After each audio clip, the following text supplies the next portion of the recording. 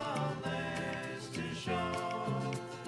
A time to think on memories of a time I used to know.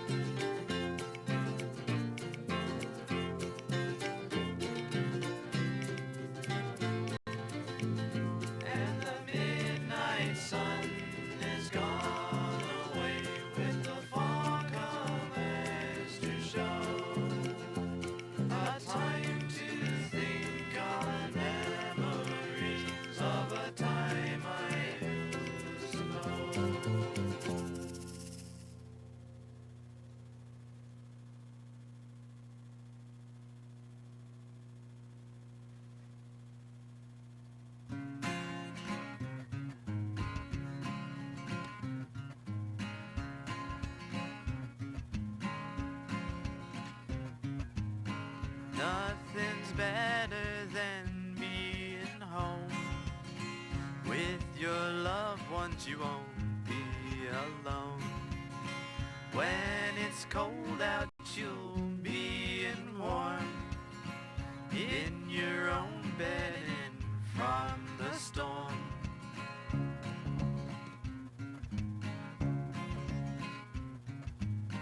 Home is calling when you feel adrift.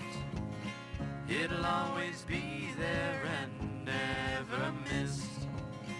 Life has got you all around. You never feel you got your feet on the ground. Home sweet home is where I wanna be. Home sweet home, a place to find some peace.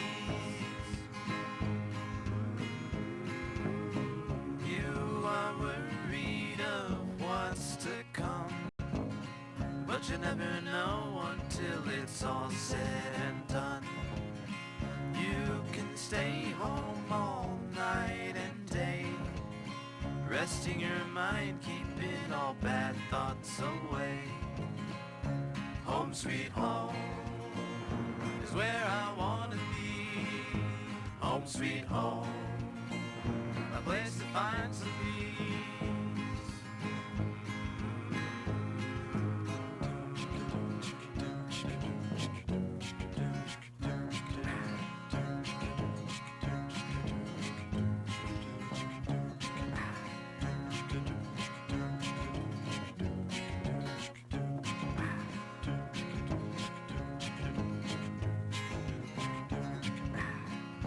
Home sweet home is where I wanna be. Home sweet home, a place to find some peace. Nothing's better than being home with your loved ones. You won't be alone. When it's cold out, you'll be in warm in your own bed and in from the storm.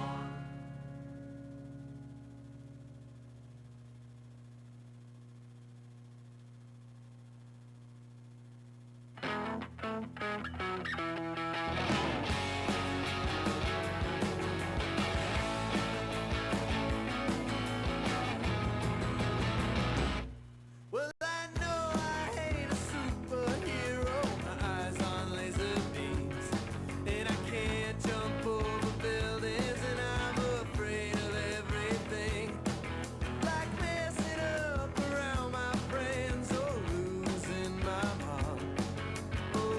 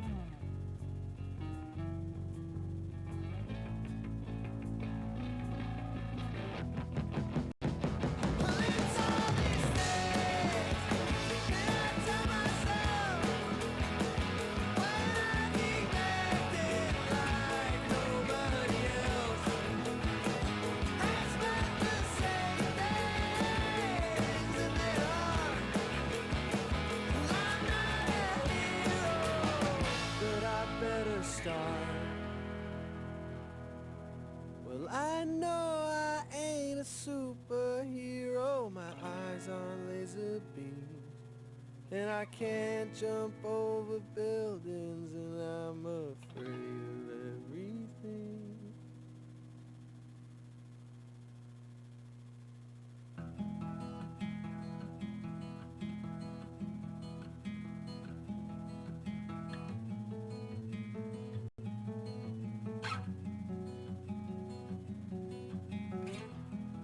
And not used to fields of nothing, empty plain.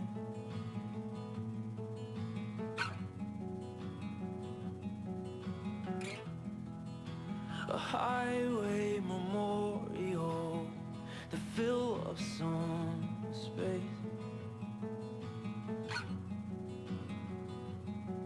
And maybe the moon's only pretty 'cause it's far away.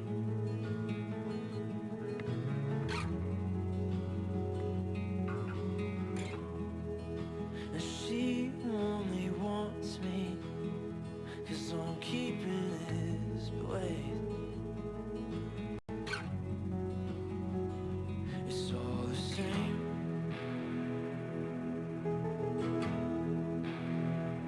It's all the same.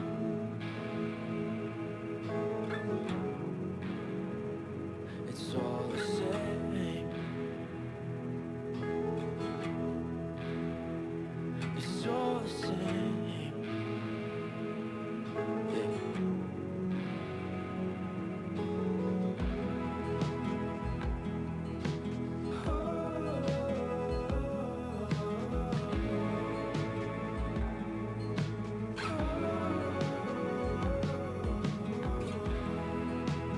Maybe I can find meaning if I look hard enough. The reason you're here is the cause of your tears, and a check every month. Cut the loss.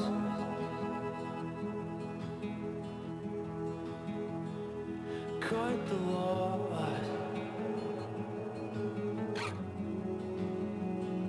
Just you watch. I'm better than this. Just you watch. It's all the same.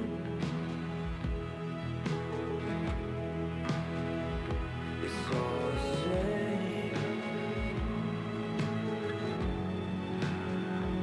It's all the same. Yeah. It's all the same. It's all the same.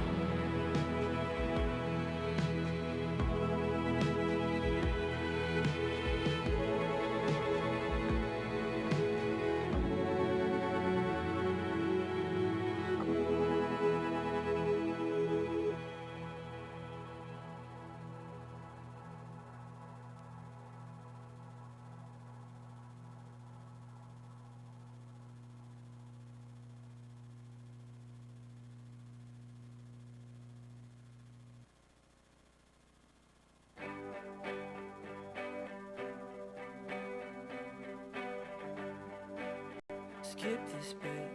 It's not the lack of your judgment that makes you a kid. It's the lack of your substance that keeps you locked in. Oh, and keeps them talking.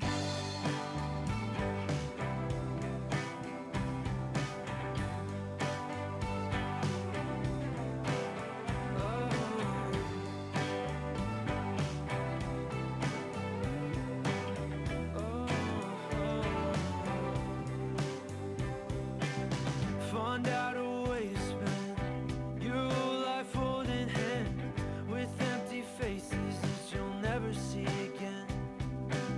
Search out a way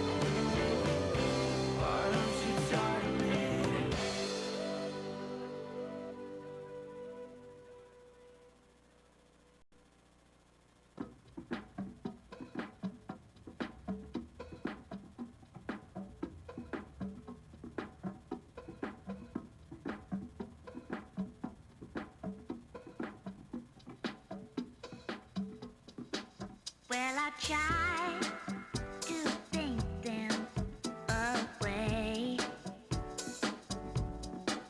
but nothing could keep them at bay. And the time I fight, they come right back. Yeah, seems nothing would stop them or last.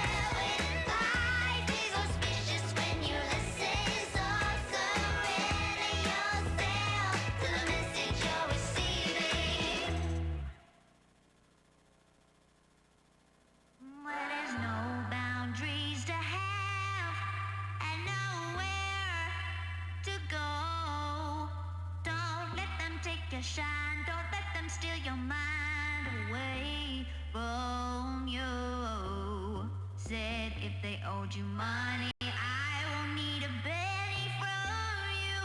Oh, you're stronger than you think. Don't let these wounds sting. I promise soon. 'Cause you're 4, 5, 6, sometimes 2 goes. If your roof is good and your house caves in, then nobody else at fault. Think I did something bad, I did something bad. Never question the hand they had. Say, if they owe me money, if they owe me something, let's go round and spend it all. Said, I'm not very lucky. If they owe me something,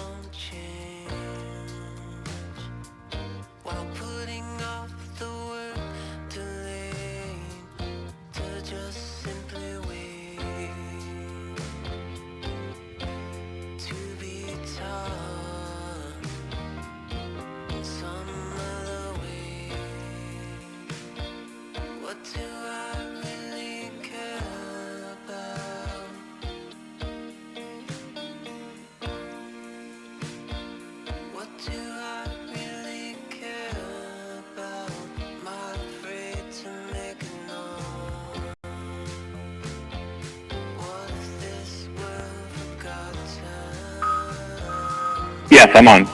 Thank you.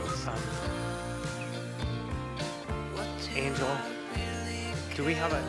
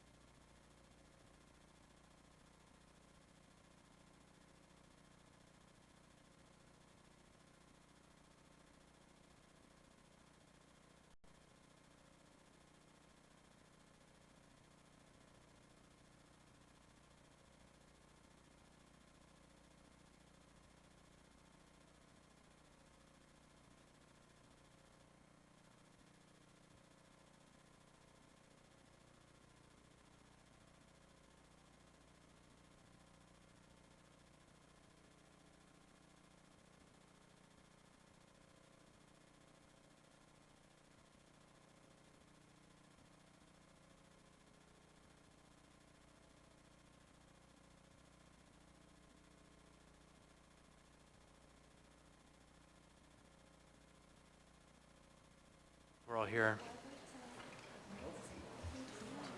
Good evening. I'd like to call this meeting of the Anchorage Assembly to order. It's June 11, 2024. It's 5:01 p.m. Madam Clerk, would you please call the roll? Yes, Mr. Chair. Mr. Myers. Here. Mr. Martinez. Present. Mr. Littlefield. Here. Mr. Rivera. Present. Mr. Johnson. Here. Mr. Constant. Here. Ms. Zolotel. Here. Ms. Bronga. Here. Mr. Volan. Happy to be here. Ms. Brawley. Here. Mr. Salt. Here. Mr. Perez-Verdia. Here. Mr. Chair, you have a quorum. All right, thank you very much. Mr. Johnson, would you please lead us in the Pledge of Allegiance? I'd be honored. I pledge allegiance to the flag of the United States of America and to the republic which stands one nation under God, indivisible, with liberty and justice for all. Thank you, Mr. Johnson. Ms. Bronga, would you please read the land acknowledgement? Yes, Chair. A land acknowledgement is a formal statement recognizing the indigenous people of a place. It is a public gesture of appreciation for past and present indigenous stewardship of the lands that we now occupy. It is an actionable statement that marks our collective movement toward decolonization and equity. The Anchorage Assembly would like to acknowledge that we gather today on the traditional lands of the Dena'ina Athabascans. For thousands of years, the Dena'ina have been and continue to be the stewards of this land.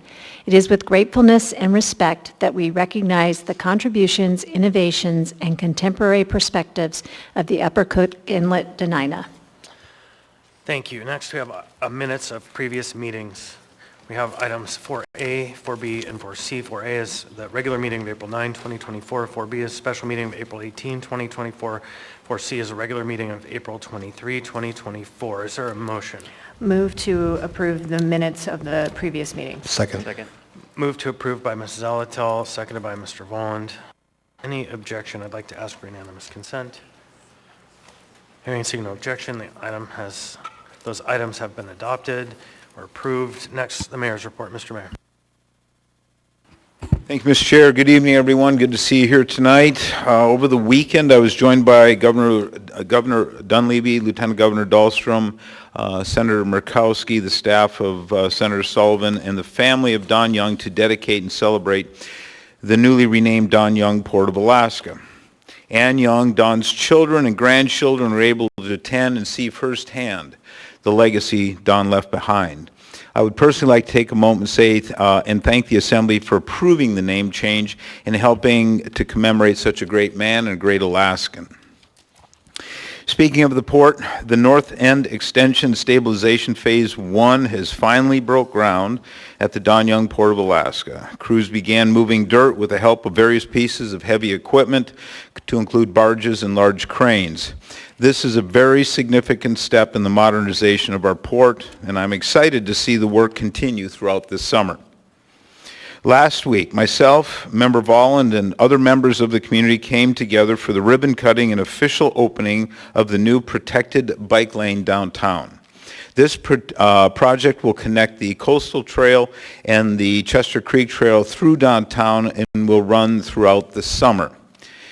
It will study the effectiveness of a protected bike lane in Anchorage. And I would like to remind all residents that they can share their thoughts on the bike lane by going to anchoragepbl.com. That's anchoragepbl.com, and click on the little link that says fill out the survey. Lastly, the weekend market, having returned to downtown and opened on May 11th, is helping to revitalize the weekends in the heart of our city.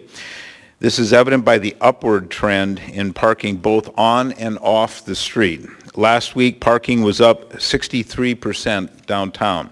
Year to date, on-street and lot parking is up 39%. Daily garage parking is up 38%. The market organizer has reported that due to the cleanup of the Chinook Hill and the record-breaking attendance, he has had to open even more vendor spaces. I know many of us are excited to have this market back in the downtown area, and I want to especially thank Mike Robbins and his folks at ACDA for spearheading this great effort.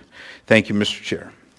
Thank you, Mr. Mayor. Next we have the Chair's report. Good evening, everybody, and welcome. Last week, the world commemorated the 80th anniversary of D-Day. The landings at Normandy on the coast of France during World War II. The historic D-Day invasion was a turning point in the World War II that eventually resulted in the liberation of Western Europe from the grip of Nazi Germany. Unfortunately, today the term Nazi is often used casually as an insult to political rivals or people we don't like, which minimizes the level of evil embodied in that movement. The Nazis used their laws and their military power to murder millions of innocent Jewish people, gay people, people with disabilities, and political opponents, and it took nearly the whole world coming together to stop it. Therefore, it's important we continue to recognize and revisit this history so that this terrible era is not watered down or forgotten over time. And as we reflect on the horrors of the past, it seems fitting that tonight we also recognize Juneteenth, Pride Month, World Refugee Day, to honor and celebrate people who have suffered at the hands of wars, violence, and discrimination. On Juneteenth, the annual Juneteenth celebration commemorating the end of slavery in the United States will take place this weekend on the Park Strip and will be an opportunity to reflect and learn and celebrate this moment in our history. On Monday, the Chamber of Commerce will host a special Juneteenth Make It Monday event, and then Wednesday, June 19th is the official holiday, and all municipal offices will be closed.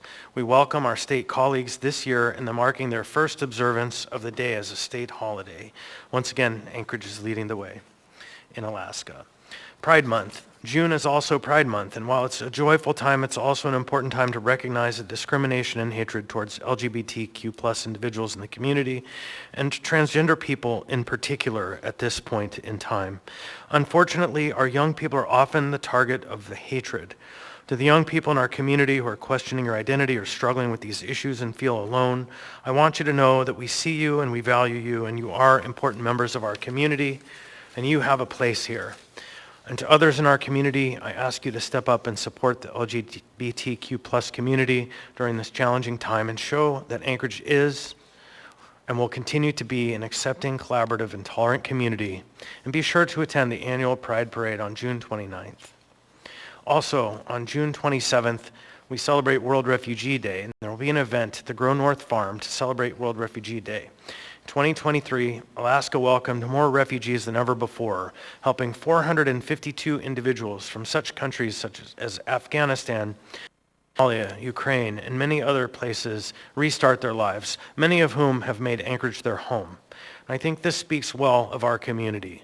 We are a welcoming place, and we open our arms to people from around the world in their time of need. My hope is that we can embody that spirit of openness and acceptance that takes place in our community every June and carry that into every month throughout the year. Food for thought. Next, the Assembly is hosting our next Food for Thought session this Friday at 11:30 a.m. in Suite 155 at City Hall. I call it What's Good, Anchorage. Once a month of late, we've been discussing with community partners all of the amazing and good things that are happening in our community. It's a lunchtime work session dedicated to amplifying the good work happening throughout our community, and this month we'll hear from organizations who are making Anchorage a more equitable and inclusive place. I'd like to also echo the mayor in celebrating the Port of Alaska modernization. As many of you have heard, the port has begun the next stage of the modernization project with construction, or demolition, if you will, in the North Extension Stabilization. I want to thank Member Zalatel, Mayor Bronson, Mia Costello, and the port staff for your work to overcome the last-minute hurdles that echoed through the halls from Anchorage to Washington, D.C. at the highest levels of power, and make sure that this project stays on track and our grant funding remains secure. It's exciting to see the construction begin, and still, Mr. Rebuffo, there have been no complaints about noise on Government Hill. So I hope it keeps up, but we're expecting it. Finally, we're in the midst of a mayoral transition. At Special Assembly meeting on May 31st, the Assembly certified the mayoral runoff, and so tonight I would like to say congratulations and welcome to Mayor-elect Suzanne LaFrance. We believe in a smooth transition of power and government and look forward to working with the new mayor on the Assembly's priorities. For those of you who would like to give feedback to the mayor-elect or apply for a job with the administration, I encourage you to visit their transition website, teamanchorage.com. With that said, this is a business meeting, and we're here to do the work of the municipality. Please help us create a climate of respect in the chambers by refraining from personal attacks or speaking out of turn, shouting, clapping, pacing, etc. If you have signs, please keep them smaller, 8.5 by 11 or smaller. Please keep the aisles clear except when lined up to testify.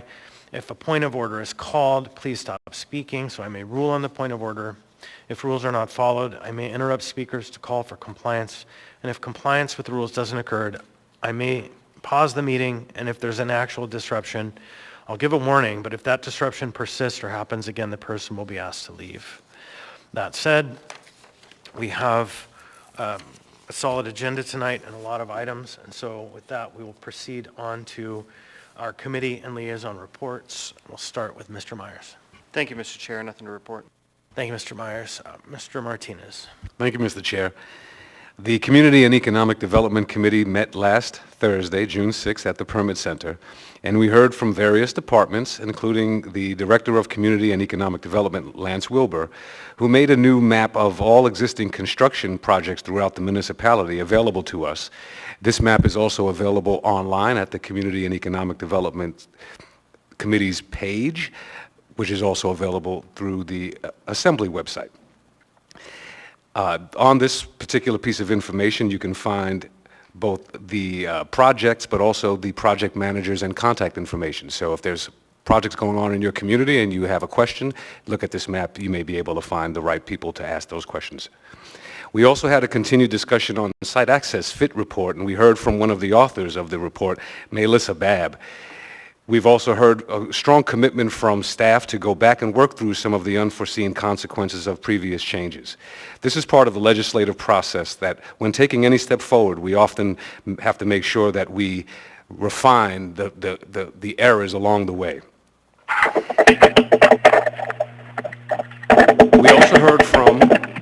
Mr. Presverdi, I think we might need you to mute. All right. We also heard a presentation focused on the universal building exemption as a way to consider catalyzing development in Anchorage. The presentation is also available on our webpage. And lastly, Chair, from the committee, we heard from Marion Call, from the Alaska Independent Music Initiative, who is working with a national organization called Sound Diplomacy to produce a music census for Alaska, specifically focused on understanding the music economy of Alaska and Anchorage. The entire report is also available on the website. And Chair, if I just may, I want to extend my congratulations to the Betty Davis East High Fast Pitch Softball team for their recent state championship, and I look forward to working on a resolution for our next meeting. Thank you, Chair. Thank you. Mr. Littlefield. Thank you, Mr. Chair. Nothing to report. Thank you. Mr. Rivera. Thank you, Mr. Chair. Tomorrow's meeting of the Housing and Homelessness Committee has been rescheduled to the last Wednesday of the month at 1:30 p.m. at City Hall, room 155, primarily in the hope that the Supreme Court will release its long-awaited ruling on abatement that has been of interest to many in our community. Regarding the ACFR, the Annual Comprehensive Financial Review, which is our annual audits, the last update from BDO was received on June 7th. Currently, BDO and the Controllers Division are engaging in a iterative comment, response, testing, and tying out process that should bring this long saga to a close by the end of the month. So far, everyone feels fairly confident that issuance will happen by June 30th. Nothing else. Thank you, Mr. Chair. Thank you, Mr. Rivera. Mr. Johnson. Yeah, thank you, Mr. Chair. The next meeting of the Enterprise and Utility Oversight Committee will be next Thursday. That's June 20th at 11 a.m., City Hall, room 155, where you can also follow it online.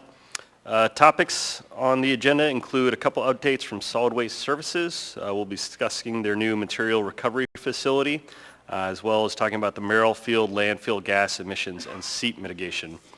And a separate, unrelated topic regarding Merrill Field, we'll also begin an update on the replacement of the roof for the snow removal equipment storage building. And then finally, we'll be discussing outcomes from the May Design Advisory Board meeting for the Port of Alaska, which is relating to the modernization project for the Don Young Port of Alaska. Thank you. Thank you. Ms. Zalatel. Thank you, Mr. Chair. Thank you to my co-chair, Mr. Johnson, for giving the Enterprise and Utilities update. I'm going to make a request for that meeting since the port director is here. If there are any written findings from the Design Advisory Board meeting with regard to Terminal 2 or any materials in advance of that meeting, that would be really helpful to have. We also, on that day, June 20th, have a Budget and Finance Committee meeting, and that is the standard agenda that we'll be going over. But a reminder to members and the public, we are starting to unwind some of the final closeout items for the MLMP sale, and those will continue to be standing agenda items for that committee moving forward. Thank you. Thank you. Ms. Branca. Thank you, Chair. On June 5th, the Health Policy Committee team met, and we had our usual packed report from Acting Director Rash. She told us about just distributing 1,400 bike maps along with the bike month and the activities with the protected bike lane. She talked about fruits and veggies and whole grains being permanently increased with the WIC program. And 311 13 to 22-year-olds participated in sexual health and relationship training, which is awesome. And then she told us about a town hall at LUSAC, 6/13 from 5:30 to 7:30 to look at the best ways to spend the opioid settlement funds to get the biggest bang for the buck from those remaining monies for the year. We also had a presentation from Christine Collins and Dr. Christine Becker that told us about outpatient competency restoration program. Basically, I did not know about this program, but it is to help individuals who are not competent to stand trial get to the point where they can adequately defend themselves, adequately understand what's happening in a trial. They have treatment, med compliance, education on how a court system works. They are setting up shop in a building that is shared with Choices in Fairview. There was some concern that this may bring a lot of people to the area and further exacerbate issues, but there is only 10 individuals at a time being seen, and they come 2 times a week. And they are given transportation there and back so that they really have an expectation that there's no loitering in the area. They're just there for their treatment. This is a really important program. A lot of my constituents say, why don't you just throw them an API? API is $2,500 a day. And there is no beds, basically. There are some competency beds open, 10 of those beds, but very expensive, and so they are trying to do this outpatient to help with they had 350 referrals last year and a wait list of 160 people. And they have 1 year to restore competency, or basically the charges go away. So that's the end of my report. Thanks. Thank you, Ms. Braga. Mr. Volland. Thank you, Mr. Chair. I wanted to give a brief update on last night's Planning and Zoning Commission meeting. I know a lot of, my colleagues and then also a lot of the members of the public have been tracking closely the home initiative. The commission did vote to recommend approval with some additional recommendations, so some modifications that were suggested by the planning department. That was on the home initiative case, on that specific ordinance. On the land use plan and comp plan amendment piece that is complementary to that, that one was postponed without any action. So just an update. Thank you, Mr. Chair. Thank you, Mr. Volland. Ms. Brawley. Yeah, thank you. A couple committee updates. First, Budget and Finance, and thank you to Vice Chair Zalatel for, and my co-chair on that committee for giving the update on ML&P. Just briefly, the next meeting will be Thursday, June 20th, 12:10 to 1:10 p.m. in City Hall 155. And just to also note, one of the discussions we'll be having is the Assembly through, starting I believe in that committee meeting, but also subsequent work sessions and other work, is thinking ahead to our FY25, so 2025 budget priorities, with the intent that we have that conversation over the summer, early in the process, and then we are well prepared to share those the kind of broad guidance and Assembly priorities to the incoming administration, which they will be working closely with departments to prepare the budget for this fall that will go into effect next year. So really wanting to make sure that we are participating in that process at a high level in the beginning, and not only talking about our general government budget, but also the work that we've been doing around alcohol and marijuana tax planning. Those are 2 dedicated funds that have specific purposes, and so we also want to have those conversations and make sure that we're connecting the dots between general government, our capital and operating budget, and then those 2 dedicated funds as well. So look for more to come there. And then on the Legislative Committee, we had a meeting that was previously scheduled for Wednesday, June 5th. That was rescheduled. That was partly to allow our lobbyists to participate and give a final briefing on what happened during session in Juneau. So that meeting is now, instead of June 5th, it is Tuesday, June 18th, 12:30 to 1:30 p.m., also in City Hall, room 155. And then I'll also point the public and members to the legislative wrap-up report that our staff helpfully prepared. It gives some of the wins from the 24 session from our perspective, how our policy priorities fared down in Juneau, whether it's budget items or bills that were passed, and also, some of the things that didn't get over the finish line that we will hopefully continue to advocate for in the future, as those are our priorities. And then finally, just another brief note, the legislature has at this point formally transmitted the capital and operating budgets to the governor for signature, which triggers the 20 business day timeframe in which he has to veto. I believe June 28th is the last day that he can veto. So we're in that period. And of course, that's line items on the budget, and then there's also bills, individual policy bills that could be vetoed that are on their own timeline. So at that point, we won't necessarily have a final answer by the time time that the Legislative Committee meets on the 18th, but we might know more by that point. And of course, for anyone in the public who feels strongly about things that are in the budget, funding priorities, we have our $4 million of shelter funding, for example, and there's plenty of other good things in that budget. Please consider reaching out to the governor and making your voice heard as far as what your priorities are. Or of course, if you don't like those things and you would like to see them vetoed, that is your right to share that as well.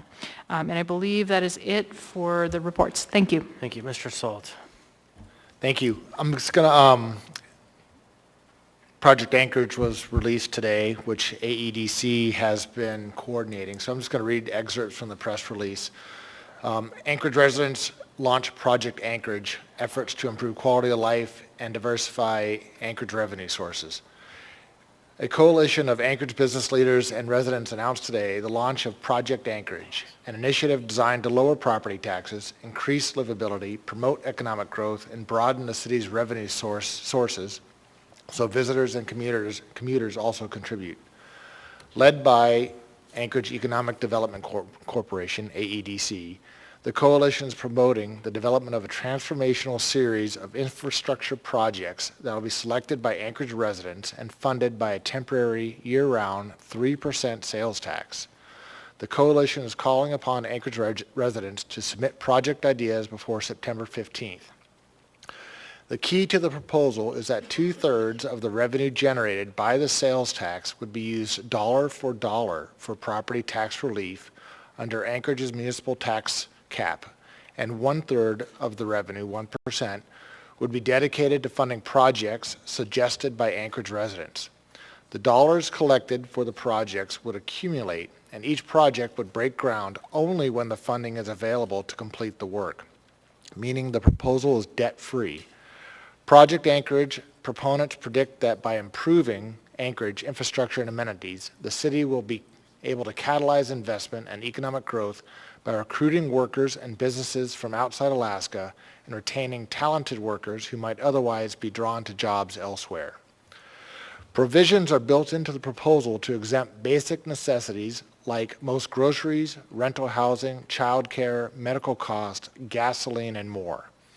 According to research by the University of Alaska Center for Economic Development, non-residents would contribute upwards of 21% of the sales tax revenue, diversifying Anchorage's source of revenue and reducing the burden of basic funding from municipal services away from Anchorage residents. Now here's the important part. Project Anchorage is asking for all Anchorage residents to visit www.projectanchorage.com and submit their project ideas. From the submissions, projects will be selected for a short list included on the spring municipal ballot, assuming the Assembly approves this, by early winter. The group will submit what they've learned from Anchorage residents to the Assembly, which ultimately must decide whether to put the proposal on the ballot for voters to consider at next spring's regular election.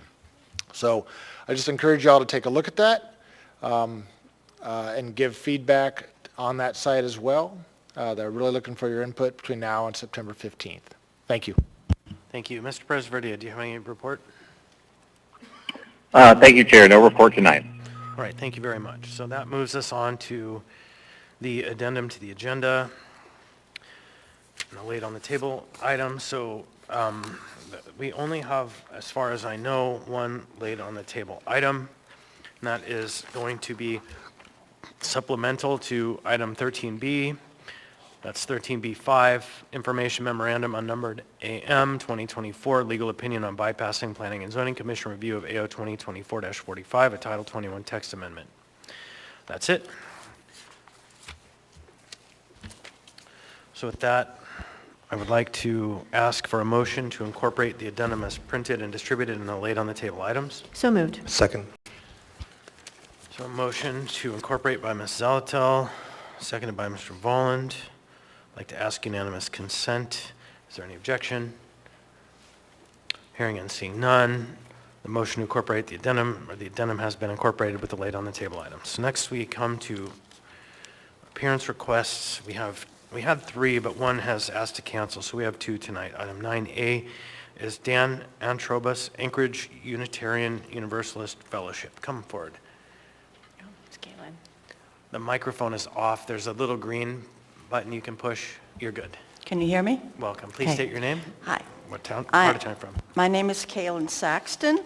I'm the Vice President of the Board of the Anchorage Unitarian Fellowship. I'm here to present our check for $4,616 as a payment in lieu of taxes. As a church, we're not required to pay taxes, but we want to support all the benefits that we receive. We have been doing this for 58 years. The Unitarian organized in Anchorage before the 1960s, meeting in members' homes, then meeting in rooms at organizations or businesses. The first church we met in was the Log Cabin Church on the 10th Avenue side of the Park Strip. In 1990, we moved to a church in Turnagain. We outgrew that church when we had more children in our program on Sunday mornings than we had room. And 10 years ago, we bought our church in Airport Heights with enough room for all of us. In addition to Pilot, we support 11 organizations that provide services to families or individuals. Each month, we take half of the funds put in the collection plate each Sunday to give to one of the organizations.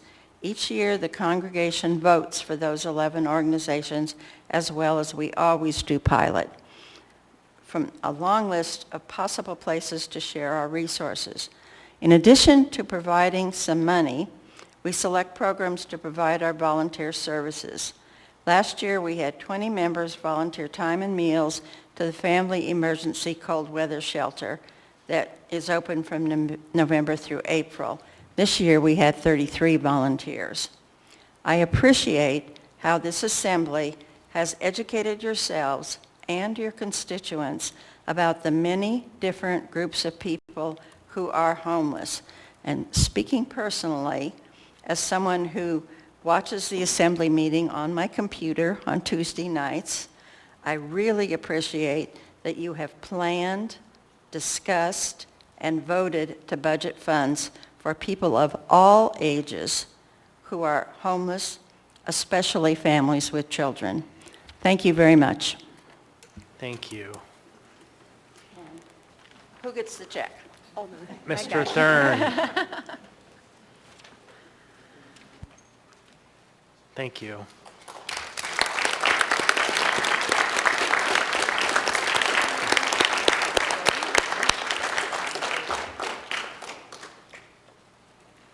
Mr. Vaughn.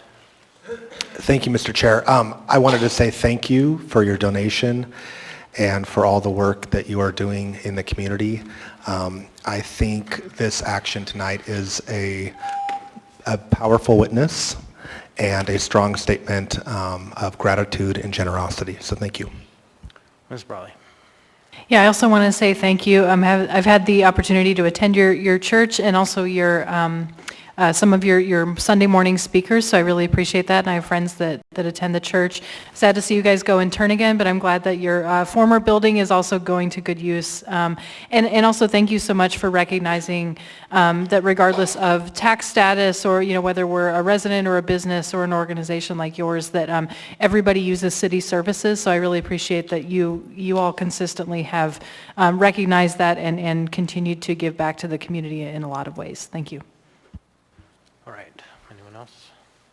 Next, we have 9C, Monty Handy. Welcome. Please state your name, what part of town you're from. You'll have 3 minutes.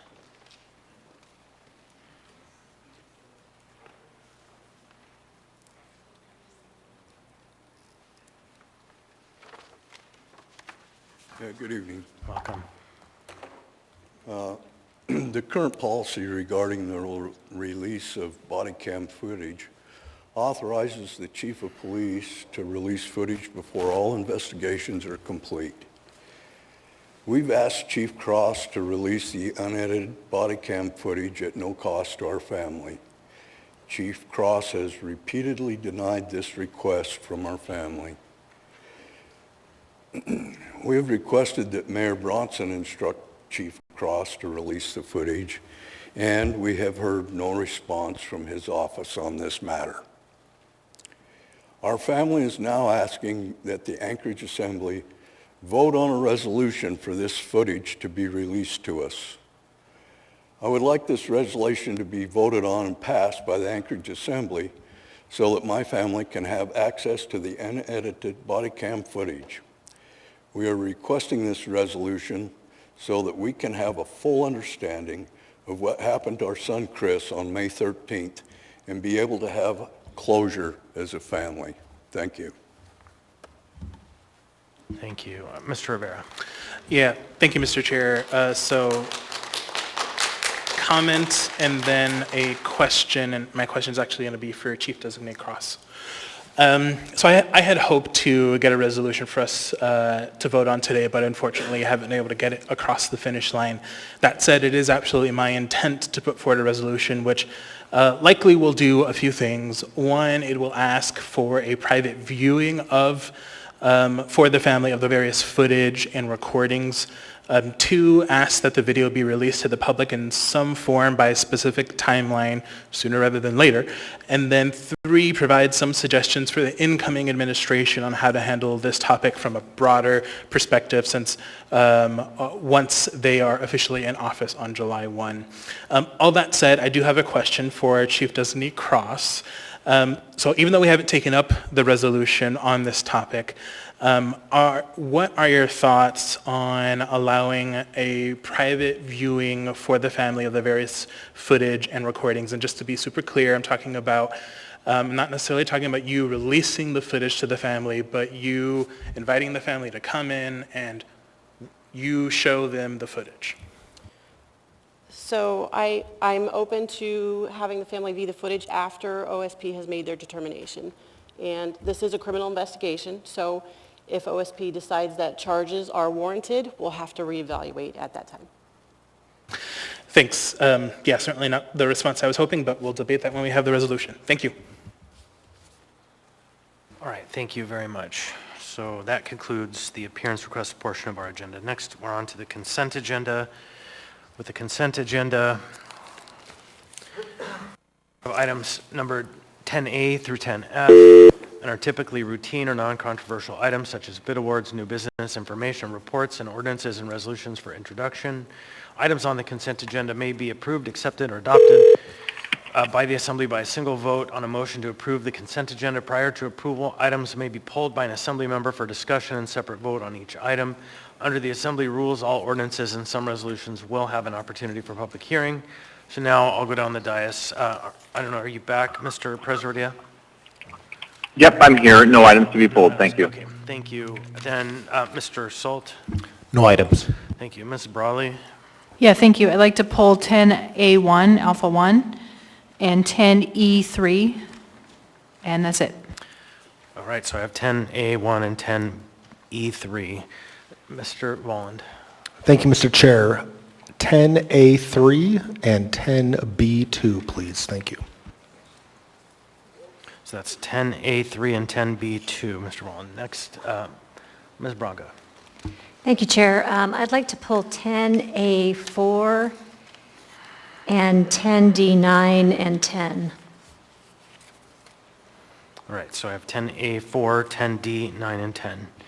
Ms. Zalatil. 10B1, 10D9, and 10D7 through 10.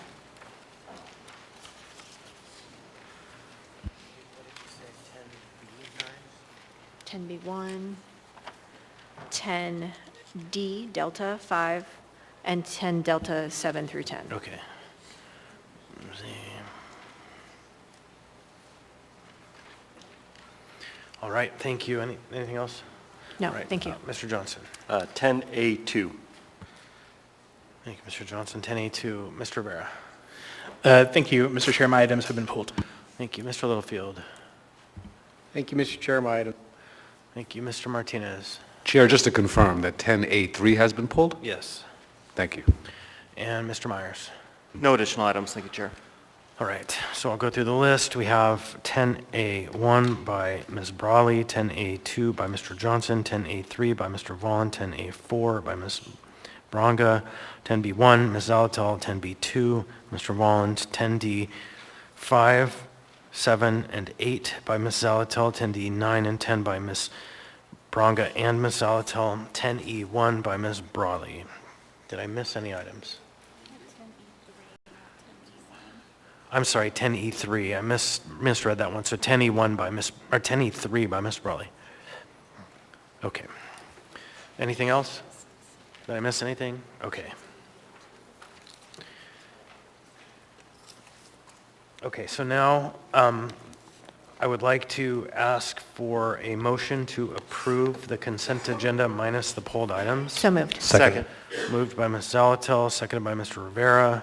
I'd like to ask unanimous consent to approve the consent agenda. Is there any objection?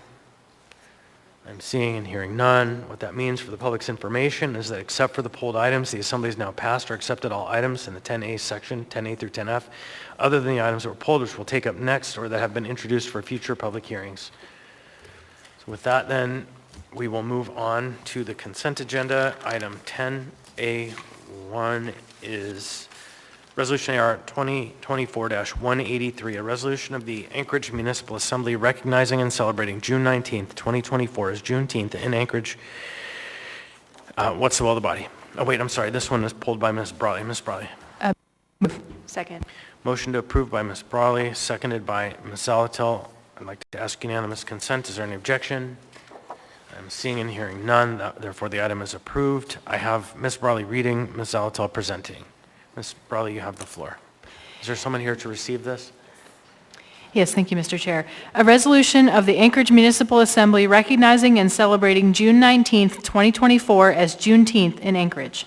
Whereas Juneteenth is the oldest nationally celebrated commemoration of the end of slavery in the United States, recognizing June 19th, 1865, when Union soldiers arrived in Galveston, Texas, to announce the Civil War had ended and that all enslaved persons were free in accordance with the executive order of President Abraham Lincoln. And whereas it took nearly 2.5 years after President Abraham Lincoln signed the Emancipation Proclamation for word to reach the last group of enslaved persons in Texas, that they were free men and women. And whereas Juneteenth has special significance for millions of African Americans whose ancestors awoke on July 5th, 1776 as enslaved persons not included in the life, liberty, and pursuit of happiness throughout history, Juneteenth has been known by many names, including Jubilee Day, Freedom Day, Liberation Day, and Emancipation Day. And whereas the red, white, and blue Juneteenth flag is a symbol that gives all Americans the opportunity to acknowledge African American history, the flag represents the Star of Texas bursting with the promise of freedom over a new horizon, a promise that our nation has not yet fully achieved. And whereas on June 19, 2021, President Joe Biden signed legislation establishing Juneteenth as a national federal holiday that recognizes and honors the historic, unique journey of African Americans. And on February 21, 2023, the Assembly approved AO 2023-17, which established Juneteenth as a municipal holiday. And whereas Juneteenth Anchorage's 2024 month-long celebrations feature numerous community events and learning opportunities, including the Juneteenth parade and rally at the Delaney Park Strip, 12 noon on Saturday, June 15th, the Juneteenth citywide celebration at Delaney Park Strip on Saturday and Sunday, June 15th and 16th, from 1 p.m. to 6 p.m., the Juneteenth Make It Monday Luncheon hosted by the Alaska Black Caucus and Alaska Chamber of Commerce at the Dena'ina and Civic Convention Center, 11:30 a.m. to 1 p.m. on Monday, June 17th, and Soul in the Cemetery Tour at Anchorage Memorial Park, Saturday, June 22nd, 1 to 2:30 p.m. Now, therefore, the Anchorage Assembly recognizes and celebrates June 19, 2024 as Juneteenth in Anchorage and encourages the Anchorage community to participate in local events to celebrate African American freedom, heritage, and contributions to our community, state, and nation. Passed and approved by the Anchorage Assembly this 11th day of June, 2024.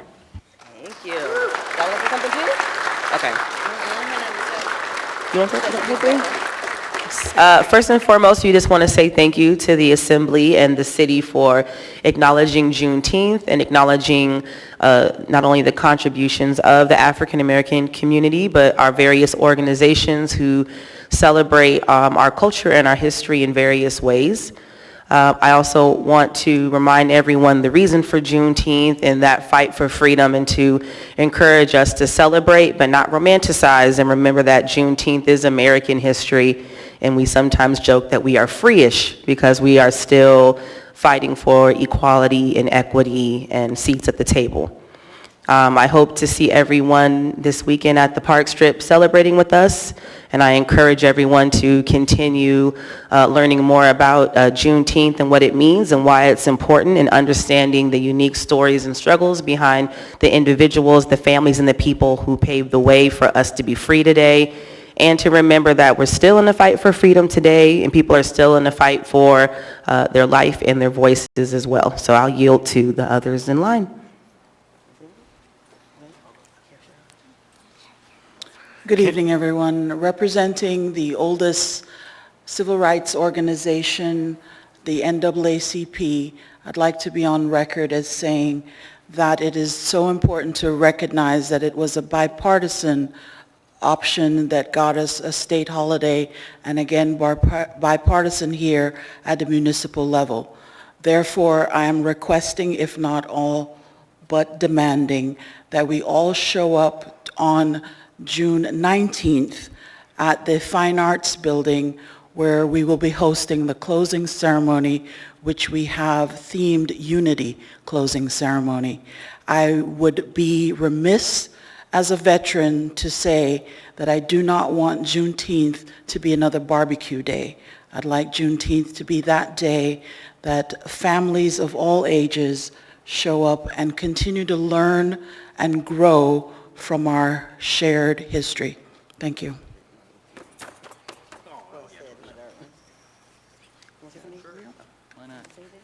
Hi. As somebody who, like, my last name is a slave name, I won't know much of my heritage because of the history of this country, but that heritage I am the most proud of. And I'm very proud that Anchorage probably throws one of the best Juneteenth parties in the country. And being a part of it for so long has been very exciting to see it grow. But I do want to remind folks, don't worry, I won't yell at you, that Juneteenth is not just a day for celebration, but it's also a day to remember, and it's also a call for action. And it's one of my favorite holidays because I find it very reinvigorating. So I can come here and sit through 7 hours of assembly meetings trying to get stuff done. And so I appreciate the city recognizing Juneteenth again, and I really hope that if you do go to Juneteenth, that you really take it to heart, what it actually means, and not just try to get a photo op and try to talk to people, but really talk to the community and listen to them, what the issues that are affecting our community are. Thank you. Thank you. Thank you all.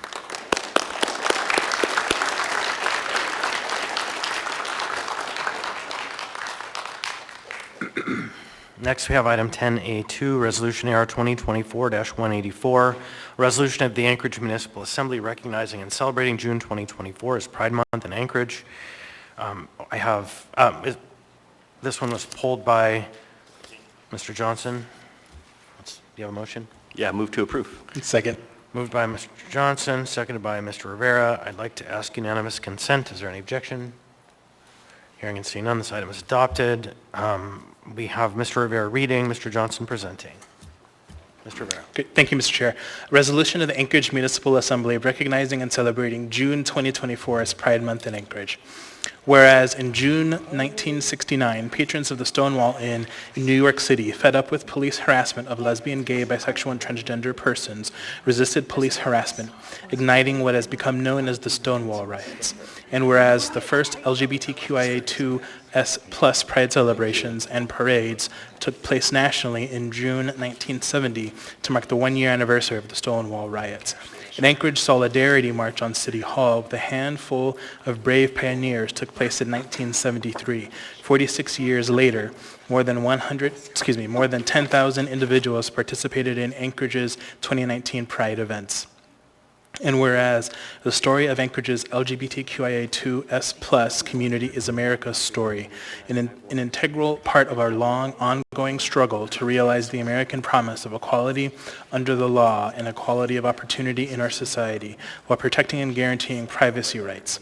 And whereas the 40-year struggle for LGBTQIA2S+ equality under municipal code was finally realized on September 29th, 2015, when the Anchorage Assembly approved AO 2015-9 which added sexual orientation and gender identity as protected classes under Anchorage Title V Equal Rights.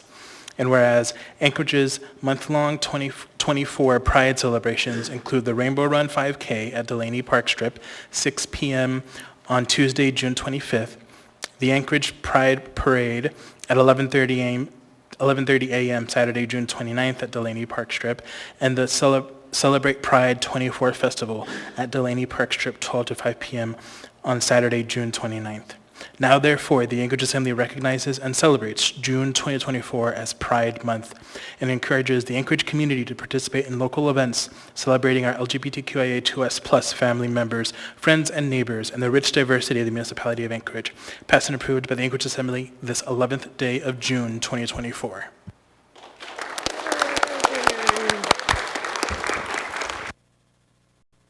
Oh, is that on? There we go. Hello, and thank you. My name is J.J. Harrier. I am a Pride volunteer this year with Alaskans Together Foundation.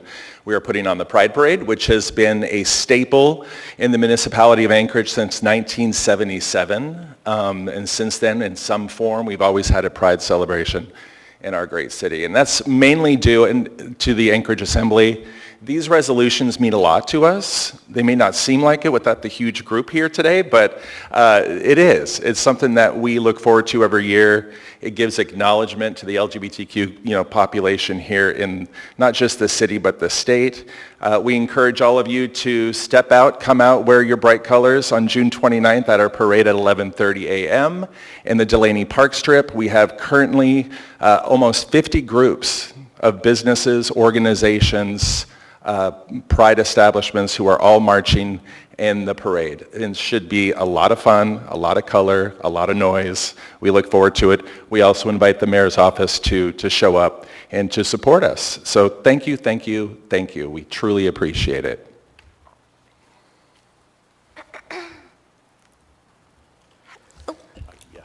Hello, everyone. Good evening. My name is Jessie Psyche, and I am a East Anchorage resident, and also I am so honored to be able to share my art with y'all, and thank you from the bottom of my heart for the resolution to recognize June as Pride Month. I'm sure y'all know, but it's hard to really express the significance and importance of Pride Month, and just plainly, it's our lives, it's our livelihood, it's our successes, and it's the survival of our community. So I, once again, am just so grateful for y'all, the work you do, and the way that you support our community. Thank you very much. And I invite you, there are free prints of this artwork up here, so please help yourself, y'all. Happy Pride. Thank you.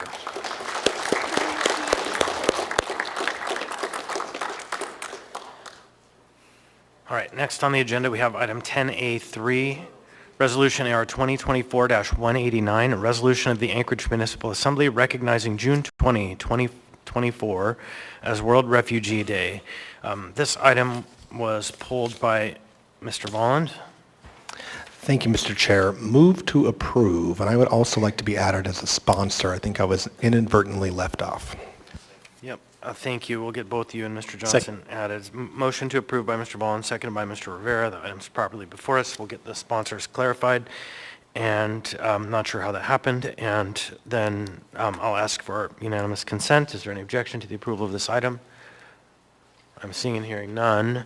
So I think I have Mr. Volland presenting and Mr. Martinez reading. Mr. Martinez, you have the floor.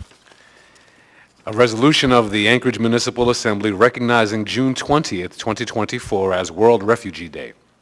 Whereas in 2000, the United Nations General Assembly adopted a resolution designated June 20th, 2024 as World Refugee Day, and whereas currently there are over 35 million refugees across the globe who have been forcibly displaced as a result of persecution, violence, or human rights violations, and whereas we recognize that finding a sense of home in a new country is a long-term process, and we warmly welcome these new residents to make Anchorage their home, and whereas we recognize the refugee leaders who are contributing to the well-being of our community in ethnic-based community organizations, as well as fostering the economic growth of our city as business owners, and whereas Alaska welcomed more refugees than ever before in FY23, helping 452 individuals from such countries as Afghanistan, Democratic Republic of Congo, South Sudan,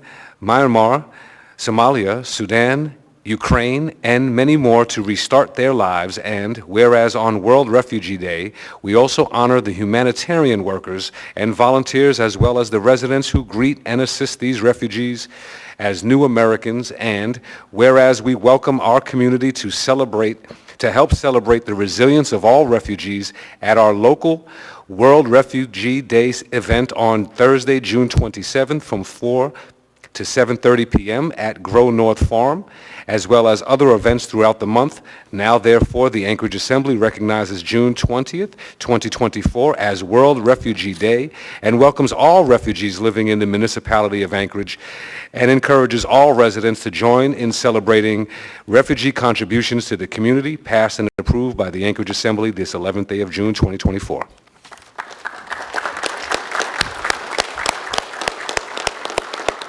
Thank you. Please state your name and what part of town you're from. You'll have 3 minutes. Hi, Issa Patrasano. I'm the State Refugee Coordinator at the Alaska Office for Refugees located in Catholic Social Services. As always, we want to thank the Anchorage Assembly for recognizing World Refugee Day. The municipality continues to have very large arrival numbers. We started with an increase of arrivals with Afghans and now Ukrainians and now increasing refugee populations. The municipality recently just had an additional agency, New Chance, who's here, open as a resettlement agency for this fiscal year. So now we have 2 resettlement agencies in the city instead of just 1, and we're really excited to see that kind of growth because there are jobs and opportunities and good lives here in Anchorage and in Alaska, and we see that in our populations reflected. So we just want to thank you for recognizing it. I hope you'll come out and enjoy the event with us. There's really good food. It's all going to be made by refugee entrepreneurs, so I can sell the best food in the city at our event, and I believe that to probably be true. So I want to recognize a couple of organizations that are here, New Chance and Project Alaska, both big entities that support refugees, especially the Ukrainian community, and then of course our long-standing resettlement agency, Refugee Assistance and Immigration Services at Catholic Social Services. I'll let my friends here share any words if they would like. Thank you. Hello, good evening. My name is Zoria Panisevich. I'm the director at New Chance. Esteemed members of the Assembly, we as New Chance, the Ukrainian hub in our city, are honored to accept this resolution recognizing World Refugee Day on behalf of our community. Your commitment to acknowledge the struggles and celebrate the resilience of refugees worldwide is just commendable, and we really appreciate your support. I truly believe that together we continue to advocate for compassion and support for refugees in our community and beyond. So thank you for this meaningful recognition. Hello, my name is Tatiana Robbins, and I'm Executive Director from Project Alaska. We work on trade and career development for refugees. And I'm very, very thankful for our community who came together 2 years ago in 2022, where right here our assembly did another resolution to welcome Ukrainians here in Alaska. And I am very, very proud of our business community and our churches and all of our organizations who came, and of course our municipality of Anchorage who came together and gave a hand to our refugees, not only to Ukrainians, but of course the rest of the refugee world. I'm very proud of our community, and I'm very thankful that now we have a special day where our clients, our new Alaskans, can celebrate their culture, and we definitely inviting you all to come and visit that day. Thank you so much. Thank you, everybody. And I incidentally started the clock when I shouldn't have, so I turned it off. But Mr. Salt would also like to be added to this item. And so the group to receive the last one is not here yet, so we're going to just continue on to the agenda and we'll come back to 10A4. So next on the agenda is item 10B1. So item 10B1 is AR 2024-191, resolution of the Assembly approving the updated Municipality of Anchorage Records Retention Schedule. Mrs. Salatil, you pulled this item. Thank you, Mr. Chair. I move to postpone to the meeting of July 30th. Second. Moved by Ms. Salatil, seconded by Mr. Volland. Motion is to postpone to the second meeting in July 30th. Ms. Salatil. Thank you. I think that gives room for two things. One is a potential work session. I am not terribly familiar with all of the things this purports to do. And records retention, while it seems all very dry and looks like possibly technical adjustments, I think open access and transparency in our government is always key. So we really need to understand what this policy may be changing. And two, it makes room for the new administration to take a look at it as well. What I would hate to do is pass this tonight and turn around and have to have it back before us again next month because there's something they don't like, or 2 months from now. So let's just do it once, do it collaboratively, and make sure we fully understand it. Thank you. Thank you. Ms. Brawley. Yeah, thanks. I would welcome the opportunity for delay, in part as I was flipping through it, just trying to understand what was actually changing, because usually we're used to seeing things in track changes or with the changes clearly indicated. So I appreciate the move to postpone. And I guess a question, just so I'm clear, because this is referring to modifications to this records retention schedule. So we have one in place, and so if we postpone this, it doesn't mean that we don't have a records retention policy. Is that right? And I'm seeing nods. Yes. Okay. Okay. So essentially, it's still whatever's in there now is in place. Thanks.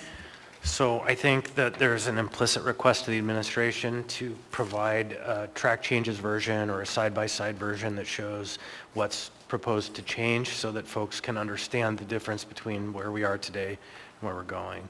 We'll schedule something for mid-July if the members approve. So the motion before us is to postpone to July, was it 30th?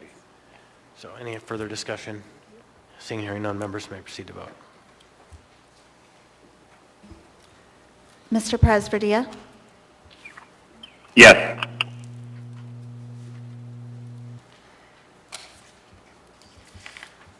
So on a vote of 12-0, AR 2024-191 has been postponed to the meeting of July 30th. Next, we have item 10B2, AR 2024-192, a resolution of the Anchorage Assembly establishing the Access for Youth initiative to provide access to before and after school programming and extracurricular activities for vulnerable and at-risk youth in Anchorage, exploring the possible use of funds from the alcohol sales tax revenue towards this initiative. This item was pulled by Mr. Volland. Thank you, Mr. Chair. Move to postpone to July 30th as well.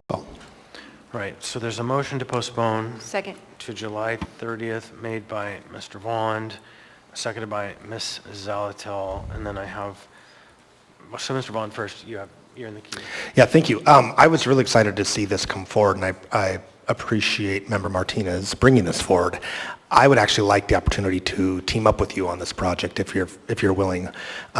This is an issue that is very important to my district as well, and I want to explore not only alcohol tax revenue, but maybe marijuana tax revenue, and there's some conversations happening right now around both. I know that at our upcoming Rules Committee, we're going to be discussing an update on the strategic plan for the alcohol tax. So just kind of want to make sure that all layers together, but absolutely interested in further exploring this Access for Youth initiative. Thank you, Mr. Chair. All right, Ms. Brawley. Yeah, thank you. And I see Mr. Martinez is in the queue, and as the sponsor, I do want to hear from him, but I'll just echo, I think this is a great idea. I want to explore it further, and as Mr. Volland said, there's multiple kind of budget options that we have, as well as the general opportunity that we have as we're talking about budget priorities, and so I look forward to further discussing this if we do indeed postpone it. Thanks. Thank you. Mr. Martinez. Thank you, Chair. I do support the postponement, and I appreciate the enthusiasm from my colleagues. as we move this forward. So I'll just leave it there. I think it's about time that we make sure we have some clear, definitive statements with respect to defending and protecting and investing in our youth. So thank you, Chair. All right, so with that said, the motion before us is to postpone to the meeting of July 30th. Seeing no one else, members may proceed to vote. Mr. Presbytia? Yes. So on a vote of 12-0, AR 2024-192 has been postponed to the meeting of July 30th. Next, we have items, Ms. Zalatel, we're going to take up, and Ms. Yeah, so I'm going to go ahead and, we have items 10D, 5, 7, 8, 9, and 10. I'll go ahead and read them. So 10D5, Assembly Memorandum AM 505-2024, Public Transit Advisory Board, Kyle Milkey. Number 7, 10D7 is AM 506-2024, Houseless Lived Advisory Board, Crystal Abbott. 10D8, Assembly Memorandum AM 510-2024, Anchorage Transportation Commission, Mike Burke. 10D9, Assembly Memorandum AM 511-2024, Human Resource Advisory Board, Brittany Lester. 10D10, Assembly Memorandum AM 512-2024, Municipal Women's Commission, Brittany Lester. Ms. Zalatel. Thank you. I move to postpone all of those items to the meeting of July 16th. Yes. Second. So there's a motion to postpone to July 16 made by Ms. Zalatel, seconded by Ms. Barali, and I have a number of folks in the queue. First, Ms. Zalatel. Thank you. This is just consistent with what we've done with boards and commissions that aren't directly tied to this building season, adjudicatory, or needing to make time-bound decisions before we can continue to have our conversations around boards and commissions and how they intersect with assembly work and how they can advise us. You'll notice 10 Delta 6 was not pulled. That is a plating board appointment, and we are in the middle of that particular season where plats are being reviewed. And it is one that tends to, while it has 8 of 9 members currently, it is one that traditionally has a lot of conflicts because we have folks in the industry also serving on that board. So these boards are not like that, and so I think it's appropriate to put them in the mix as we come back with a block of appointments before us on the 16th. Thank you. Thank you. Mr. Byrd, on behalf of the mayor. Thank you, Mr. Chair. Wanted to make sure to note for the record that there are a few quorum issues with some of these, and as Member Zalatel said, Mr. Chair, these are, I think, advisory boards, but 10D5, the Public Transit Advisory Board, is 7 out of 9 appointed. 10D7, the Houseless Lived Experience, is 5 out of 9. It's just barely at quorum right now. 10D8, the Anchorage Transportation Commission, is 3 out of 7. It does not have a quorum currently. 10D9, the Human Resources Advisory Board, is 4 out of 5. And 10D10, the Municipal Women's Commission, is 6 out of 9 currently appointed. Thank you, Mr. Chair. Thank you. Mr. Volland. Thank you, Mr. Chair. If it's an order, I'd like to bifurcate D5 out of this. So I will move to bifurcate and take D5 apart from the rest.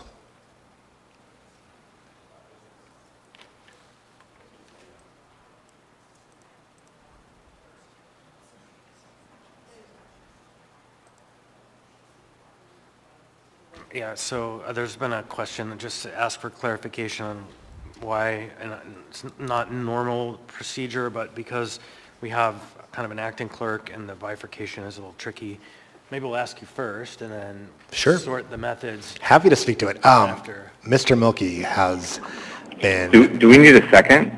Sure. No, we're waiting on the motion. Thank you, Mr. Presbytia. We have a motion on the floor, which is the motion to approve. He's in the queue, so he's got the floor. He can speak, and then... Sure. However you want to do it.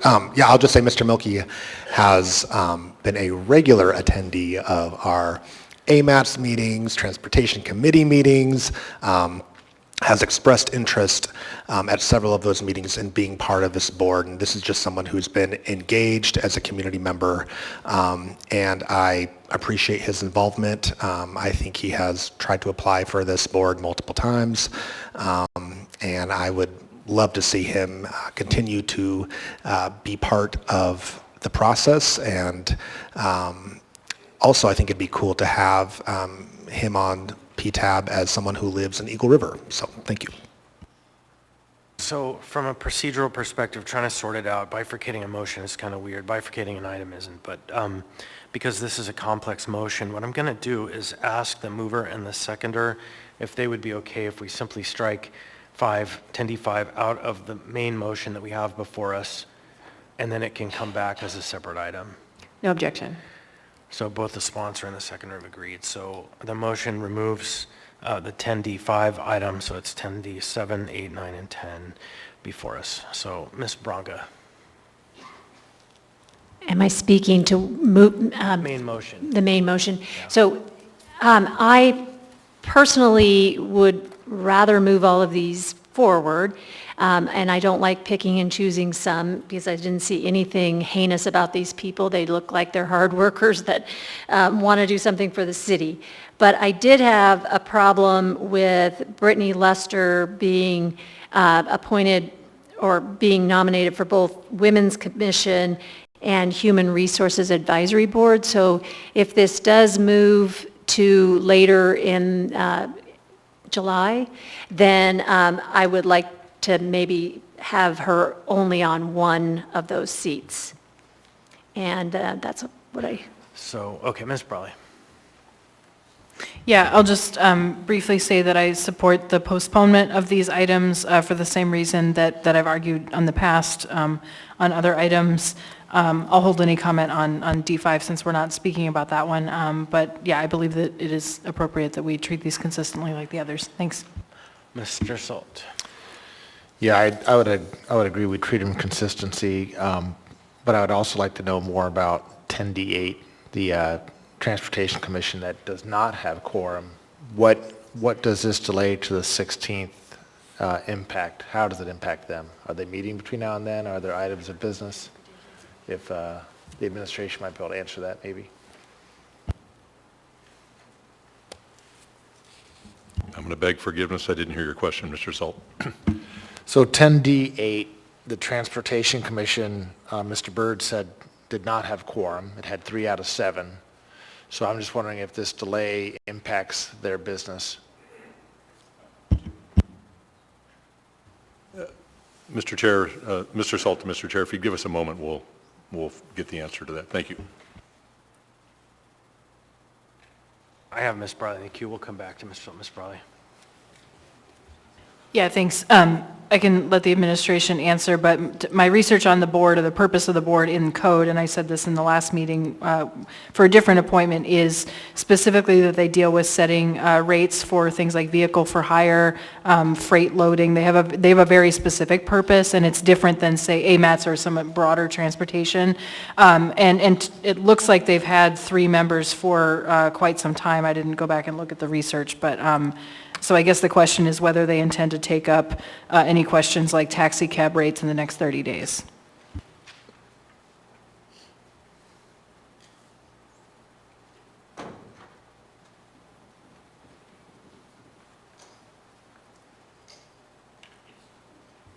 Mr. Chair, through the chair to Member Salt, according to Mr. Whitney, the Transportation Board, I think, has had 2 appointees that have already been postponed. This would be the 3rd. They have been attempting to meet, but do not have a quorum, and so cannot conduct any business. So they want to get to business, but they have not yet. That's what I understand. Thank you, Mr. Chair. All right. And I'll just briefly say, Ms. Alatel, that I have not heard from the general cab community, who is the kind of subject of these meetings, that they have any business. I don't know that anybody has heard from them. When they have an issue that needs to go to that board, you hear from them. And so for the practical question to Ms. Brawley's point, I think, is that there is no known business at this time that is demanding immediate attention. Otherwise, we would have heard from the cab drivers. They are not shy, or the dispatchers, or they are not shy. So, all right, anyone else?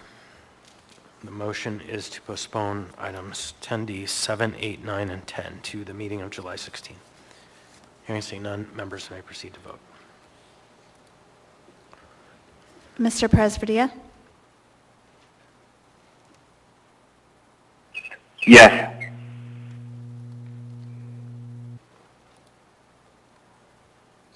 On a vote of 9-3, the motion to postpone has passed for items 10D, 7, 8, 9, and 10. Mr. Walland, 10D5. 10D5 is AM 505-2024 Public Transit Advisory Board, Comilky. Move to approve. So there's a motion to approve by Mr. Walland. Is there a second? Second. Seconded by Mr. Johnson. Moved by Mr. Walland, seconded by Mr. Johnson. Go ahead, Mr. Walland. Thank you, Mr. Chair. Yeah, I hope we can support and confirm this person. This is someone who has spent a good deal of their free time engaging with AMATS meetings and transportation committee meetings, is very interested in transportation and infrastructure, and a young person, I think, with some great ideas to bring to the table and some good advice to pass on to the policy committee. So yeah, I would love to see this person. I think when people are nerdy enough to spend their time on transportation, we want to keep those people involved. So appreciate Kyle wanting to step up. Thank you. Ms. Zalatel. Thank you. I 100% share Member Volan's sentiment. I actually think it's really unfortunate it's taken this long to get his name forwarded to us, and now he's stuck, in my view, in a position of transition that this municipality is going through, and one that started before his name was forwarded. So I'm going to remain consistent, and it's not because I don't think Mr. Mielke shouldn't be on this board. I actually think he would be a very valuable asset to this board, and I think this board has work to do, but I also know that this board's work will be there on July 16th. One of the reasons, or one of the ways in which these postponements have occurred that I've asked the body to make haven't been as to the merits of each individual. They specifically left that off the table. And I think it is really important for me to remain consistent. I have talked to Mr. Mielke and heard him speak, and I agree. Anyone who is willing to dig in on transportation, we absolutely want involved. So I hope if this is postponed, that his interest will proceed and still be there 30 days from now. I have learned with these transportation folks, they're pretty diehard around transportation, so I'm not too worried about continued engagement, but I just want to be really clear on the record. It's not about the appointee, it's about the process. Thank you. Ms. Braga. I really agree that Mr. Mielke would be a great choice for this. He's so active and involved, and I also believe that he will completely understand that we're following consistency here. If we didn't appoint all of these other people and there's nothing that causes business to not get done by not appointing him, that he will hang in there and go forward. I'm in a really awkward position because I've been consistently saying, yes, we need to appoint, we need to fill. But in this case, I'm feeling really bad because I think we need to be consistent on what's been happening. So anyway, I hope that Kyle will hang on and be ready for July being on this commission. Ms. Martinez. Thank you, Chair.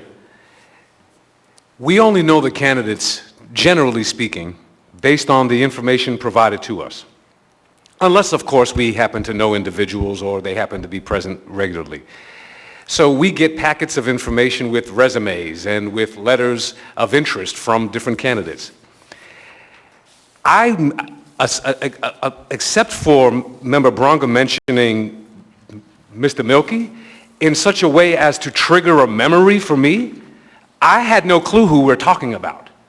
So the familiarity meets, I'm looking at a resume that as an employer, does not motivate me, Right, so if I'm only meeting Mr. Milky from this particular paperwork that we have, it is not somebody that I feel is a strong could be a strong representative on almost any board or commission. Now, that's not to knock Mr. Milky, but it is to encourage anyone, Mr. Milky as well, to make sure that they recognize that we only have but the limited information to go on. So make sure that that limited information is presented to us in a way that puts your best foot forward, especially with respect to the service. I hope that we can pause on this because now I know Mr. Milky from constantly testifying with us with very thoughtful, insightful analysis. But again, just on its face, the postponement would have worked for me so that we can get to the bottom of kind of who is the person behind some of this paperwork if we didn't hear something that jogged our memory. So thank you, Chair. Ms. Brawley. Yeah, thanks. I'm just going to briefly continue Member Zalatel's consistency and move to postpone this appointment to July 16th. Second. Motion to postpone to July 16th made by Ms. Brawley, seconded by Ms. Zalatel. Ms. Brawley. Yeah, thanks. Just because that was being discussed before, and I appreciate the desire to separate this out. So it really is down to the will of the body whether we want to postpone or whether we want to take this vote tonight. And I'm prepared to do either, but again, want to be consistent. Thank you. I see no one else in the queue. The motion is to postpone. Oh, I do have one, and now he said take me out. Okay, sorry, Mr. Presverdia. So members may proceed to vote. Motion to postpone. Mr. Presverdia? Yes. On a vote of 9-3, AM 505-2024 has been postponed to the meeting of July 16th. We're going to go ahead and take up the item 10E1 or 10E3 quickly, and then we'll move back to 10A4. So 10E3 is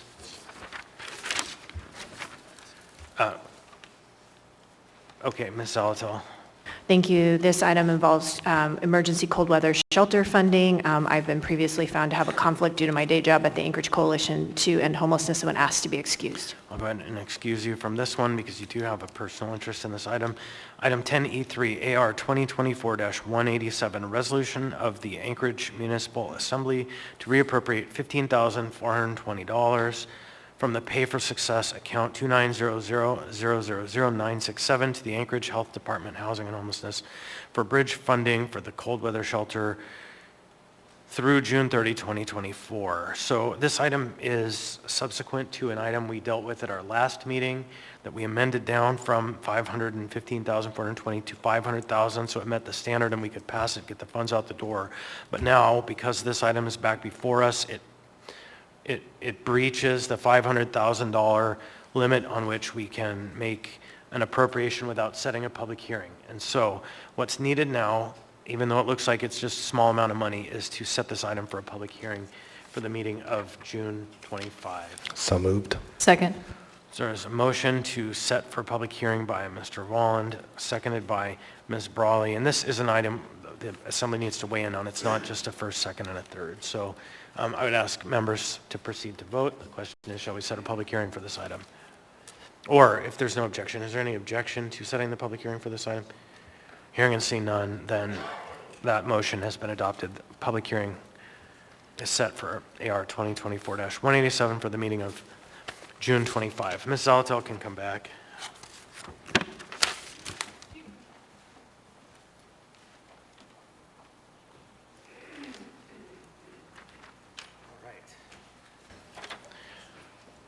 So the next item on the agenda is item 10A4, Resolution AR 2024-190, a resolution of the Anchorage Municipal Assembly celebrating the success of Alaska's World Cup skiers in the 2023 and 2024 season. Ms. Bronga, you pulled this item? Move to approve. Second.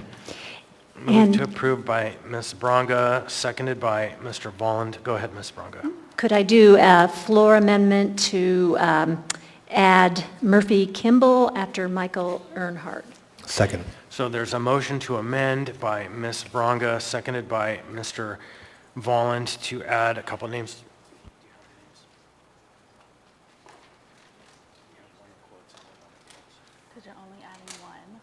So, okay, so we're adding just the name Murphy Kimball.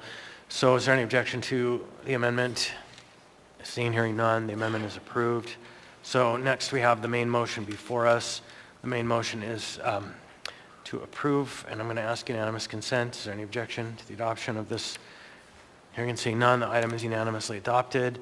And so to the folks who are all of the folks who are going to receive these, we'll make sure to print new copies of the resolution so you get one with everybody's name on it, but we'll deal with that. So come on down, everybody, to the microphone. And Ms. Bronga, you are reading, and I'll be presenting. I'm so excited that I get to read this. What an amazing group of people. Whereas cross-country skiing is an integral part of Anchorage's culture, and people of all ages and abilities enjoy getting out and enjoying our incredible trail system. And whereas Anchorage has a long history of success with local cross-country skiers in the Olympics and World Cup circuit. And whereas the 2023-24 World Cup season saw remarkable success and several historic victories for American cross-country team, with Alaskans at the forefront of that success. And whereas many among Alaskan cross-country World Cup skiers, Rosie Brennan, Novi McCabe, Renee Anderson, Scott Patterson, Zandon McMullen, Gus Schumacher, J.C. Schoonmacher, Luke Jager, Hunter Wonders, Michael Earnhardt, Murphy Kimball, and APU alumni skiers David Norris and Jessica Yeaton had personal bests and career milestones during the 2023 World Cup season. And whereas Rosie Brennan finished the season in 7th place in rankings among the world's top skiers with 5 individual podium finishes, 15 top 10 finishes, and remarkable growth in her classic discipline. And whereas Gus Schumacher finished the season in 15th place and became the first American man since 1983 to win a World Cup distance race, claiming victory in front of a huge and adoring crowd in Minneapolis, the first city in the United States to host a World Cup race in more than 2 decades. And whereas J.C. Schoonmacher made his first appearance on a World Cup podium in December by placing 3rd in a classic sprint race in Östersund, Sweden. Now, therefore, the Anchorage Assembly celebrates Alaskan World Cup cross-country skiers for their athleticism, teamwork, sportsmanship, and success in the 2023-24 season, passed and approved by the Anchorage Assembly this 11th day of June 2024.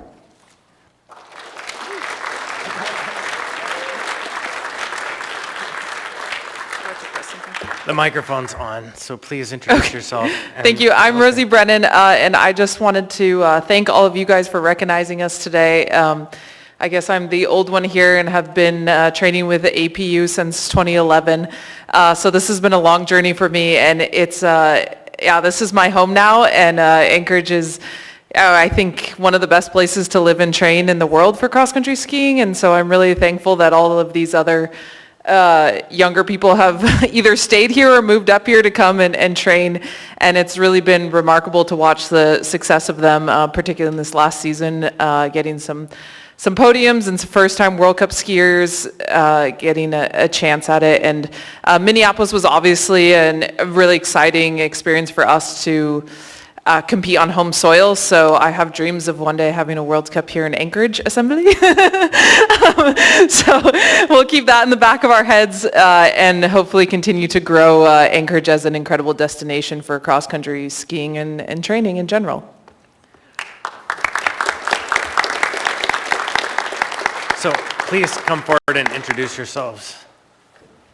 I'm Gus Schumacher, and also thank you guys for bringing this up. And we've got a lot more fast people coming up through the clubs, so hopefully this becomes maybe a yearly thing with more success. I'm Xander McMullen. I'm just proud to be born and raised in Anchorage. Thank you. I'm J.C. Schoonmaker. Thank you all. My name is Luke Jager. I'm from Alaska. I grew up down the street from Karen, or member Bronga or whatever. But yeah, that's cool. Thanks. It's fun to get to see an assembly meeting too. So I've only read about them in the ADN Facebook comment sections. It's not as bad as I thought it was going to be. There's still time. I'm Michael Earnhardt, and I just love living in Anchorage, so thank you. Thank you. I'm Novi McCabe. Thank you all. I'm Renee Anderson. Thanks for having us. I'm Murphy Kimball. Thank you for having us. No, I think there might be a coach. Are you coach? No, you're not. Is there a coach around? Any coaches here? Because, okay, you know, the work doesn't happen without a coach, so we would say celebrate them too. And a personal privilege moment, Mr. Schumacher, I watched you testifying in Washington, and we invited you here because of that in a way, because we wanted you to know that we're not all like that. And in fact, we recognize the challenges of our future, and you're speaking to things that are important to us. Yeah, coming back up to the microphone here was a little bit PTSD-inducing, but yeah, this feels like a safe space. And, yeah. Yeah. And the safe space is just, you know, the snow's changing in your lifetime. It's all become more difficult to do what you love to do, and all of us, especially in rural Alaska, are experiencing it worse than anywhere else. And so with the new administration, we're going to see a robust implementation of our climate action plan and get back to the work of figuring out how we adapt to the future that's coming. So thank you for your bravery. Yeah, thank you. Appreciate that. Mm-hmm. Thank you, everybody. And now we'll take our regularly scheduled dinner break.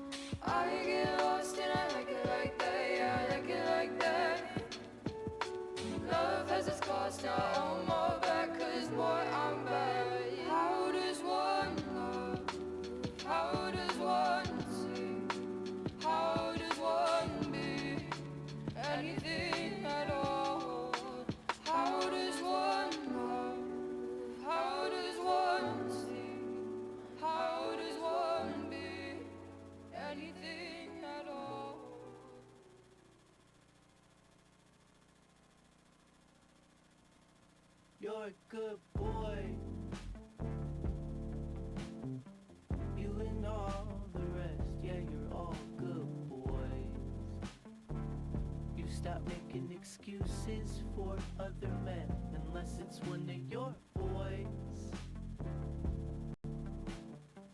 You know him better than that, you swear he's a good boy. Good boy, good boy, good boy. You ask how my day went.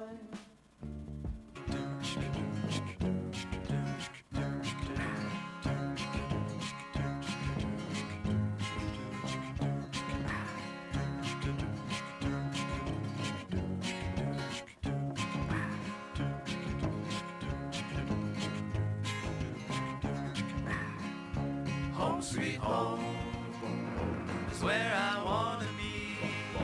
Home sweet home, a place to find some peace. Nothing's better than being home with your loved ones. You won't be alone. When it's cold out, you'll be in warm in your own bed and in from the storm.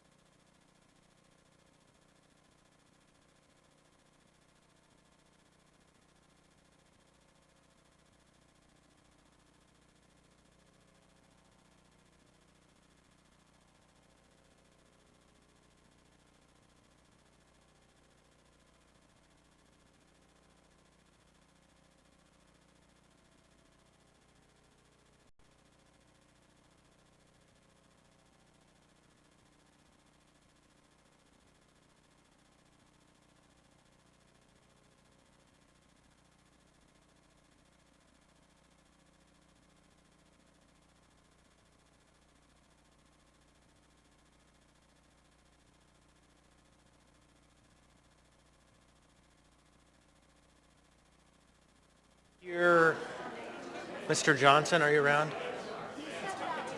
Oh, okay. Mr. Salt, are you around? Okay, we'll take one more minute.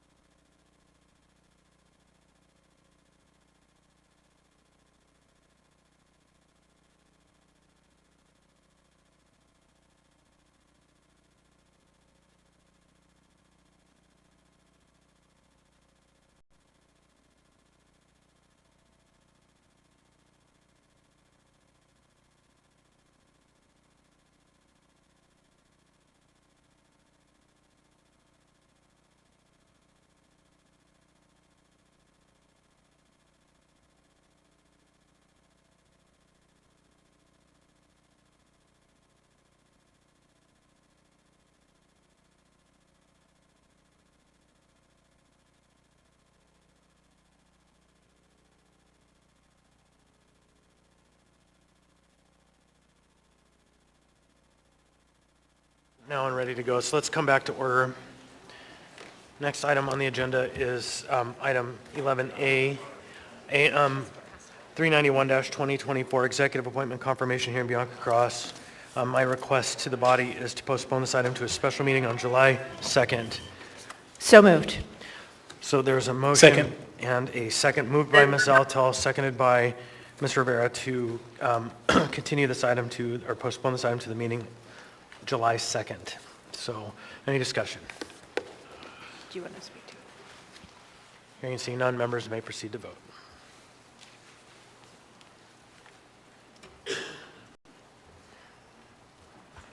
Mr. Presbytia? Yes. On a vote of 10 to 2, AM 391-2024 has been postponed to a special meeting of July 2nd. Next, we have item 11B. 11B is AO 2024-46, an ordinance of the Anchorage Municipal Assembly directing the Anchorage Water and Wastewater Utility to decouple the municipality's access to drinking water from the 1991 Include Fish and Wildlife Program. Ms. Zalatil. Thank you. Move to postpone to the meeting of June 25th. Second. So there's a motion to postpone to June 25 by Ms. Zalatil, seconded by Mr. Volland. Any discussion? Mr. Chair. Ms. Zalatil. Thank you. So I haven't had a chance to speak with Mr. Corsentino per his request. Time has just not been on my side. So this will give me a chance to do so that we can talk through this in the context of the drinking water negotiations, specifically separate and distinct from the agreement and what that means for AWU. Thank you. Ms. Brawley. Yeah, thanks. I do support postponement. I guess I had a question for the mover about the rationale for the date, and then I'll just preface by saying I did have a chance to speak with AWW leadership. It was actually about a different topic, but this came up at the end of the meeting, and they had just expressed concerns about this ordinance passing before there's been a chance to discuss this pending agreement. They also noted that all of the documents that were previously confidential are now public documents, and so there's an opportunity there. And I bring that all up to say that there is maybe an opportunity to have a work session, but I don't know if that can happen between now and the 25th, so I just wonder what the rationale for just the 25th is. Thank you for the question. So the 25th was to really be mindful that right now it is coupled with the 1991 Fish and Wildlife Agreement, and there are some deadlines with regard to that agreement that are moving. And one of them is stakeholder comments, which are due on or before the 25th. And so if there's anything in relation there, I would just want to keep our work aligned in terms of timing. It may be that we need more time with it, but I just want to keep giving us that opportunity to return to it because right now those are coupled. Second, I think there really does have to be that broader conversation, and I don't know if we do it through the ordinance or a work session or part of enterprise and utilities. The things that apply to the drinking water agreement as coupled with this fish and wildlife agreement presume and don't start moving unless the governor approves. And so we should probably find some space and time to talk about, well, what happens if that's not the case? And so we could set that, I think, for enterprise and utilities. So I think it's a dual-tracked approach. Any further discussion? Seeing and hearing none, members may proceed to vote. Motion is postponed to the meeting of the 25th. Mr. Presbytia? Yes. On a vote of 12 to 0, AO 2024-46 is postponed to the meeting of the 25th of June. We'll be back before us. Next, we have item 13A. It's continued public hearing. It's the intent of the sponsors to continue the public hearing to June 25, 2024. This is AO 2023-87 and 87S, an ordinance of the Anchorage Assembly adopting the Housing Opportunities of the Municipality for Everyone Home Initiative by amending and repealing portions of Anchorage Municipal Code, Chapter 21.04, 21.05, 21.06, 21.07 to realign the residential zoning districts throughout the bowl with the stated goal and intent of the comprehensive plan and Anchorage 2040 land use plan and providing for staggered effective dates for changes for groups of residential zoning districts. Ms. Salatel. Public hearing is now open. Ms. Salatel. Thank you. Move to continue the public hearing to the meeting of June 25. Second. There's a motion to continue, moved by Ms. Zalatel, seconded by Mr. Volin. Do you want to speak to that? Yes, Mr. Chair. The reason we want to move this public hearing to June 25th is this then comports with the code requirement of the time required from the Planning and Zoning Commission public hearing back to us for action. And we knew that when we chose to do a continued public process with planning and zoning that this item would have to be pushed one set of meetings. And so this effectuates that to ensure that we're in alignment with code as to the timing and notice requirements. Thank you. Any further discussion? Hearing and seeing none, members may proceed to vote. Motion is to continue the public hearing. Mr. Presbytia?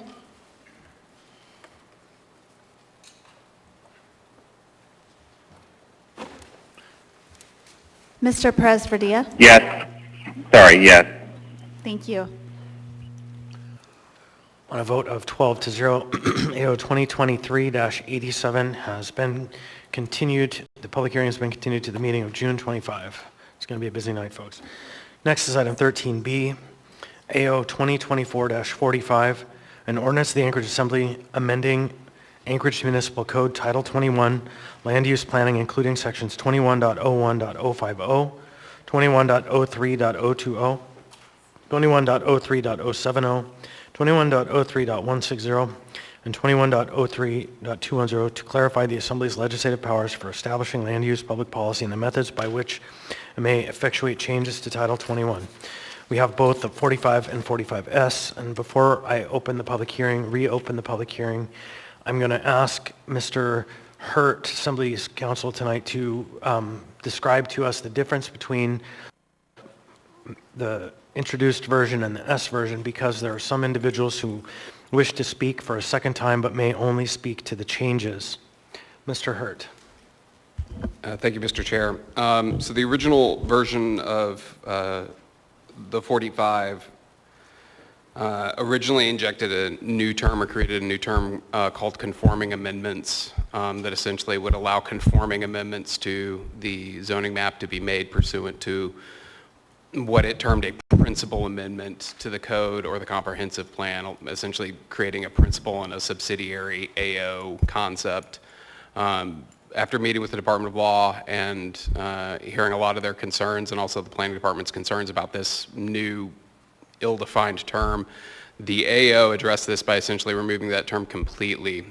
What the S version does is instead of having conforming amendments, and it restores a lot of the language that was removed by the original AO, and then it builds off processes that are essentially already existing in code. So the concept of concurrent amendment process already exists in code. However, it really is only well-defined for concurrent amendments to the comprehensive plan as part of a rezoning action brought by an individual applicant. What this does is it gives a more explicit concurrent amendment process for comprehensive plan amendments or Title 21 amendments that may be brought by any body within the municipal government that would have authority already existing in code to do that.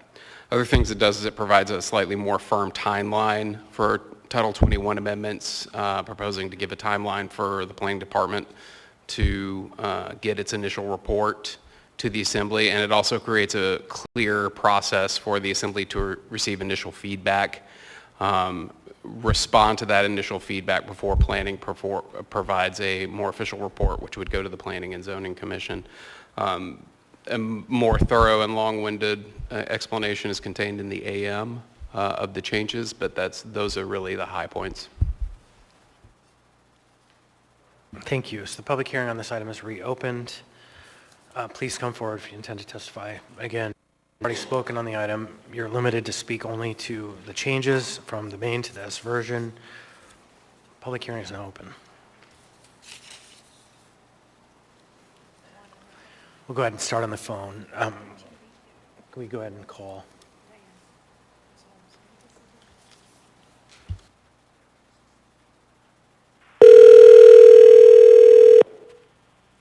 Are you doing the phone first?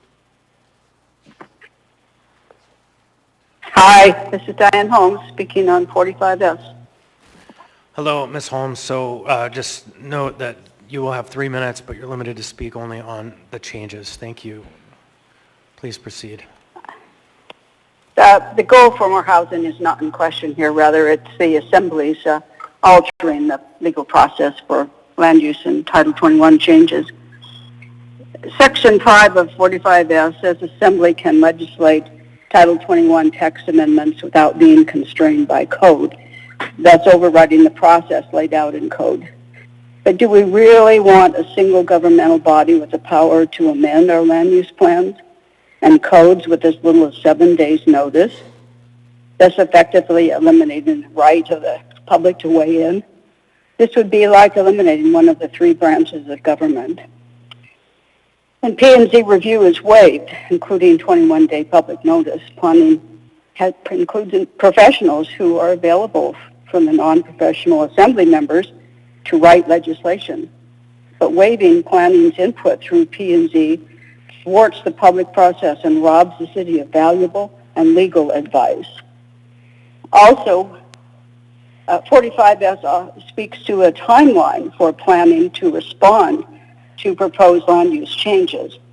If major changes are being promoted, it is the right of the public to have a process that could take months or years, if necessary, in order to ensure we have a seat at the table when it comes to potentially altering our city permanently. We would not be, and don't we deserve to have notices mailed of the impending area-wide rezone? Notification would not happen with 45 when zoning occurs concurrently with a comp plan Title 21 text amendment. Whatever you want to call it, this rezoning is a rezone. Yet you would have to have mail notices to your neighbors and follow the process if you rezone your property.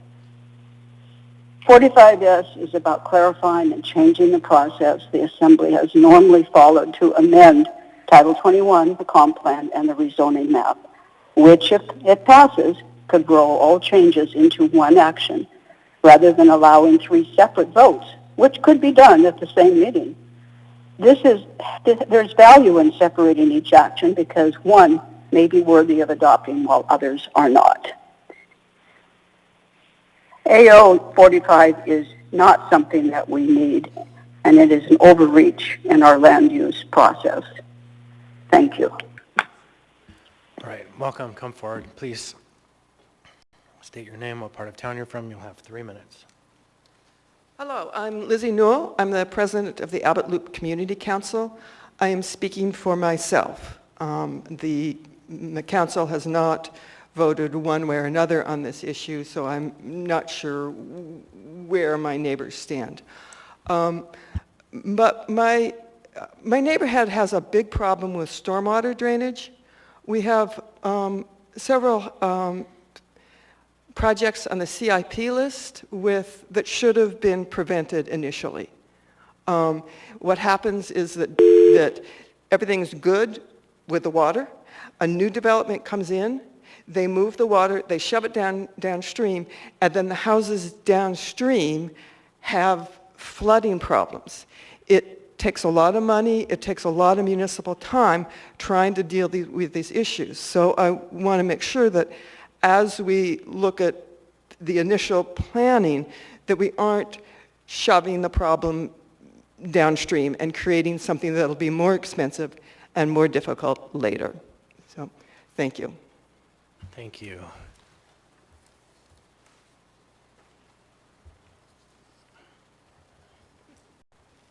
Anyone else? Welcome.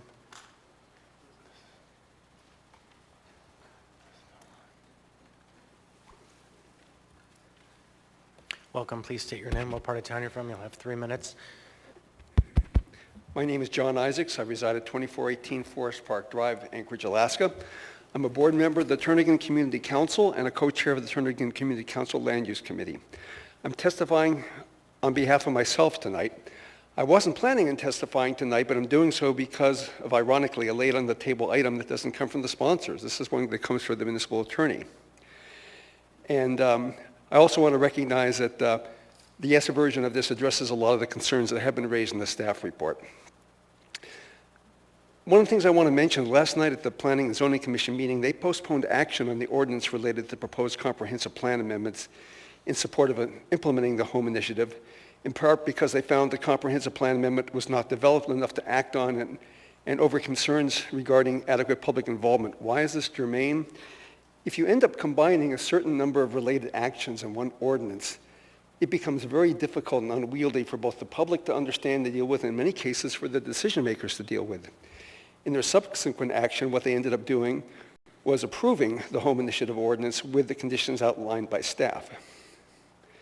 This exemplifies some of the problems that are associated in combining these actions together.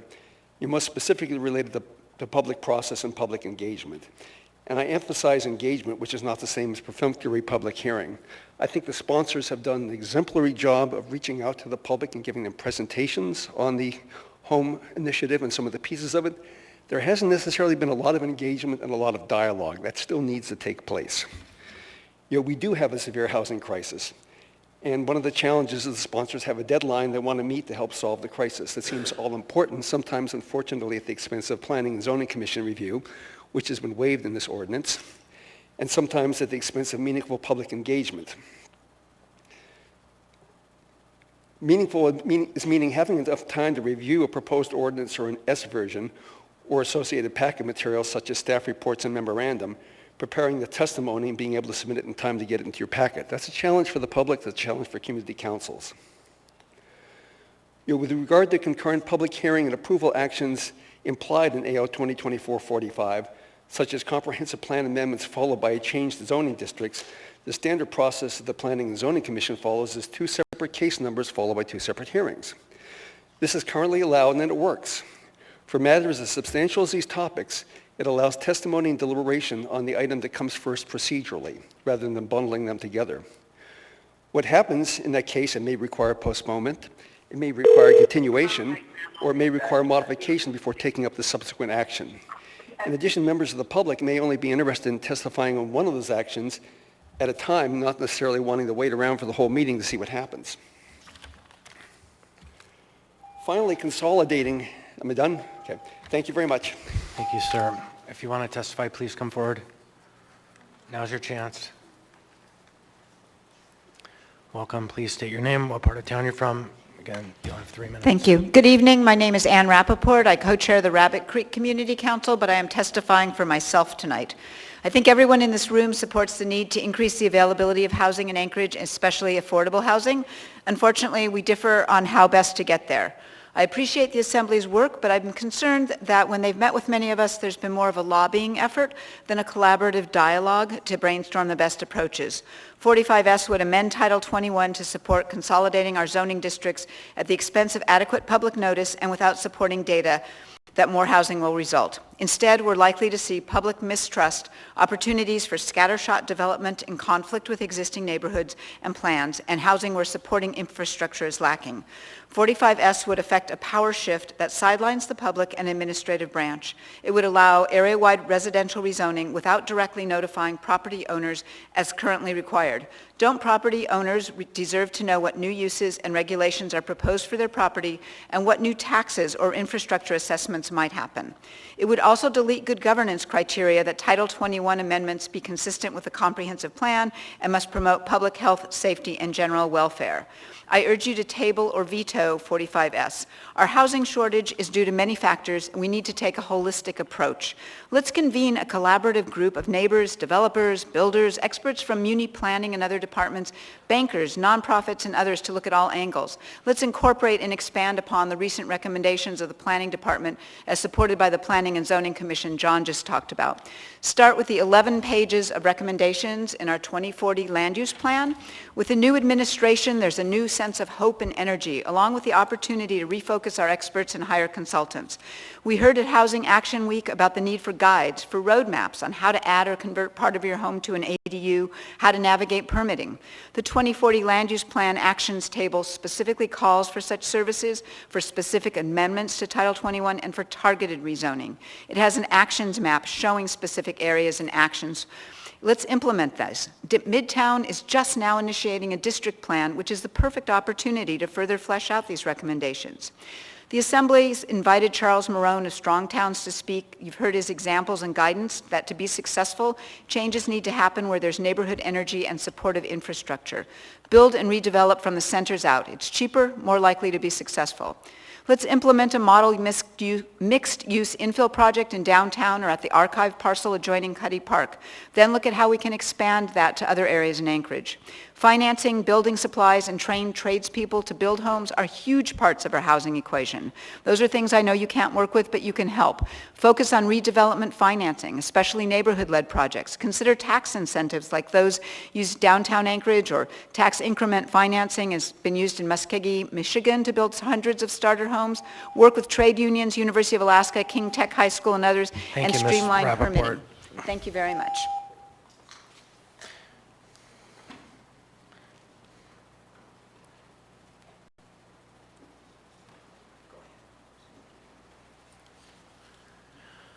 Welcome. Are you speaking on behalf of yourself or the council tonight? Speaking on behalf of the council. All right. So you previously spoke on this item, so again, limited to speaking on the changes. So it's not a second opportunity to make the same testimony.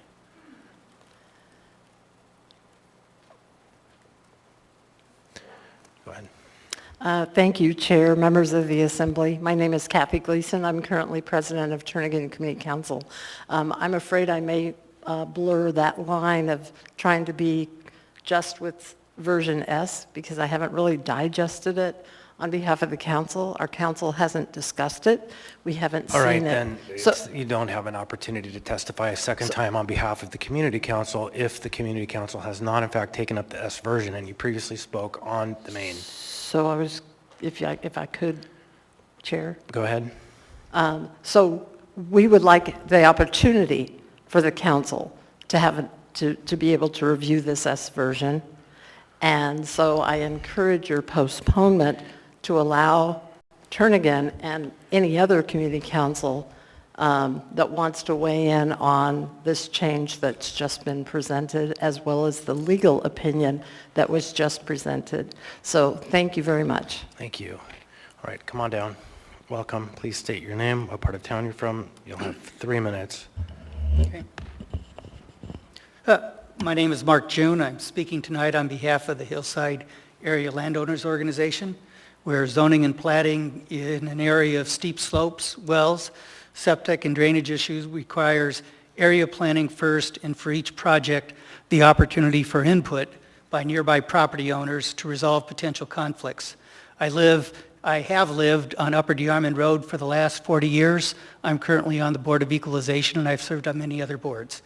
My remarks tonight will not address how, just like ADU expansion and relaxation of duplex standards, zoning by right under the Home Initiative is unlikely to lead to more cheaper housing, how 2024-45 was triggered by planning identifying problems with the Home Initiative such that the sponsors were forced to change the rules to hopefully succeed, how Assembly-initiated rezoning under 2024-45 is not required to meet the 6 rezoning criteria of 2103-2100C, the awkwardness of watching the sponsors' arm-twisting and strong-arming of the Zoning Commission by comments such as, the planning staff do not agree because they cannot be trusted to do their job. The clear discomfort of planning staff and zoning commissioners having to negotiate with a 3-person assembly minority. Instead, I want to address the bigger picture should 2045 be adopted, and that is, if 2045 is adopted, future land use actions area-wide, including Chugiak and Eagle River, will be a top-down process, starting with identification of an assembly sponsor, introduction of an ordinance, and followed by the same process that brings us here today with all of its inherent problems. Put another way, once a landowner or developer has found an assembly sponsor, there is no reason to follow the code's planning process. Public input, community councils, planning staff, and the zoning commission will matter little, if at all. In this scenario, politics trumps all land use issues. There is good reason this top-down central planning approach to land use is not in place today.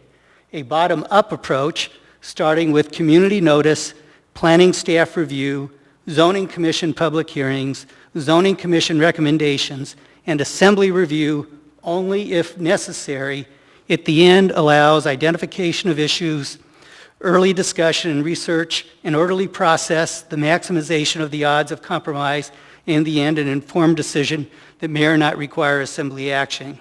Flipping this process is not only a radical change, but also maximizes the likelihood of disputes. A disorderly process. Thank you, sir.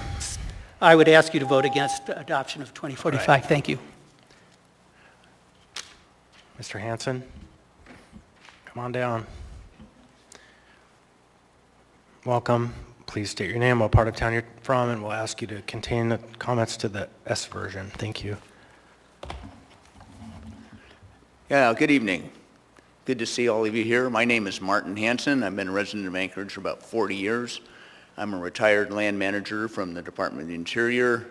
I've been a cross-country ski coach. It was great to see those people here this evening. Had I known, I'd have worn my coach's jacket. I've been coaching for 20 years.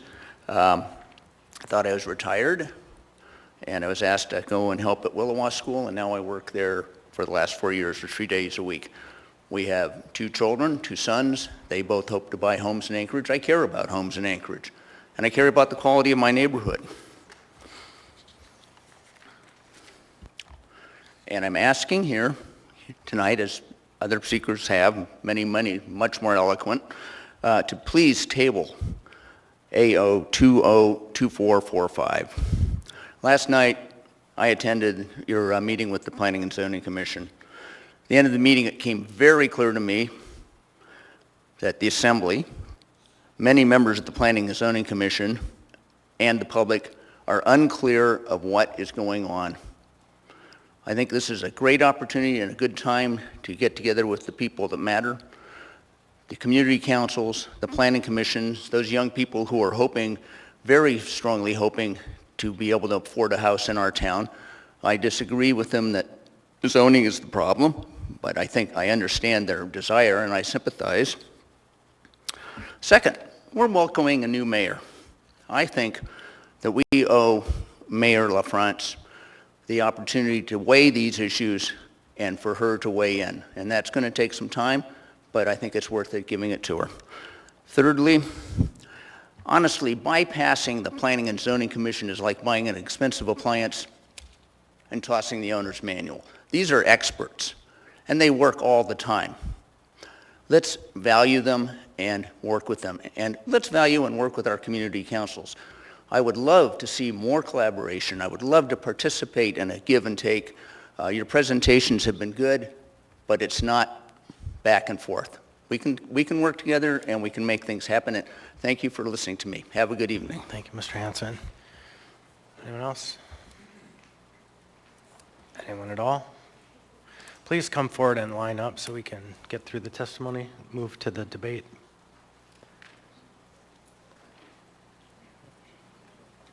Welcome. Please state your name, what part of town you're from. Hi there, I'm Deborah Hanson. I'm limping tonight because I had a gardening accident, so just be safe at home. About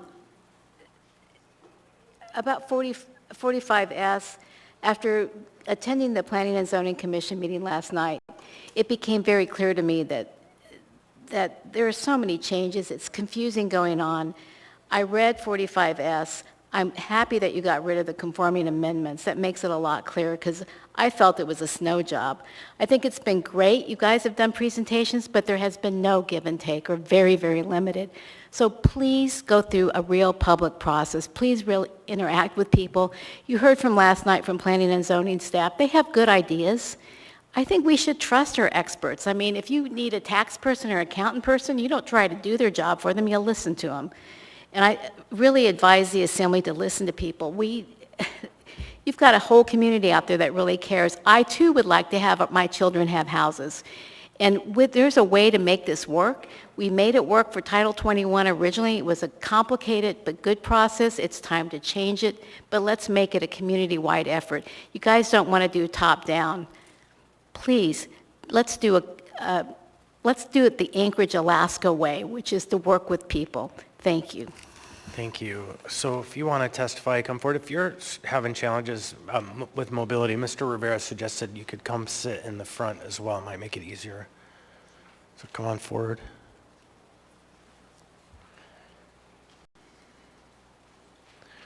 Welcome. Please state your name, what part of town you're from. You'll have 3 minutes. Hi, I'm Claire Stephenson. I'm a member of the Bear Valley Community Council. I want to do a couple of things. First of all, for the first time in my life, I want to ditto and adopt the testimony of Diane Holmes. I also want to adopt the testimony of Mark June and pretty much everyone else here because they've had some really good ideas.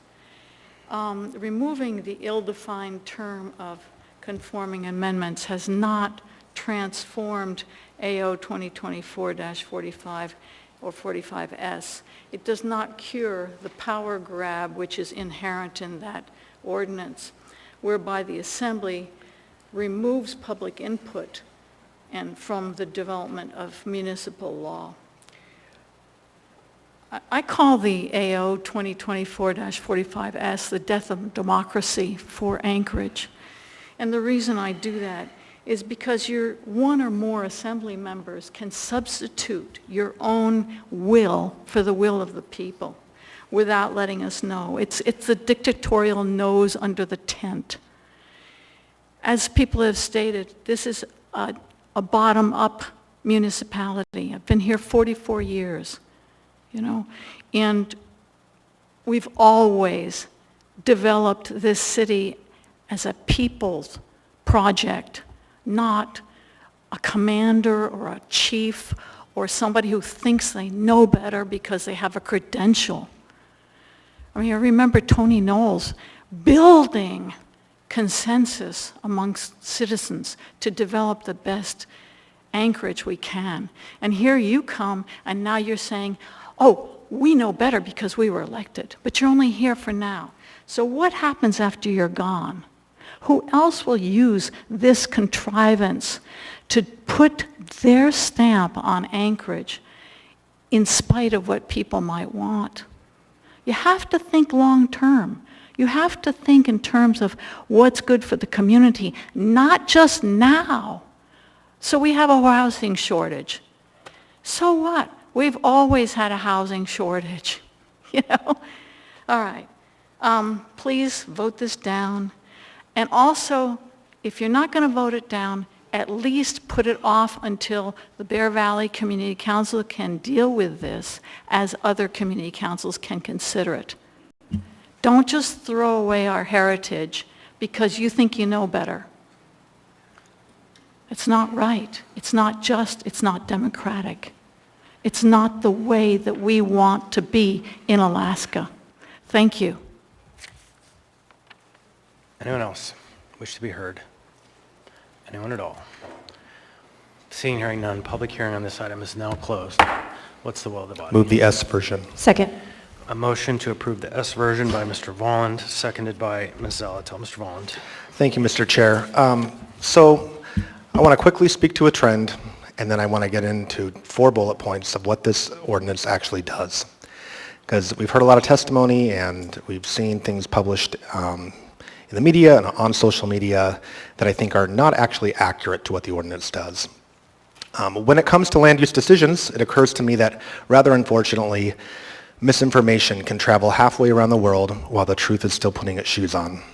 A couple of recent examples come to mind.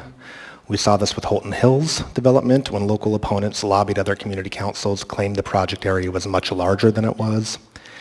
Saw it with a recent triplex and fourplex reform when anonymously authored emails repeatedly inferred that neighborhoods zoned R2M are duplex neighborhoods, despite clear language from the 2040 land use plan that R2M can include townhomes and smaller apartment structures. And now here we are with AO45. It has been claimed by some that AO45 and or AO45S is an attempt to remove public process and scrap all notice or timeline requirements.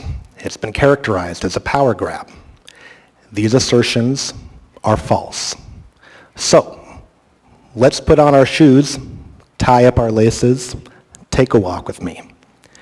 We have in code a well-described process for when a single property owner requests a rezone, typically seeking to increase their own property rights for development purposes. What is poorly contemplated and sort of overlooked is when the local government makes broader land use decisions that affect many property owners at the same time, extending to them similar restrictions or similar permissions. AO45S clarifies this process for when either branch of government, the Assembly or the administration, or the Planning and Zoning Commission itself, initiates a Title 21 text amendment accompanied by an update to the zoning map. My colleagues may or may not know that that is a power inherent to the Planning and Zoning Commission. They themselves can recommend a Title 21 text amendment. So with that in mind, here is what AO45S actually does. I have 4 points. 1, it allows a Title 21 text amendment and or comp plan amendment to move concurrently with an update to the zoning map as complementary ordinances or as the same ordinance. I believe this will assist the Planning and Zoning Commission in their important work, as it will allow them to evaluate cases and their impacts more holistically and more simplistically as part of the same ordinance.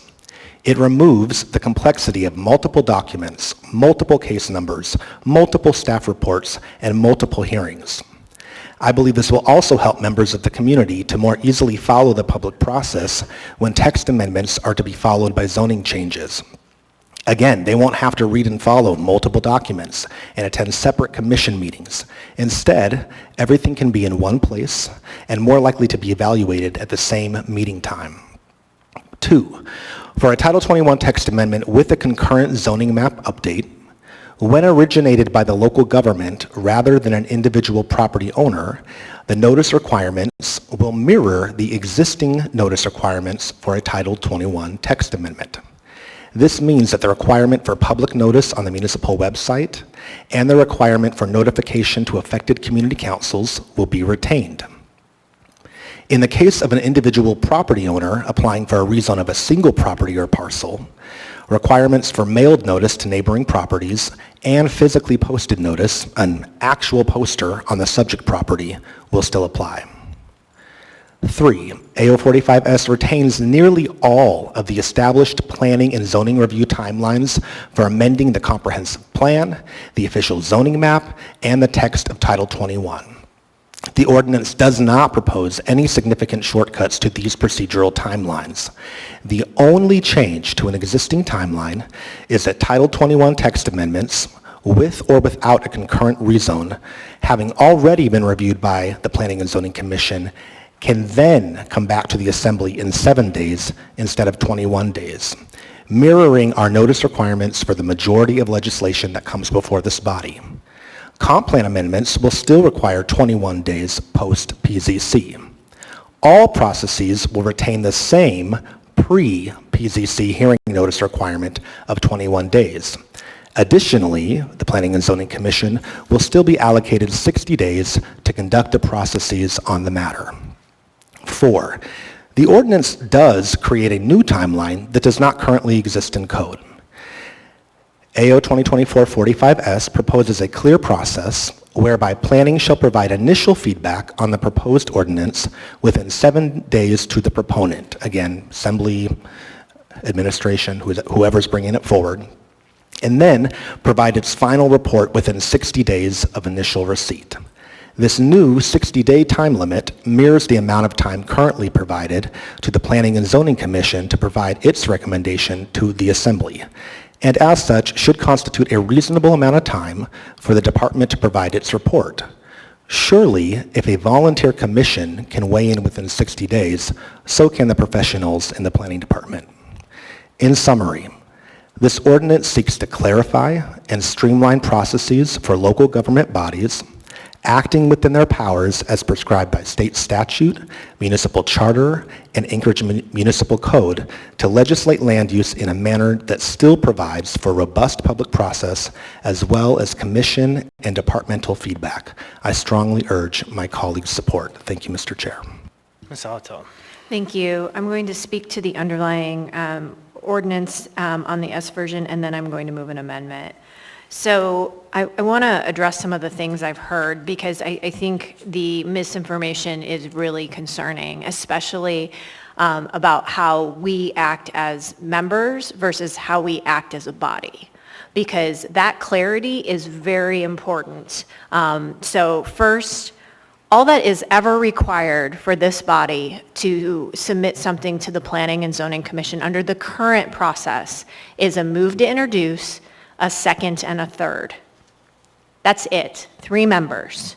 And in fact, if you got it on the agenda, it would be 1 member. 1 member could initiate a Title 21 change through the regular agenda process as an ordinance for introduction with referral to the Planning and Zoning Commission. Second, as a member who appeared before the Planning and Zoning Commission, we repeatedly had to remind the commission, we are not the Assembly. The Assembly is the entire body, but we were 3 Assembly sponsors. That is an important piece of clarification. We do not speak for the body. And in fact, no action is ever taken by 1 Assembly member, 2 Assembly members, 3 Assembly members, 4 Assembly members, 5 Assembly members, or even 6 Assembly members. This Assembly only acts when there are 7 votes. That is when Assembly action is taken. And I think it is really important to pull apart Assembly-driven legislation and that process from the vote, the affirmative action taken by the body at an Assembly meeting and the public process associated with that. And to bring it back to 45S, the Planning and Zoning Commission, as we talk through that interaction between members sponsoring legislation and the action the body ultimately takes, the Planning and Zoning Commission brings forward recommendations to this body to consider, right? It is making recommendations, but only when this body has an item before it does it act together. And I can't underscore that enough, because the testimony we've heard really suggests that 3 members are acting on behalf of the body, and that is just, it is just not true. It can't be. Also, I want to highlight that none of the recommendations about engagement, about financing, about all the other ways to address a housing crisis are precluded by 45S or any proposed actions pending before this body. This is truly a yes and situation. Yes and, yes and, yes and. That is how you go about addressing a crisis, through a multifaceted approach. And finally, I think Mr. Volan's well put, I don't know if it's an analogy or a metaphor when you tie your shoes and you go around the world, but is really well put, because there's been so much hyperbole about 45S.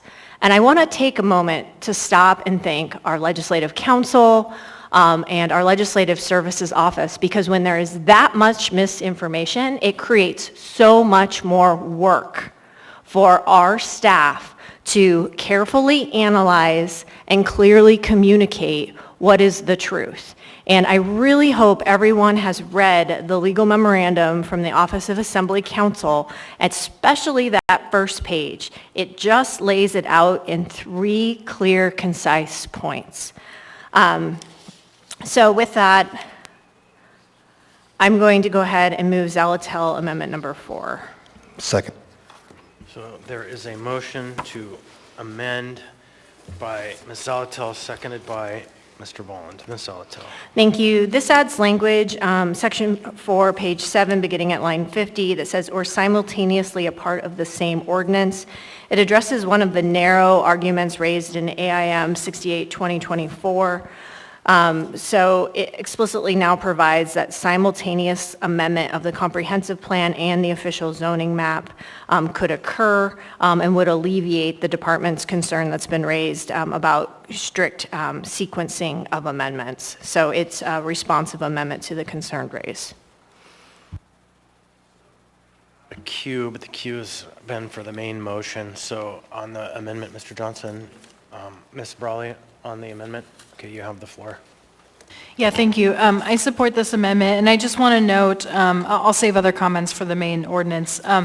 This idea of doing something simultaneously as part of the same ordinance, this was basically a concept that's been contemplated in our code for a long time. There's this phrase, concurrent processing, and actually digging back through the archive of the Title 21 rewrite that spanned 2002 to 2013. So it really took 11 years to accomplish the last major zoning change, which did not even really fully change all of our code. I just want to note that. But it talked about this idea of streamlining our processes, making things easier, and it talked about ideas like concurrent processing, like that there may be a rationale for having them separately, but there are also opportunities to take things up, to bifurcate them. We actually did that earlier today on a separate motion. That is a basic motion in Robert's rules. And there's general ability, I think, to review 2 things together and come to different conclusions on one item versus the other. So I think there's nothing in here that precludes that level of detail. There's nothing that precludes, for example, the Planning and Zoning Commission recommending splitting things out if they need to be split out. But the idea is really to, again, not have multiple sets of cases, which I think Member Volin spoke to, which is very confusing to the public when dealing with multiple ordinances, multiple cases, multiple numbers that they're trying to track. And so all of that to say, I support this, and I would also encourage thinking about really what the original goals of the Title 21 rewrite are, where we have fallen short on those things in our current code, and how we can pick that up and really continue the intent to make our code better and easier to use, which is what this is about. Anyone else on the amendment? Hearing and seeing none, members may proceed to vote.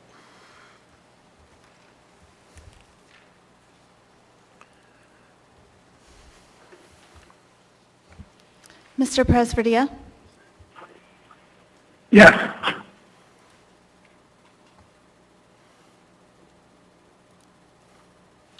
On a vote of 10 to 2, the amendment has passed. Anything further, Ms. Zalatel? All right, Mr. Johnson. Yeah, thank you. I would make a motion to refer this ordinance to the Planning and Zoning Commission for review.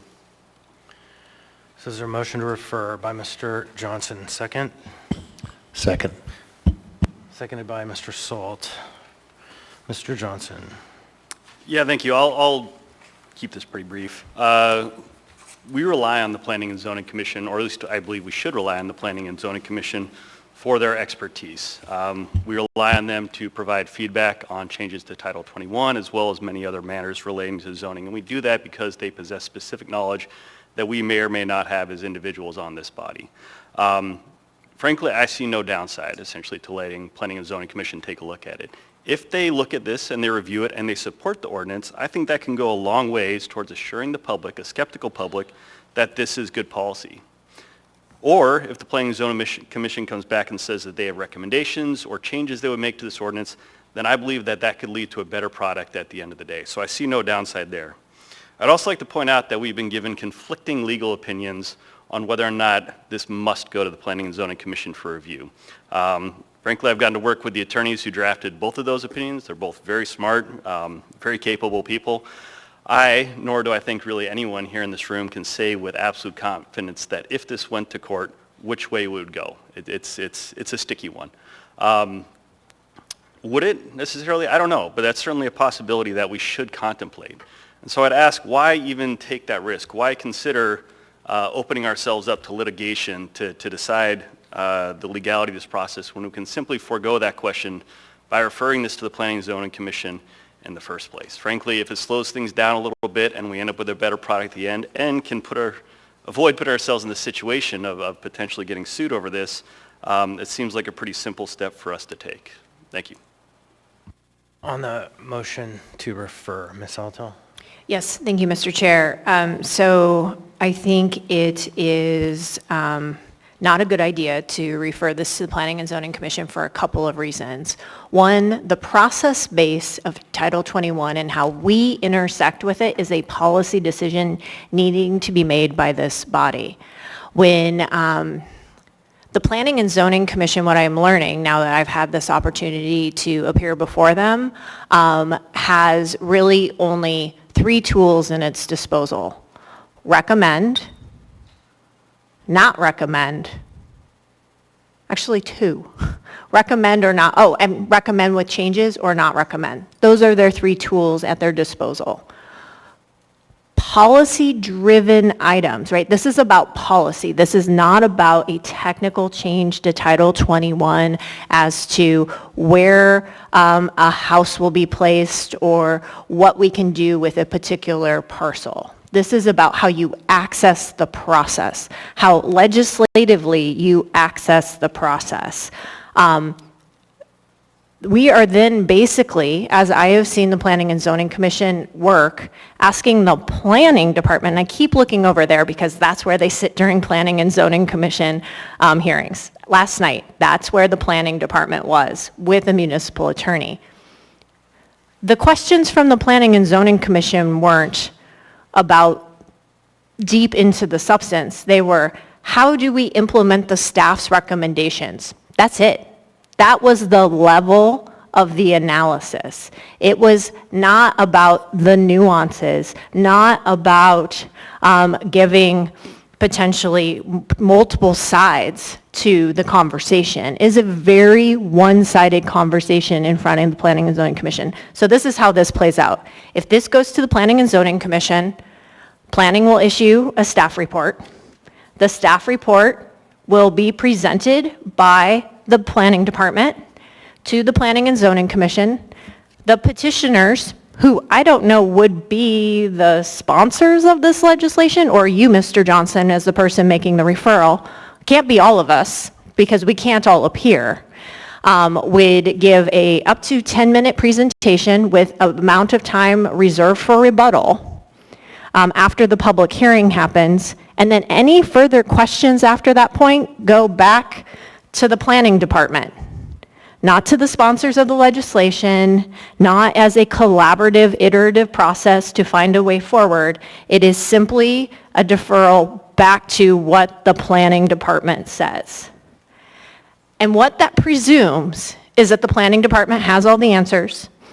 And what that presumes is that this legislation has come before us without trying to work collaboratively with the planning department already, and asking for their feedback and asking for their input over and over again. Sometimes there will just be disagreements, and it is up to us to make the policy call. That is the rule we are put in. So I don't see value in referring it to the Planning and Zoning Commission. I also think, after experience of being a member in front of the Planning and Zoning Commission, that there's a lot of confusion about whether the Assembly is in front of the Planning and Zoning Commission or if it is a member. And one of the underlying things that this ordinance does is eliminates that confusion by giving us a clear route to bring policy changes. So, the last thing I would say about the referral, and Chair will check me if I am too far astray, but I've really been thinking about this in terms of something that we did collaboratively with the Planning Department, which was the 3 and 4-plex legislation. And that did get referred to the Planning and Zoning Commission. And the reason it worked is because the Planning Department agreed. We have not had the opportunity, this is the first time, and this is where we found the flaws in the system, where there was disagreement, policy disagreement between the department and sponsors of legislation to test how it works through the Planning and Zoning Commission process, right? So what if that 3 and 4-plex legislation wasn't favored by the Planning Department? What would that have looked like as it ran through the Planning and Zoning Commission? And would it have had the same outcome here on this dais? Because we all agreed with the final product, regardless of maybe what the planning department said. We should be arriving at our own independent decision. So what if it had come without the recommendation of the Planning and Zoning Commission? Then what? Because it is only advisory. And would that process have worked smoothly? I don't think so. I don't think the Planning and Zoning Commission process as it currently stands fits the needs of the Assembly to bring forward policy changes. So I would recommend not referring. Mr. Vaughn. Thank you, Mr. Chair. I will also not support the referral for some of the reasons that Member Zolotel mentioned. I will say last night was an interesting experience.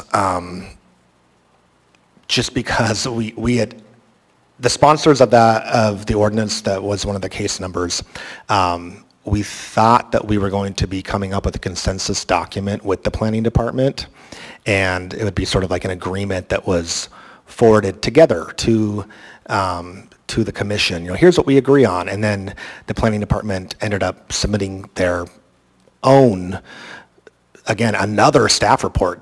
Every time there's a commission meeting, the planning department can do they can do another staff report. They can submit something supplementary. And so they really get this influence over the commission that is so interesting. And so they poured it on their own recommendations, and we thought, oh shoot, we thought we were going to kind of come up with some agreement here, and that ended up not happening. And so then we brought a response document, and it was interesting. But all that to say, the reason I don't think the referral is such a good idea is because I totally hear you, Member Johnson, that the folks on the Planning and Zoning Commission are very astute and have expertise when it comes to Title 21 text amendments, land use, plan amendments, etc. But I think what they are not are necessarily experts on policymaking. And I would argue that the folks on this body have more expertise in that realm. We are doing this day in and day out. We are the legislative body of the municipality. And so while I want the commission's input certainly on Title 21 updates, etc., when it comes to our legislative process, I think that we are,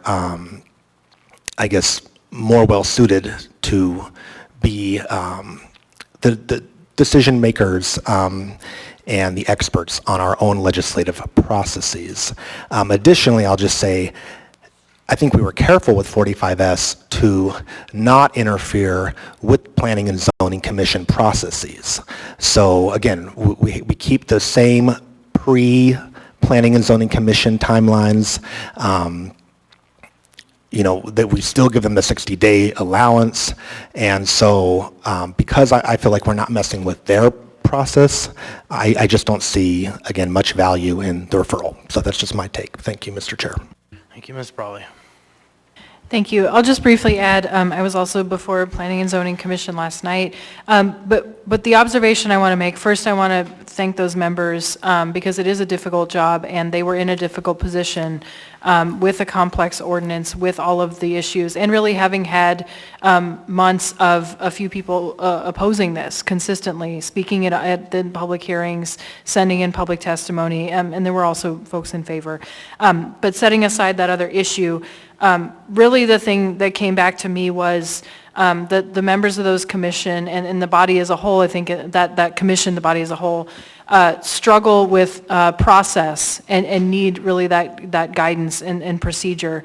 And that is where, when I look at this and think, will the outcome be different, or will the content of this substantially change or be made better by asking this body, who again is not an expert in legislative procedure, and that is not their role, nor are they expected to. When I was on the Budget Advisory Commission, I was not an expert in Robert's Rules or procedure. That was not what my role was as a volunteer. Even when I was chair, I had to have a working understanding of the basics. But I don't believe that this is going to result in a substantially different recommendation, and I don't say that because it's not worth trying, I suppose, but just the reality is, I believe the commission, not speaking for them or for individual members, but based on my experience from these other items, I don't know that the commission itself would feel ready to weigh in on this. And again, because we're talking about procedure, ultimately, Title 21 is like every other title in our code. It is a set of city ordinances, and it is the Assembly's duty to set those rules. We do have constraints. There are plenty of constraints. This ordinance is not changing those, nor is it suggesting the things that others have said it is going to be. However, I also don't really see how this will be made better by asking a group of individuals who has already been uncomfortable with all of these issues with procedure, weighing in and giving a different set of recommendations. I think to bring all this back to where this started, it was not born out of the desire to see a specific ordinance passed. It was born out of finding that there is a gap in code that does not contemplate that an assembly member would even initiate the process of drafting an ordinance. That is what it's for. And a lot of the confusion that has happened in these other matters that are separate from this ordinance but are relevant examples has shown that gap, and that is what has created the confusion, that it was really trying to map out or trying to understand how this process is even supposed to proceed. So again, I am not speaking for the commissioners. They certainly can speak for themselves, and they are an independent body, but I can't help but wonder if they would actually find this useful, because it would actually define how they intersect with the process, how they intersect with individual assembly members. And so I'm not going to support referring this, because I don't believe in this case that it will substantially change the outcome or the content. Mr. Johnson. Yeah, thank you, Mr. Chair. I'll just keep it very quick. I hear the arguments that my colleagues are making up here, but I would point out the fact that I believe the Planning and Zoning Commission is generally responsible for comprehending and interpreting Title 21, and so I think there is some intersection between their responsibilities and what we're trying to accomplish here. I'd also like to point out that we rely on whatever policies we adopt, the Planning Department for implementation. They had feedback on the 45 version. I think some of that was incorporated to the S. I reached out to see if there were additional comments on the S version from the Planning Department, because ultimately it will be their job to figure out how to put this into practice. And the response I got effectively was, we haven't had ample opportunity to do so. So I think that speaks to what I believe is the benefit in just taking some extra time to take the extra effort to try and get this right. Also, just point out, for example, I think there still are some inconsistencies in here. I appreciate Member Zalatel's amendment. I think it fixed one, but for example, there are different places where we refer to approval criteria as, I think, subsection E, and in other places as subsection F. I think that's basically a typo, but again, I think points to the value of having more eyes look at this and taking a little bit more time. And finally, I'll just point out that if all this does is check a box to help us to avoid a lawsuit, then it seems pretty low risk, right? I mean, I can't say for certain that somebody will sue the city based on the legal interpretation that was provided by the municipal attorney's office. But if we can completely forego that possibility simply by taking this effort to refer to planning and zoning, even if it doesn't change the policy or the outcome, that seems like a pretty safe route forward to me. So I'll leave it at that. No one else on the amendment or the motion to refer? Seeing and hearing none, members may proceed to vote.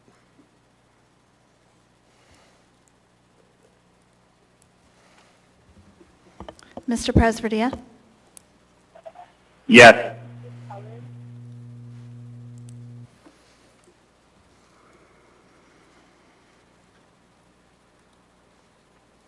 On a vote of 5 to 7, the referral has failed. So we have the main motion back before us. So I am in the queue. Mr. Constant. Thank you. And I have a whole lot to say on this, at least 4 different sections of points. But first, I am going to explore a little bit where Mr. Johnson left us, which is the fear of lawsuit based on dueling legal opinions. I was going to ask for the attorneys to kind of explicate, but I think their writing did it. Now, convinced that the members generally understand that the principle is there's a question about whether or not the Assembly has the authority to waive Title 21 because there is a process in Title 21 that says it shall be done by ABC. But in fact, the Assembly is the author of the code, and so I'm going to ask for an amendment to be circulated right now that I'm going to cut right to the heart of this question about will we be sued for implementing Title 21. So what I am going to propose, if the members agree, and I hope that they do, is to express explicitly in the code what it is inherently true in the code because of the charter. So because of this kind of concrete thinking that's been going on from certain parties, that they say, well, it says this thing, so it can't do anything else. We've heard plainly from all parties, all legal parties, that the Assembly has the authority to amend the code.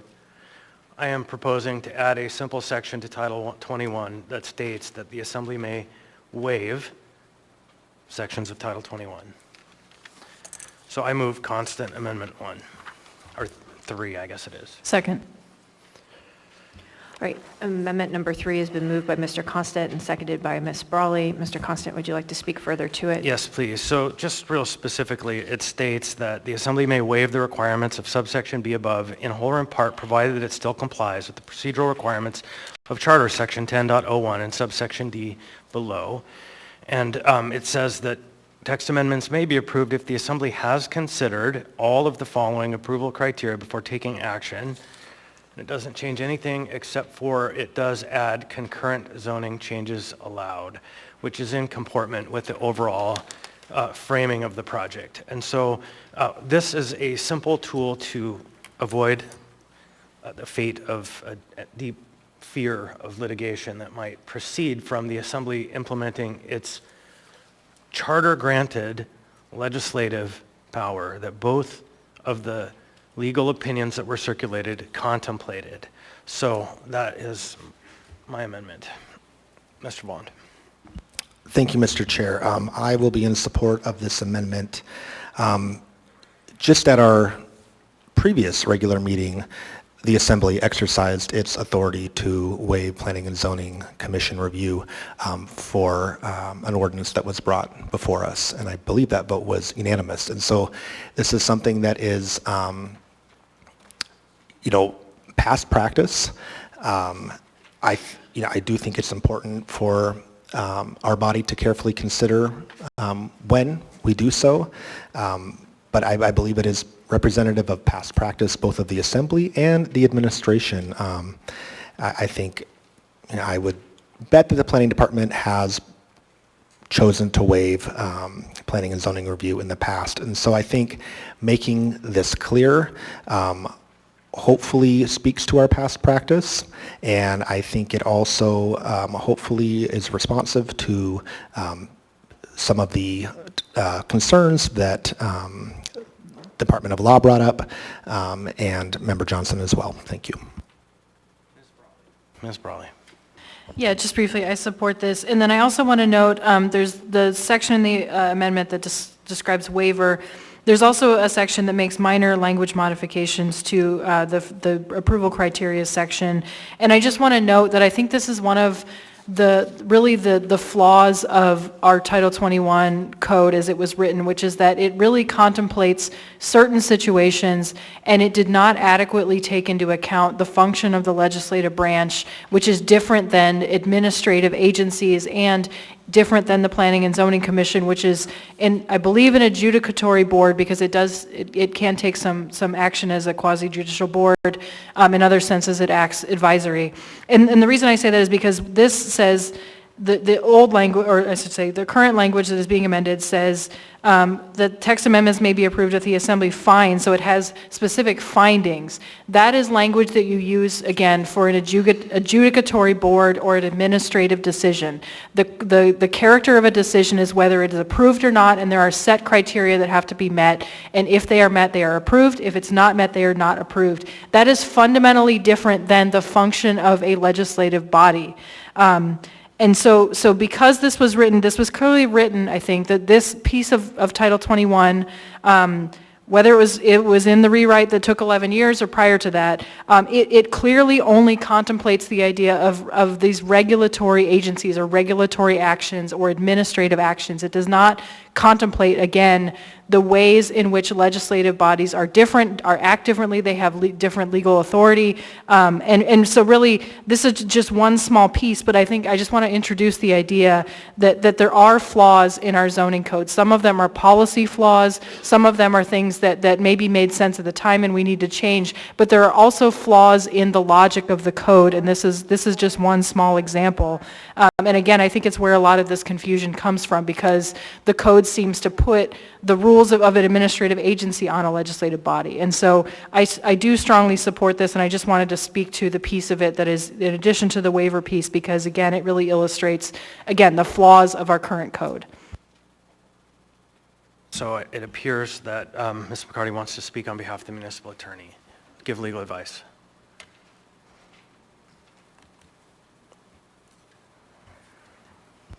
Thank you, Mr. Chair. My name is Cheryl McKay. I'm the acting municipal attorney in Ms. Helzer's absence. To the Assembly, I am going to ask our Assistant Municipal Attorney, Allison Balzano, to speak to this issue of the waiver of code. I believe the Assembly has the memorandum that Ms. Balzano has drafted and presented to the Assembly, and what the waiver. So, Ms. Balzano, I'll ask you to speak to the Assembly, please.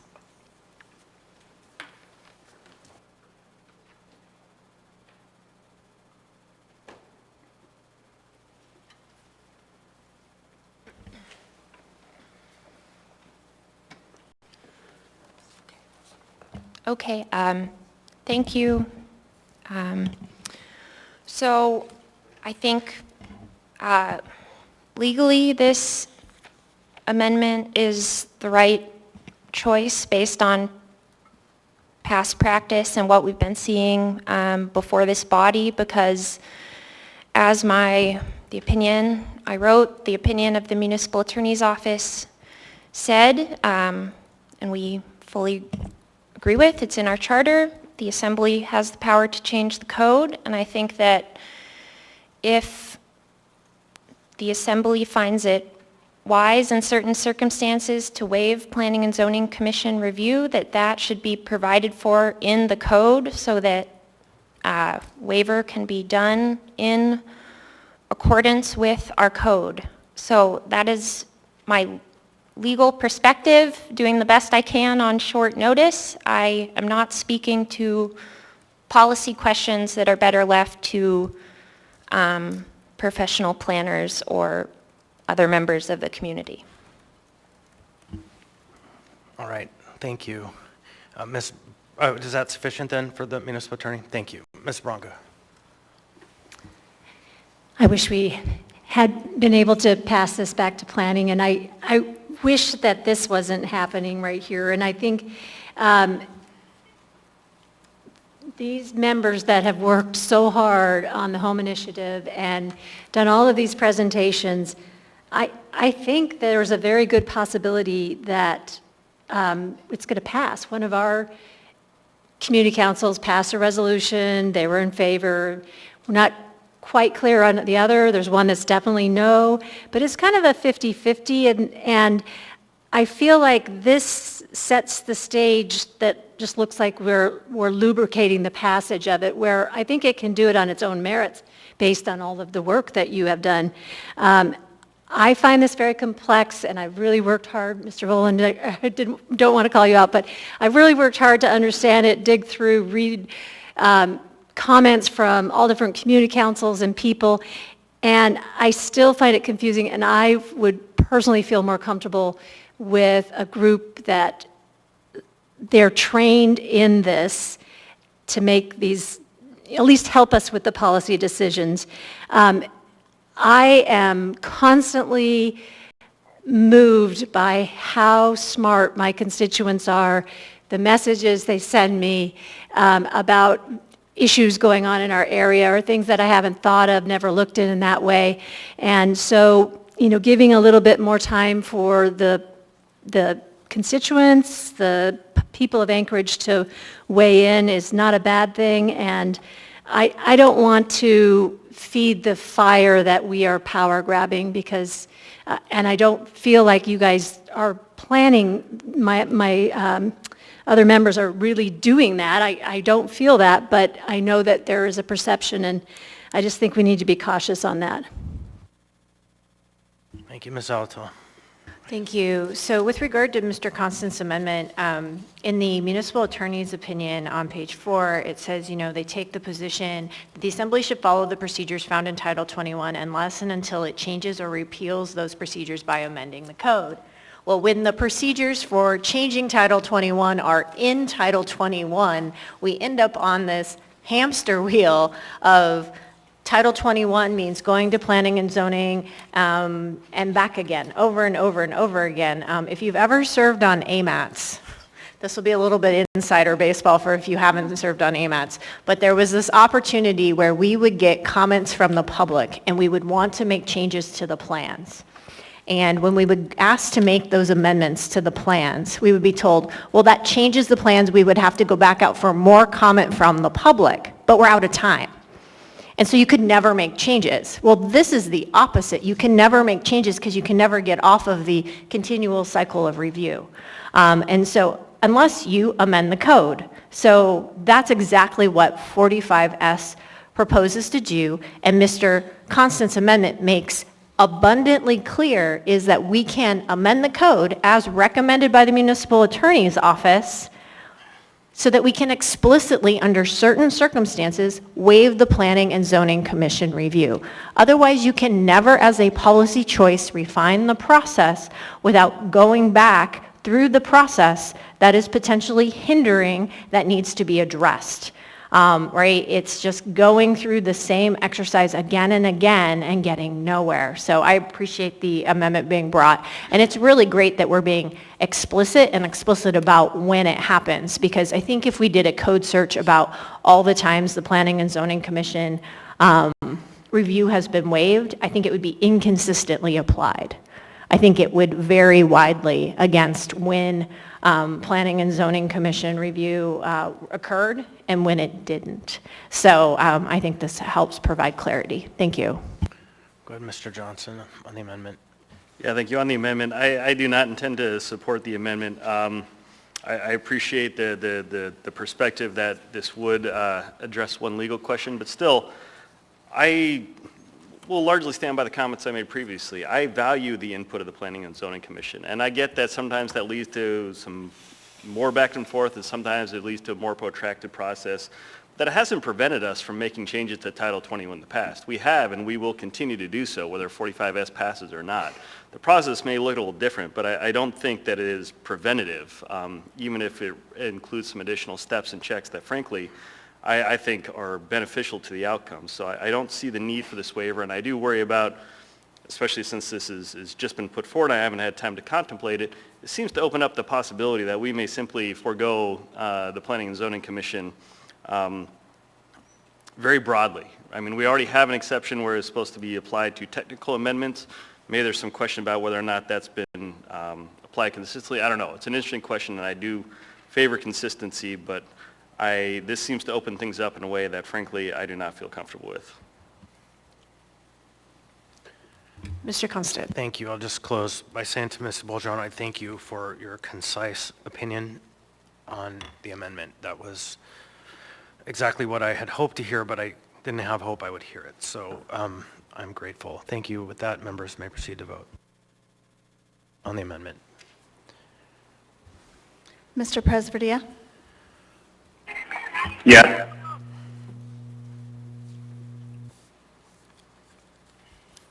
On a vote of 10 to 2, the amendment has passed. Now, on the main motion as amended, I think there are a few more amendments in the packet. Are they going to be moved? Mr. Johnson. Yeah, I think, Mr. Chair, I would move Salt-Johnson Amendment number 6. Second. Is a motion to amend Salt-Johnson number 6 by Mr. Johnson and moved by Mr. Johnson, seconded by Mr. Salt. Mr. Johnson. Yeah, thanks. As has been pointed out, there's been some confusion about when we act as individuals and when we act as members of the Assembly. And it was mentioned this seemed to come up at the Planning and Zoning Commission meeting last night, which I watched. And this is no fault of the sponsors there, but clearly there are times when people in these bodies seem to have trouble differentiating between what is the policy of the Assembly and what is an individual and their actions and their capacities. Generally, as a rule, as individual Assembly members, we don't have any power. What we have is a vote, and with those votes, we, as the Assembly, once it is adopted by a majority, and this argument's already been made, becomes a policy of the body. And whether we vote for or against it, that is the position. The intent of this is to clean up some of the language in 2445S to clarify that the Assembly actions are by means of an ordinance. And I will also speak, this somewhat goes back to my concerns about the pace at which all this is moving. These were some recommendations I received for an amendment. I think it's a good one. I will tell you, we gave some draft language to Assembly Council to draft it into the form of an AO. They're very busy. This is not meant as a dig against them. They're pretty extraordinary, and they work very, very hard to help us out. But the specific language in this amendment I did not get until just before the meeting. So I will do my best to answer questions, but I do feel somewhat at a disadvantage. But we'll just generally say I think this is a fair and reasonable cleanup to make sure that we make it more explicit when it is, in fact, the policy of the Assembly. Thank you. All right. Is that it? Ms. Zalatel. Thank you. So I was trying to get my head a little bit around this amendment, and I guess a question is, I guess I'm not sure how this operates, how this works in operation. I tried to capture it from the purpose, makes it clear that a rezone or amendment to Title 21 will be through an ordinance supported by the majority of the Assembly. That's already required. We can't make a text amendment or approve a rezone without a vote of this body. It comes via AO in its own vehicle. And appears to be the intent of the sponsors with the addition of sponsors of the amending ordinance. This doesn't make any sense to me, quite frankly. I think what it suggests is it takes one member to get something to the Planning and Zoning Commission if you put it on the agenda. It takes 3 if it's a move, second, third, a verbal referral. That if there are any subsequent documents or work happening, because that's an iterative process, that it also has to then come back to the body for formal referral. Is that it? Or am I confusing the amendments? because they're somewhat similarly situated in that way, but I'm not 100% sure what this actually does in terms of the process that's being proposed. What does it change?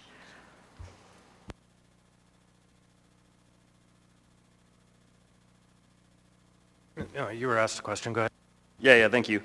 I think what it does is perhaps all it does is simply make it more clear, right? You've pointed that there are instances already wherein it requires an action of the body by ordinance. I believe this just makes that explicit, which hopefully, I believe may alleviate some confusion if 2024-45S passes in terms of how it's applicable. I get that this is confusing. I wish we had further opportunity to delve into this and better understand what all of it means. Frankly, I get that this is meant to simplify and clarify process for moving things through Title 21, but I know I'm not alone when I say that having read through 2024-45S, that I think it makes it harder to comprehend and harder to follow, the intent of the sponsors notwithstanding. But I think this is simply clarifying something that may already be interpreted in the AO, but just simply making it explicit. Can I follow up? Actually, my question is for Legislative Counsel, I think, at this point. Is it that Amendment Number 6 would now require a full vote of the body to make a referral to the Planning and Zoning Commission versus a singular member doing an introduction or a move second, third with the referral, if the item was in the Gs or laid on the table for introduction? I guess I'm not sure if it's making that substantive change or not to the process.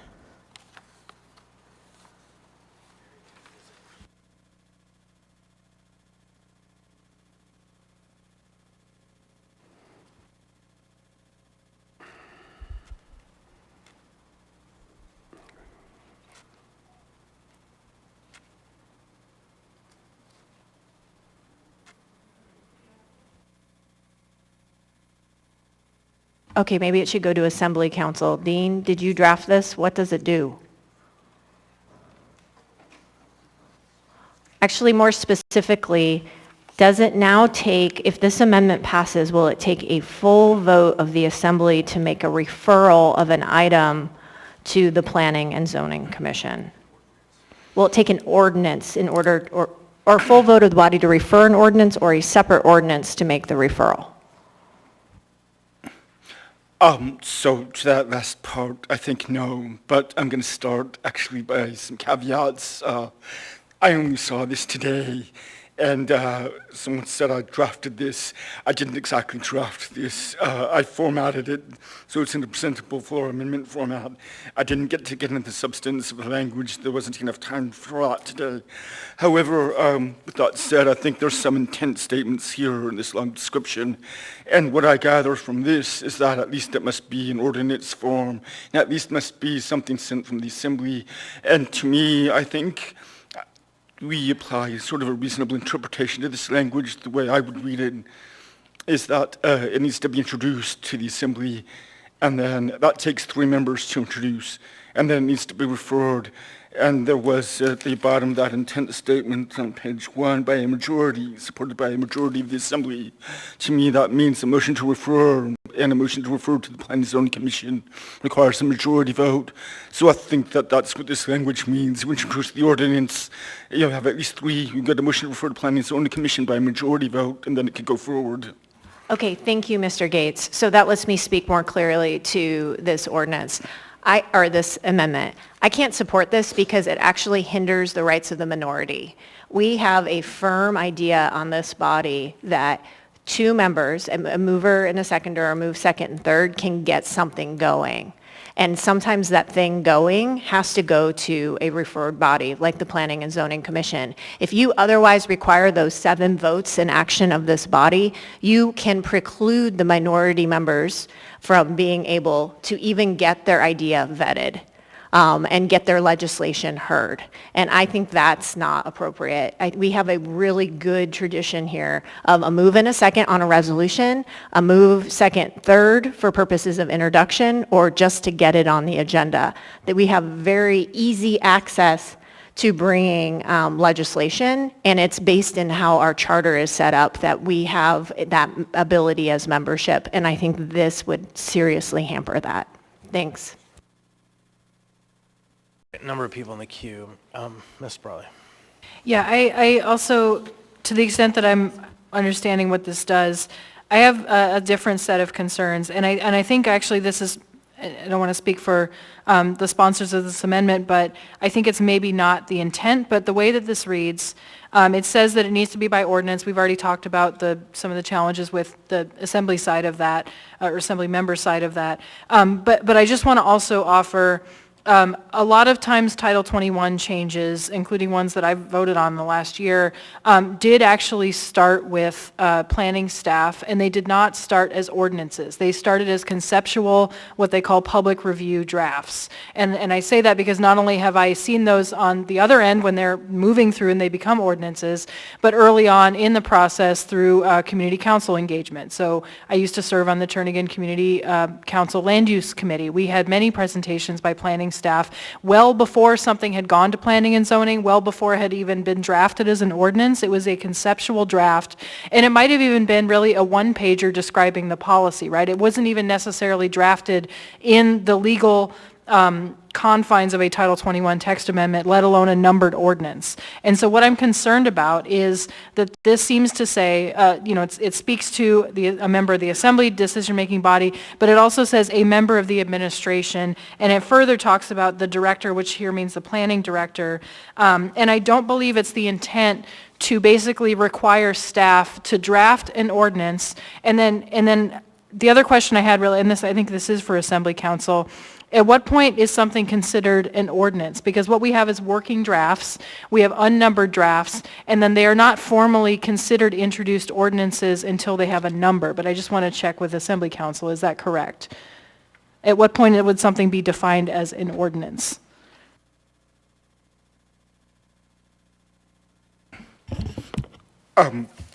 Well, I think I can just give you a general reasonable answer, and not sort of like this is what the law says about it. But the charter talks about how to introduce an ordinance, and I think once introduced, it's an ordinance, hasn't been passed, it's proposed, so forth. I think that if it's not introduced, it's a draft, and I think that's sort of what you were describing as well. Thank you. Yeah, so requiring that the members of the planning staff actually produce an ordinance, which means it does have to get introduced on our agenda, actually is a significant departure from current process. And then I also want to layer on the practical and real experience that I've seen, not just in my time on the assembly, but well before that. Once something goes on the agenda, there is a great deal of public confusion sometimes about whether it has already passed, whether it has support of all 12 members, whether it is certainly going to pass no matter what. And then there's also really the first opportunity for potentially folks who want to oppose Title 21 changes to immediately spin up and say, look, the assembly, and the phrase the assembly, right, not whoever's names the sponsors on that ordinance, the assembly is already trying to take away our rights or trying to do whatever it is, right? I mean, we've seen many variations of this. And so there's also a practical problem of where if the planning staff prepares an ordinance, introduces it on the agenda, it has a number, and it starts generating that automatic opposition, then we've basically already stopped good faith engagement in the discussion of the content, right? That is a serious problem that we have. And that bigger problem, the problem of community engagement, is one that we're not going to solve through this amendment regardless, or without this amendment. But I do want to point out that it is a significant process change. And so I don't know if either the amendment sponsors have a comment on that. I'm not going to offer a change to this particular amendment because I don't support it, but I do want to point out that it is basically making everyone go through the named ordinance ringer, which is, there's a pro and con to that for sure. Ms. Vaughn. Thank you, Mr. Chair. So I guess a question then for the sponsors, and then I hope to maybe speak to some of the language in the purpose and summary. But so if Dean didn't draft it, who did draft it? And I guess who drafted specifically the purpose and summary? Yeah, I'll say that the purpose of the summary was forwarded to me as a recommendation by former Assembly Member John Weddleton, who I think has a lot of... Perfect. Okay, I thought that might be the case. That answers my question. Thank you. I don't particularly care for being interrupted. I think I would have preferred to have had Oh, the opportunity sorry, go to ahead. say a little bit more. Yeah, I received this from Member Weddleton. It came in a different format. Some of the language was different. Member Sultan and I looked at it, and we thought the intent looked reasonable, and so we sent it to Assembly Council for drafting. The drafting the specific language here, and again, I recognize Council's very busy. We didn't get back until this afternoon. So some of this is also still new to me, and I wish we'd had more opportunity to more fully contemplate it and maybe have real dialogue about whether or not this is meeting the intent. I still think it probably, I'm still inclined to support it, but we were put at a disadvantage here just by the timing. Okay, thank you. That is helpful to know. So I guess the reason I ask is because if it's purported to be drafted by council, and there's an assertion in the purpose and summary that says that the January 12th, 2024 insertion of a substantially modified version of AO 2023-87 into a PZC packet was an action unprecedented and confusing as to its status. So that assertion is one thing if council's saying that. That assertion is a different thing if a member of the public is saying that. And so I think it's I just want to, I guess, point out that it's important to, if council's raising an issue, that's one thing, and I'm going to weigh that one way. If a member of a public has an opinion on something, then I'm going to weigh that differently.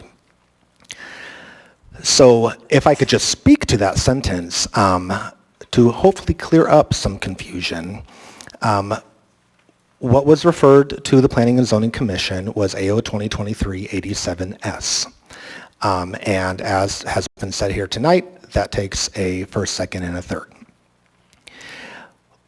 As the home initiative evolved,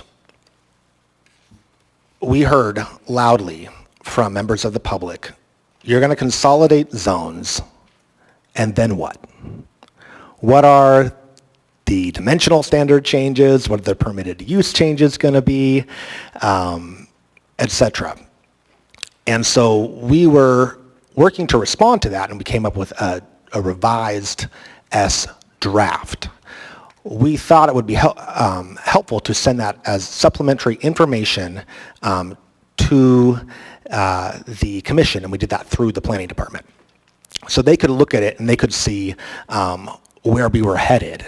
And the idea being, we wanted them to have that idea where we were headed. We wanted the public to know where we were headed, because we hear a lot of concern about, these S versions and these amendments and what's going to happen after the fact.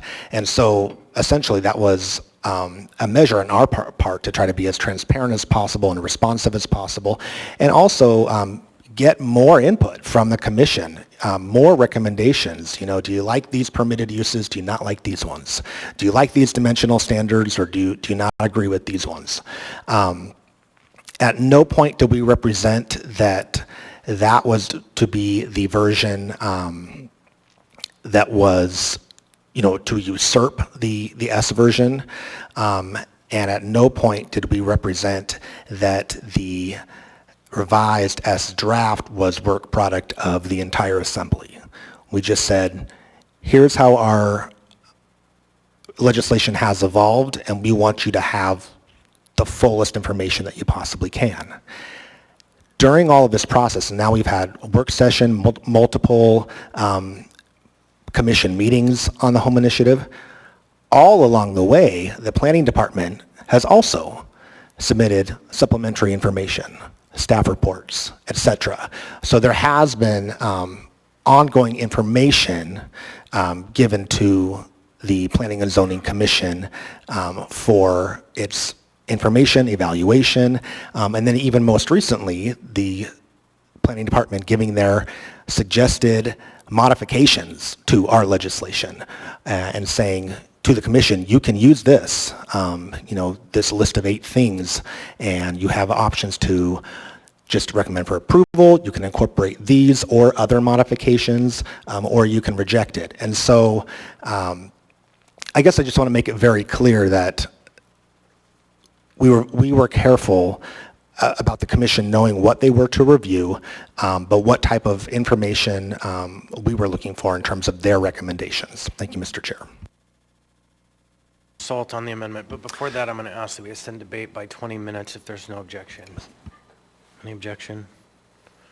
Okay, because we're just about out of time. Okay. Yeah, so just before we vote, Will be extended for 20 minutes. whether Mr. this Salt. achieves this or not, the goal of this amendment was to any rezone or amendment to Title 21 is basically done through ordinance and supported by the majority of the assembly because we passed the ordinance.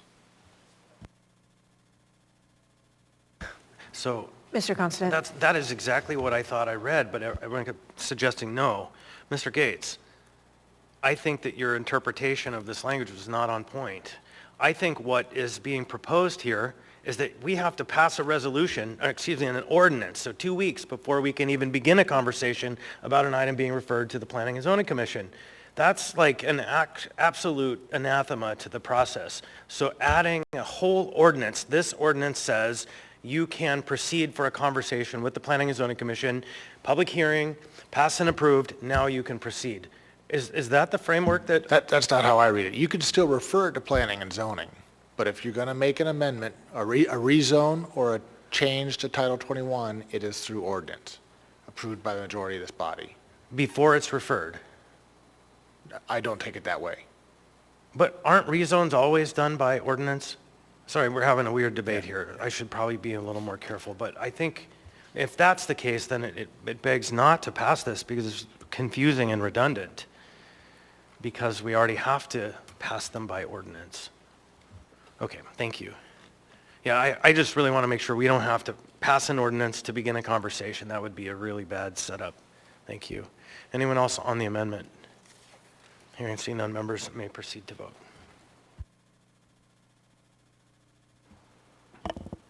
Mr. Presverdia? No. On a vote of 4 to 8, the amendment has failed to pass. Next, one more amendment. Okay, so it's not going to be moved. Now to debate on the main motion, as amended.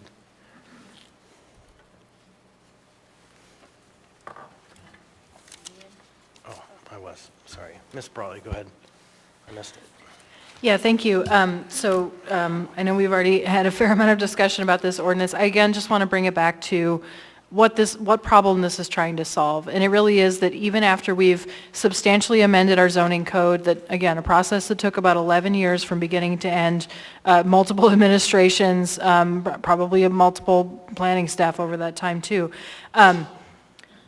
There's still flaws in our code, and one of them that we identified through trying to struggle through the process of bringing a Title 21 text amendment is that we found that the code does not contemplate or give any guidance or direction to one or more assembly sponsors who initiate the Title 21 change process. And I think we've had a lot of good discussion about the reasons why there is process. It does involve property rights. There needs to be a deliberative process. And nothing in this ordinance, the S version or any of the amendments that we've made, fundamentally change that fact or change that process. What it does is it provides guidance on what happens when the assembly, or I should say an assembly member, is at the start of the process and not just at the end, because we are always the end approval vote, but there is a valid argument to say that we have a role to be involved from the beginning. That doesn't mean that every single change to Title 21 would happen that way. And then I also just want to offer a lot of our housing problems, and I will try to keep this brief, a lot of our housing problems have external causes and things that we have limited control over. We do have control over our zoning code, and I think this community needs to be honest about the fact that our code has flaws. Not only that changing zoning code is not only a best practice in the planning profession, but also has been demonstrated in many other places to be necessary. And again, that is the changing the content or the policy of our code. It is also clear that in our community in particular, there have been so many flaws with Title 21 specifically after it was rewritten, many of which, the intent was to make it better, and in many ways, arguably, we did not. And I think one of them is where we have, for example, this gap in code, where it describes the legislative body as having a primarily administrative function, right? There's all of these flaws, and I think it's as we've had all these community meetings on another topic, I keep describing it as an onion. You know, the more that you dig into, well, why is something like that? Why is this not working? Why are we not building more housing? Why is it so difficult? And we keep coming back to Title 21 being one of the problems. And so I want to offer that in the context of process, we don't want to make our zoning code a prison in which none of us can get out of to solve the actual, real, serious, urgent, existential problems that we have in our city, which is that we are not building things. We are not building more places for people to live. We are hardly building anything else, and that is not a normal condition for a city. It's certainly not a normal condition for a growing city. And I offer all of that big picture just to say that this is a very narrow change to the code, but if we encounter this level of resistance, hyperbole, misinformation, and really just outright opposition from the very beginning of even suggesting an idea, then we will never get anywhere.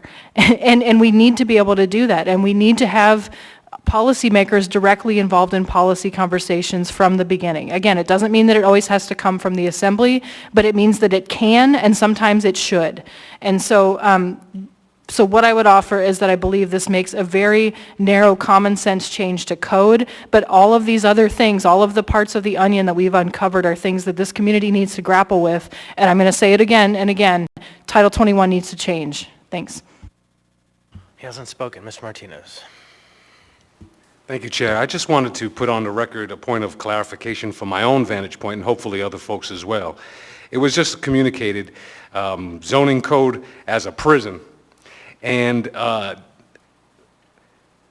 as a champion of criminal justice reform, I just want to make sure that we don't misspeak or overspeak into spaces.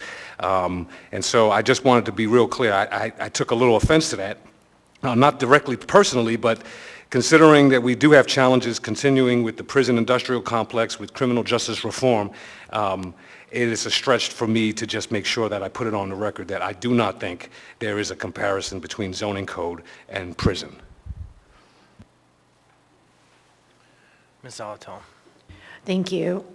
So I think it's really important as you think about 45S to really go back and read that singular page of the legal memo. It breaks down exactly what this does and doesn't change. It's played out in question, answer, question, answer, question, answer.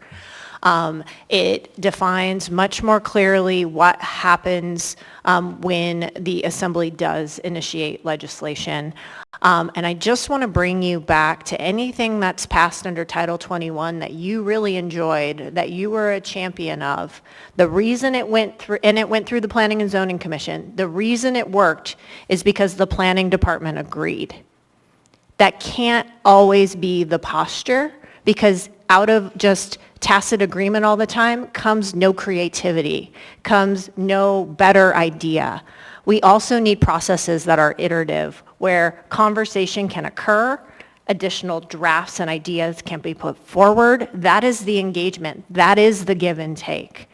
And finally, just really something Member Brawley said really struck me. We had someone testify the housing shortage, so what? And I say to that, there are 3,204 people with no home in Anchorage as of tonight. Thank you. Mr. Vaughn. Thank you, Mr. Chair. Yeah, it's to me certainly not a so what.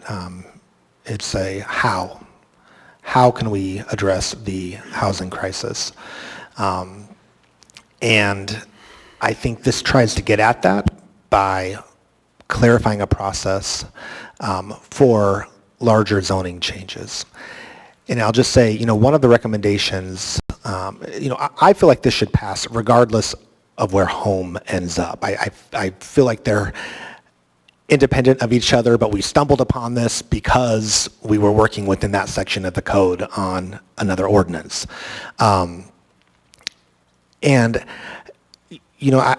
I just think when we think about, one of the recommendations the planning department had was, because we said, well, we want to allow more duplexes. Well, and they said, well, what about triplexes and fourplexes in their staff report? Are you precluding those? Should there be areas where there's more triplexes and fourplexes? And I said, well, that's an interesting recommendation. And so in our current code, let's say we take a large area of the Anchorage Bowl, and we say, okay, we're going to allow triplexes there where they were not allowed before. And let's say that affects 10,000 properties. So then are we going to use municipal resources to put a poster on all 10,000 of those properties? Or is it sufficient to notice it on the website and to give formal notice to all the impacted community councils?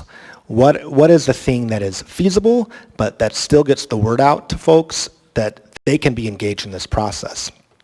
And, you know, I understand that a lot of folks in our community, when these issues come up, they want more time.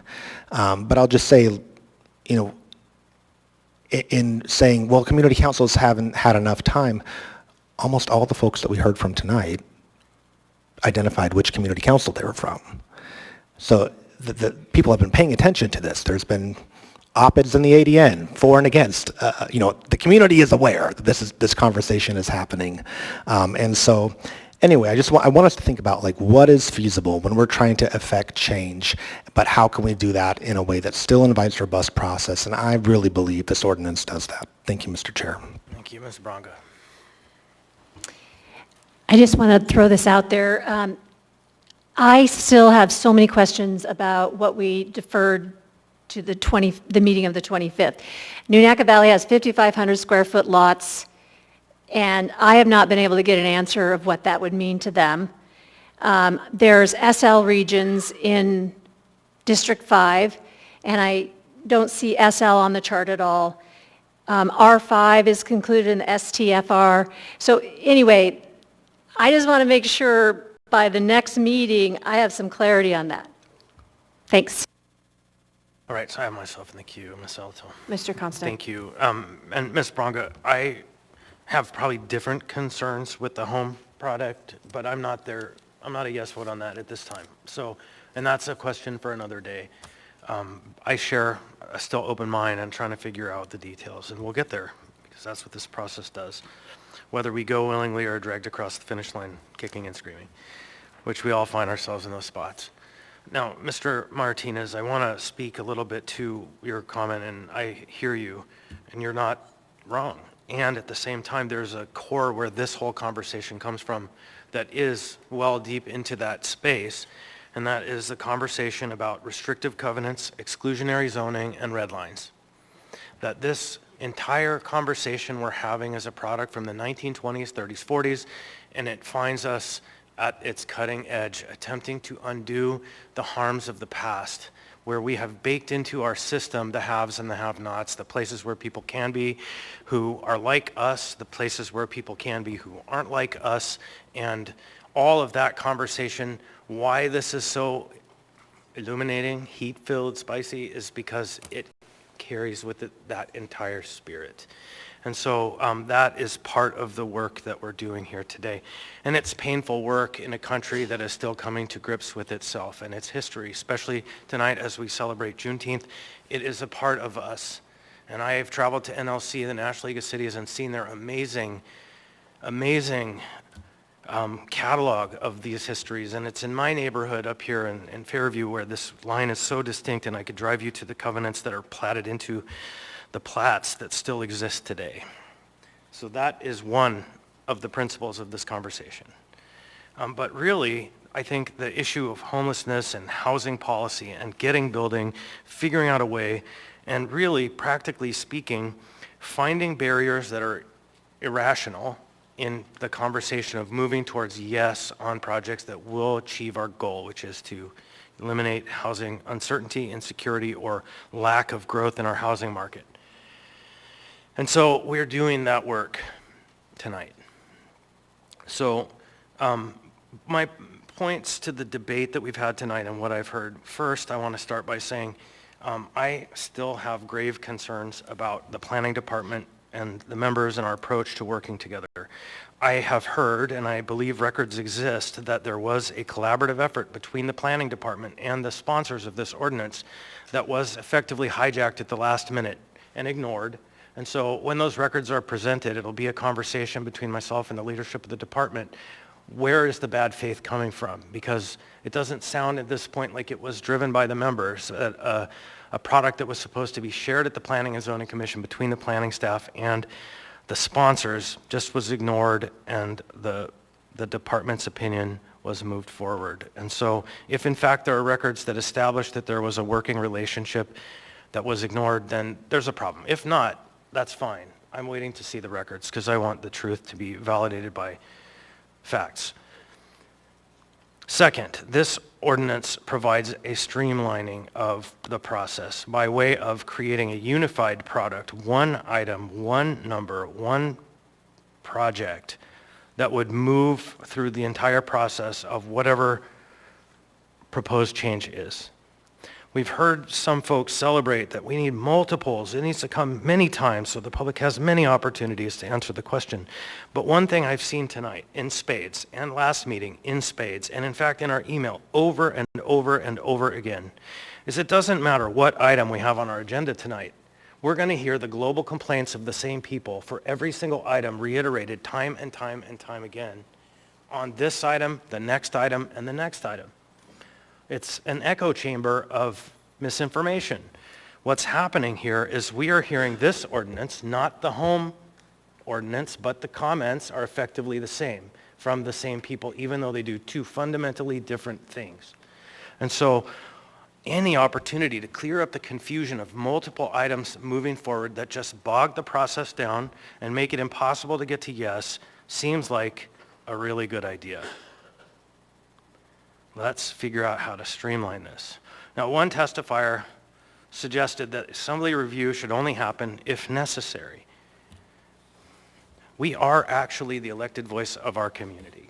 We are responsible and answerable to our constituencies. If not us, an unelected administrative panel, that's who this group of testifiers wants us to allow authority, but not the people who are actually subject to a job interview by the people, can only be here with their blessing. And then finally, I'm going to repeat one phrase that was stated. I think this is the most honest statement I heard tonight from an opponent of this project. We have a housing shortage. So what? With that, members may proceed to vote.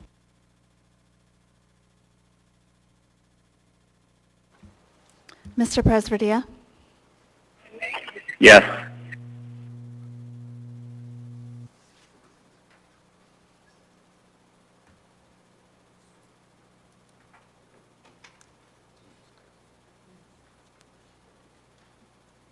On a vote of 6-6, the item has failed to pass. We'll take a break.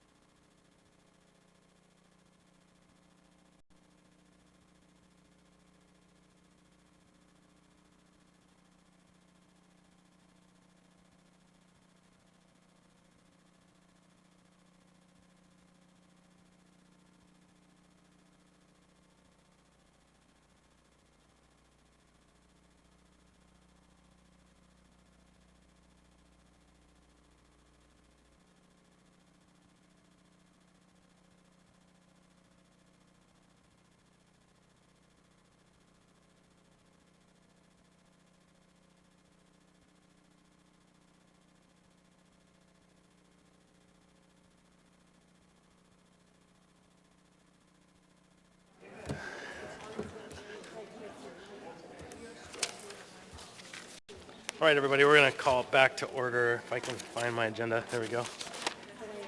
Oh, one more sec.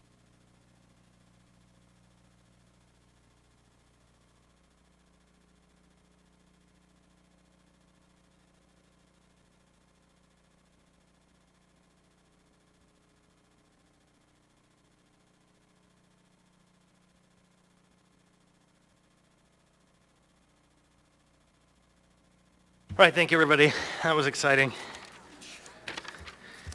And just as so nobody speculates, there's no such thing as that this assembly is lockstep in one way or another, because that vote just demonstrated clearly the divides don't look like what people expect them to be. So that's something we can take pride in. Next, we have item 14A, AO 2024-62, an ordinance of the Anchorage Assembly amending Anchorage Municipal Code, section 10.50.010, regarding the hours of closure for premises licensed for sale, service, or consumption of alcoholic beverages. I'm going to open the public hearing. We'll start with calling the two folks on the phone, and then we'll have y'all come up. Thanks.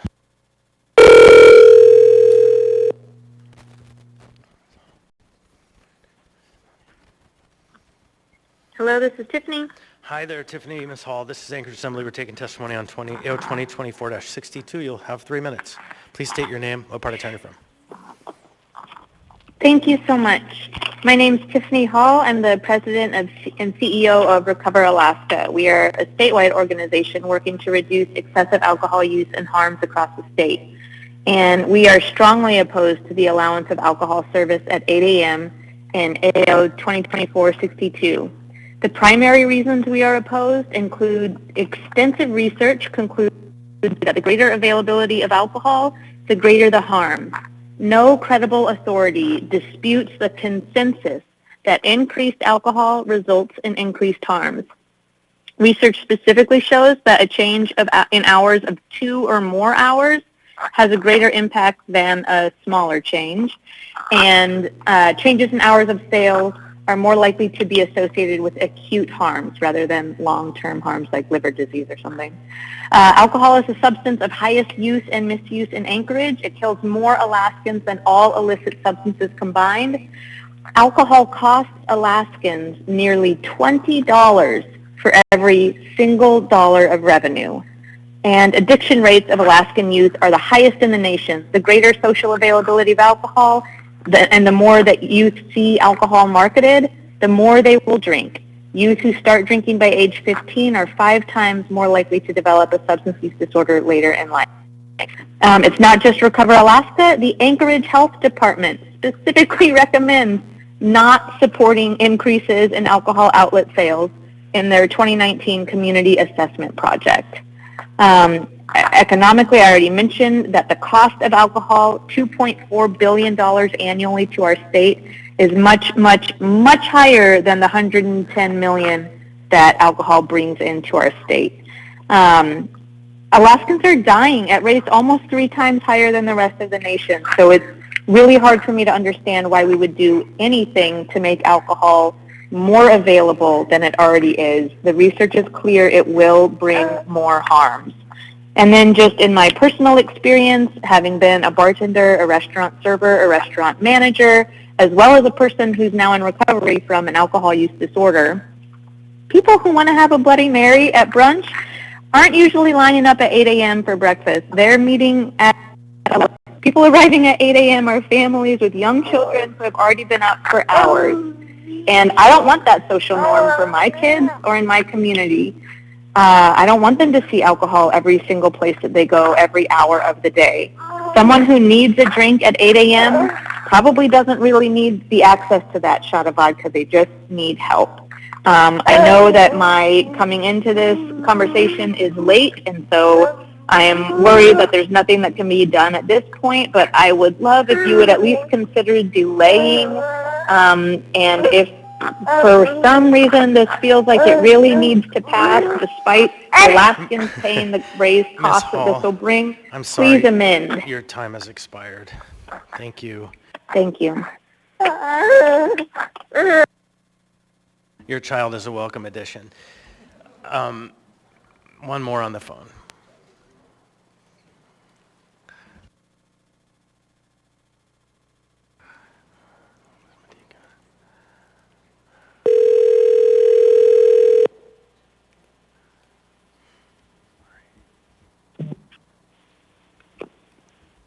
This is Jason. Hi, Mr. Matika. This is Anchorage Assembly on the phone regarding 2024 AO 2024-62. You have 3 minutes.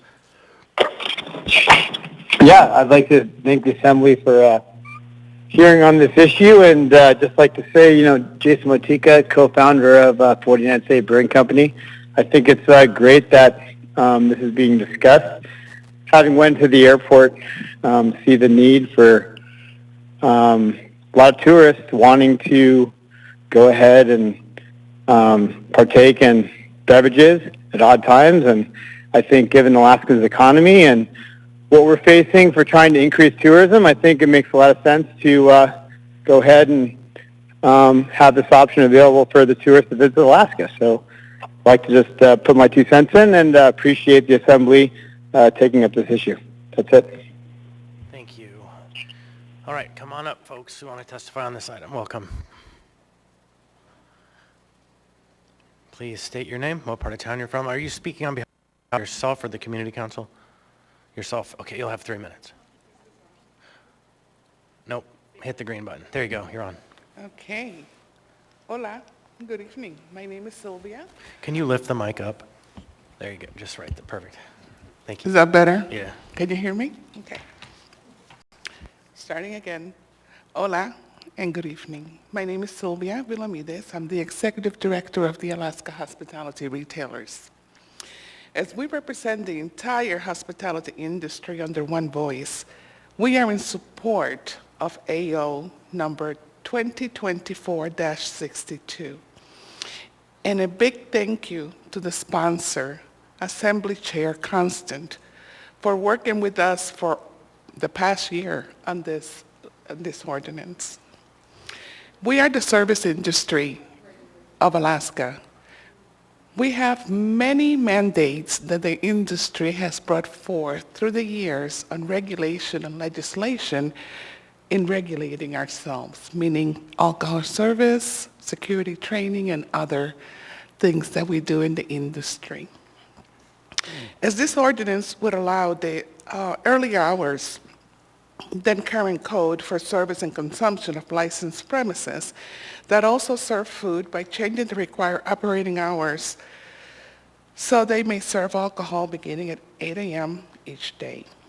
This will, be really good, like for the airport, like Jason Matika was saying, we have people coming in that maybe they do want to have a drink with their brunch. So there's nothing wrong with that as long as you do it responsibly.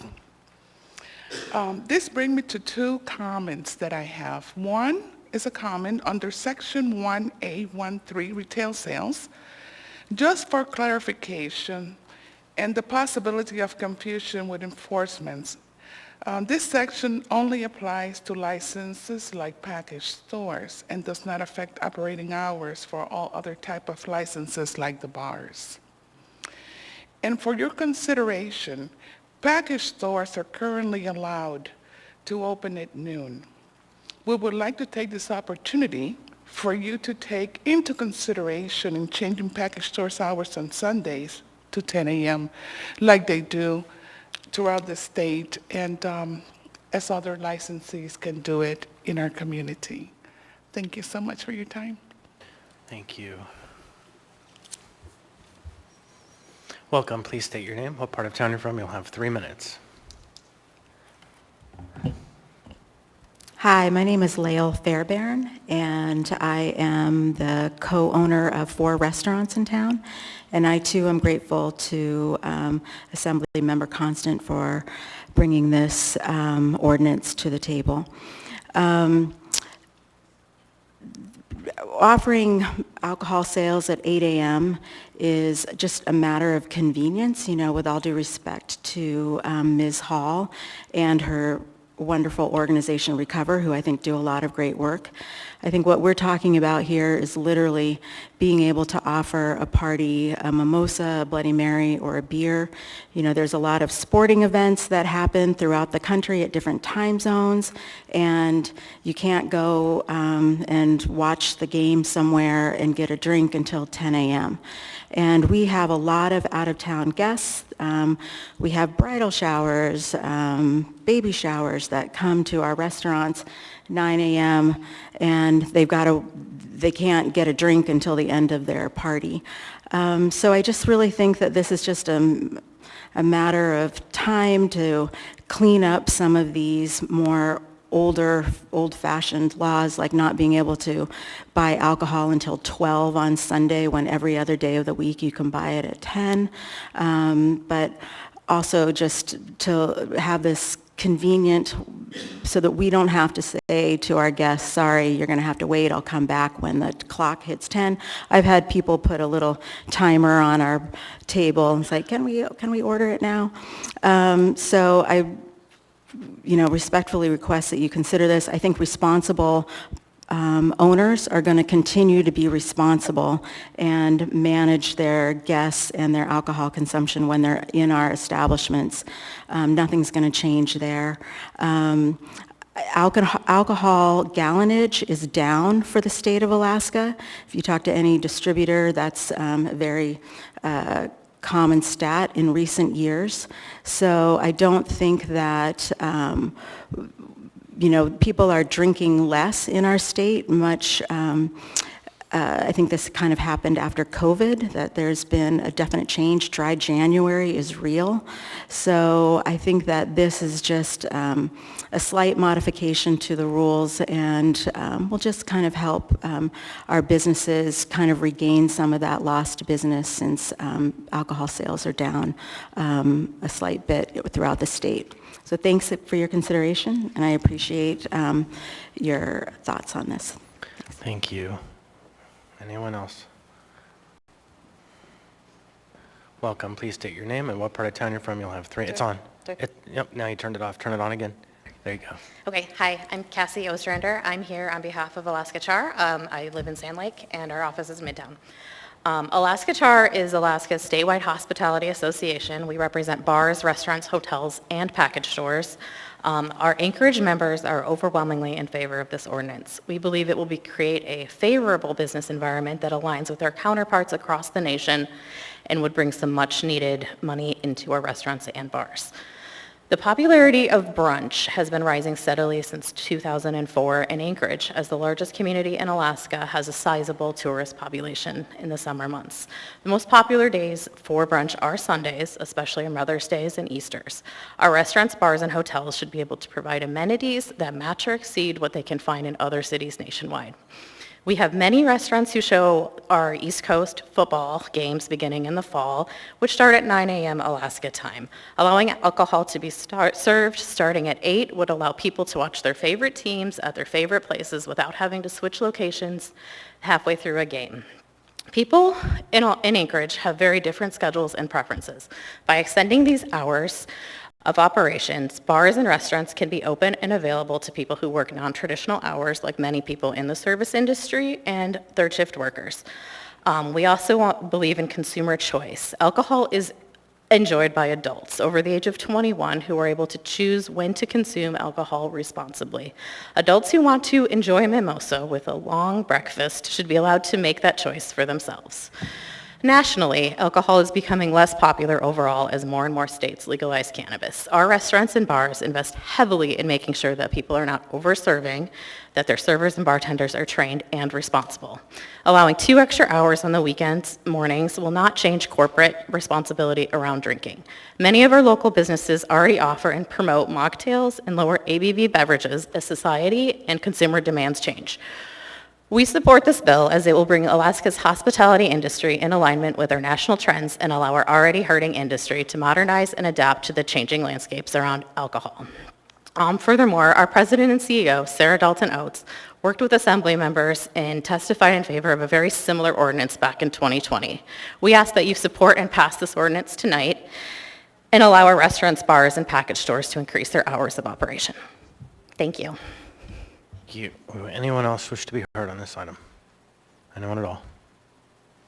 Seeing and hearing none, public hearing on this item is now closed. What's the will of the body? Move to approve. Second. Motion to approve by Ms. Zalatel, seconded by Mr. Walland.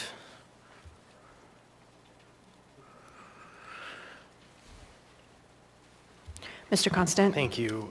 So I moved this item after long conversation. In fact, the last speaker alluded to a conversation that happened in 2019, 2020. And that conversation was around the first vote on the alcohol tax. And Mr. Traney, the Speaker Emeritus of the Anchorage Assembly, he made a deal in the first alcohol tax. He passed an amendment to the tax that said, you can have your brunch hour if the alcohol tax passes. So it was effective on passage of the alcohol tax that the hours would shift to 8. And that year, the alcohol tax did not pass. And so that concession evaporated. And, but I was here in the room when the deal was made. And the alcohol tax did pass. And we now are generating some $15 million a year in partnership with the operators who are collecting on behalf of the customers who are investing in our services, in our hope, in our vision. At the same time, they're celebrating their the reason that they're out. Now, not everybody, of course, uses alcohol wisely or appropriately. Some people have biological and health-related concerns. Because of it, I serve in my private capacity and a provider of treatment services, so I see these impacts. And at the same time, I see people regularly who are able to responsibly use alcoholic beverages. And I believe that the brunch hour is a worthy offering to the operators who made it through the pandemic, who are making it through the transformation of our economy into a cannabis economy at the same time as there's the alcohol economy going on. And this is an opportunity. So with that said, I also have an amendment that I would like to propose. And it's Constant Amendment 1 somewhere. Maybe. Yeah, I move to amend by Constant Amendment 1. Second. Moved by Mr. Constant, seconded by Mr. Volland. Mr. Constant? Thank you. So it wasn't in the initial conversations that I had about this. The initial product, as you can see, is really tailored specifically and only to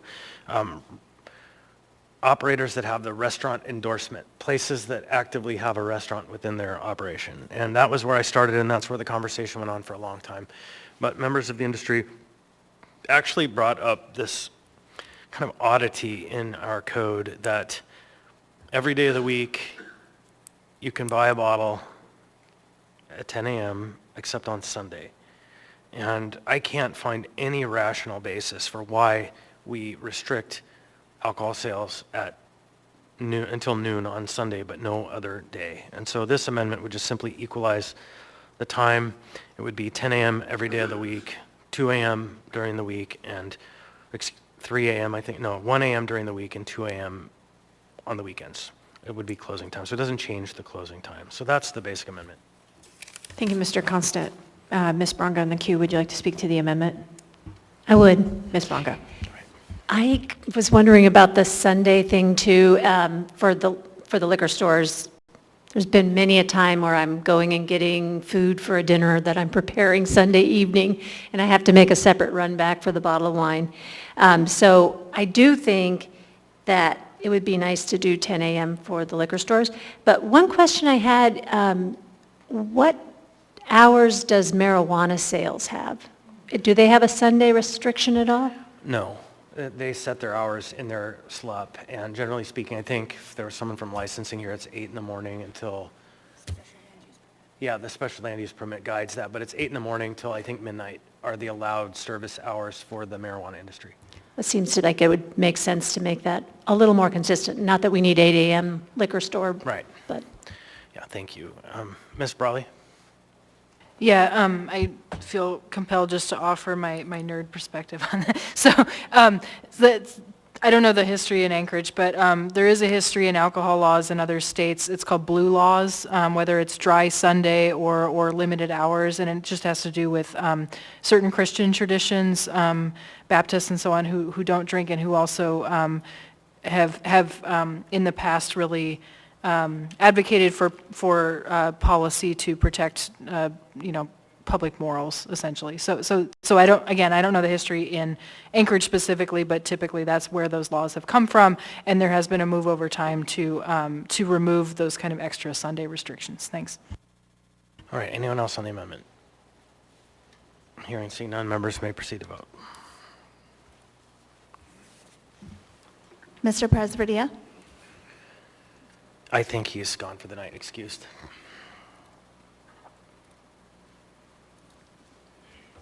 On a vote of 11-0, the item is amended. Now the main motion. Anyone else? Seeing and hearing none, members may proceed to vote.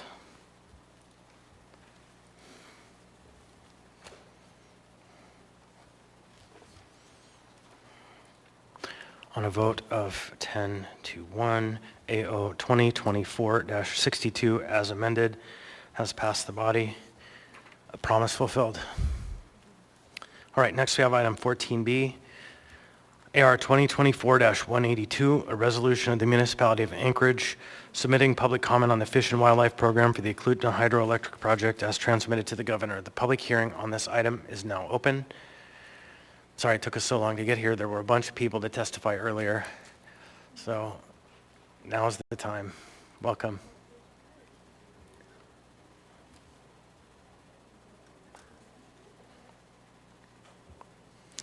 All right, the microphone's off, so you hit that green button. There you go. Welcome. Please state your name, what part of town you're from. You'll have 3 minutes. Thank you. Hi, all. My name is Jenny Marie Stryker. I'm a resident of Airport Heights in the Midtown District, and I'm also the political director of the Alaska Center, a nonprofit in town, and I'm representing that organization as well as myself. I'm here to express our full support for the Assembly resolution before us. This proposed final program does not meet the intent and requirements of the 1991 agreement. The proposed program leaves a mile of dry river, inadequate flows for fish process below the dam, zero fish passage above the dam and into the lake and the upper tributaries of Eklutna. The native village of Eklutna has provided multiple alternative plans that do meet the intent and the requirements of the 1991 agreement and work to right that historic wrong of destroying the Eklutna watershed. The Alaska Center supports these plans and appreciates and applauds this resolution in support of these plans as well. The Assembly passing this resolution would move us one step closer to a just resolution for all involved in this process. So I thank you very much for the Assembly's continued visionary leadership on this issue, for your commitment to full river restoration for the Eklutna River, and as well for taking the time to hear testimony on this important issue. So thank you. There's a question for you. Ms. Salatel. Thank you. So I have two questions, actually. One, if you had written remarks, if you could please email them in. And secondarily, were you able to share those remarks or something similar about the Alaska Center's position with the owners at any previous time? Yes, I can absolutely email these remarks to y'all, and we have shared our position thoroughly. We engage the most with the Chugach Electric Board of Directors. They would all say that I'm unfortunately a familiar face. But yes, we have shared that position. Thank you. Mm-hmm. All right, thank you. Thank you. Anyone else? Welcome. Please state your name and what part of town you're from, and you'll have 3 minutes. It's on. Is it on? It's on. It's okay. Good. My name is Eleanor Wild, or my middle name is, my previous name is Alex. Anyway, I am a new council member for Native Village of Eklutna. My Alex ancestors have lived in the Eklutna Village and utilized the area from Anchorage to Palmer and beyond. I recognize that change does exist. However, our heritage was there before progress existed. I would like to see the Eklutna River restored to the original habitat. In the 1991 agreement was the restore of the Eklutna River so that the original wildlife, vegetation, and salmon can thrive like it naturally once did. That hasn't been completed to our satisfaction. All species of salmon originally spawning in Eklutna Lake are not at this point allowed to reach their destination. From the Cook Inlet to the Eklutna Lake is a total of 12 miles. The electric utility will only allow salmon up to mile 11. There is no allowance for the salmon to reach Eklutna Lake. The structure is inadequately set up for all species of salmon to thrive in Eklutna Lake.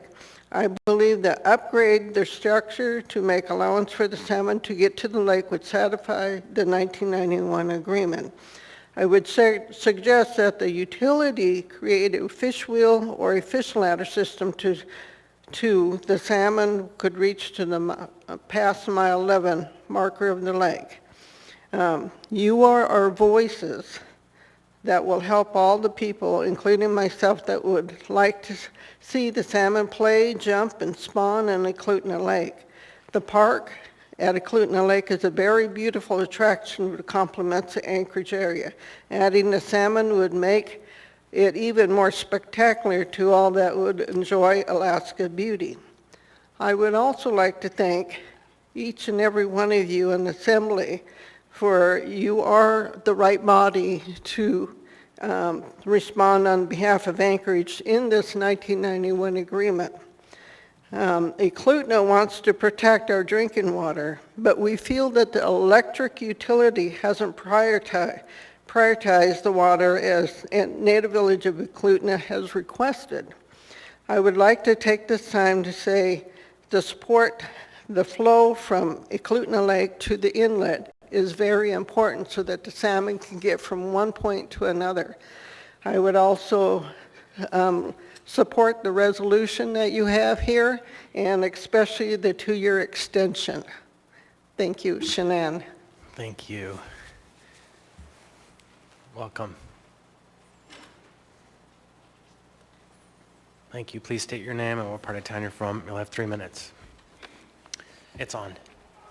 It's on. You're fine. Yeah. I'm Rick Sennett, and I live in the Eklutna Valley, where I'm the Community Council President. I was the state's wildlife biologist in charge of the Anchorage area and Chugach State Park for 17 years. Before that, I was both a fisheries and a habitat biologist for 8 years. I'm a co-author of the only peer-reviewed fisheries research on Eklutna Lake salmon habitat. I was the one who found the long-forgotten Fish and Wildlife Agreement in an appendix in a report in the University Library Archives. The 1991 agreement is a contract signed by federal and state agencies and the 3 Eklutna hydroelectric project owners. This agreement is the basis for all of the recent research, planning, and public comment. I believe the restoration plan that the project owners sent to the governor for his signature is a travesty. The project owners have consistently and predictably misled the people of Anchorage about this project. Their preferred alternative, the portal valve, would be a spigot located a mile below the lake storage dam. That alternative has 2 serious problems. Salmon could never return to their historic spawning and rearing grounds in the lake or its upstream tributaries, and periodic maintenance of the AWWU water pipeline would require shutting off the spigot, which would inevitably smother fish in the lower river. The owner's preferred alternative would restore only about 1/3 of the watershed's potential fish habitat, and the amount of water released through the spigot would be only 3% of the river's historic summertime flow. If you multiply 1/3 of the salmon habitat times 3% of the flow, you get 1%. Thus, the owner's preferred alternative only intends to restore about 1% of the watershed's historic fish-related functions and values, 1%. This clearly does not satisfy the requirements in the 1991 agreement. In addition to the spigot alternative proposed by the owners, a number of alternatives were proposed by federal and state fisheries experts and other stakeholders, primarily the native village of Eklutna. The owners chose the cheapest alternative, ignoring the expertise of other stakeholders. For example, the capital cost of the project owners' inadequate alternative was half the cost of the alternatives proposed by Fish and Game, and only 5 to 7% of the various alternatives proposed by the native village of Eklutna, U.S. Fish and Wildlife Service, and the National Marine Fisheries Service. Like my mother used to tell me, you only get what you pay for. It's also important to note that none of the state or federal fisheries agents support the portal valve alternative. project owners were responsible for removing the lower dam, which blocked fish passage. That dam became ineffective in 1955. Because the owners weren't doing anything about it, a conservation organization and Eklutna Inc. paid for its removal in 2018. That cost almost as much as the owners are willing to spend on a portal valve alternative, $7.5 million. So the agencies and public were never presented with a full range of alternatives such as dam removal, and therefore I fully support the Assembly's resolution. Thank you. Can I ask you to submit those comments in writing? Email them? Thank you. Anyone else wish to be heard on this? Please come forward. Welcome. Please state your name and what part of town you're from. You'll have 3 minutes, and the microphone is off. Green button. There you go. Hello, my name is Amanda Adams. I am Denina Athabaskan, part of the Chi-Shi clan. My parents are Lee and Anna Stefan. Our grandparents, Leo and Alberta Stefan. I'm a lifelong tribal member of Native Village of Eklutna.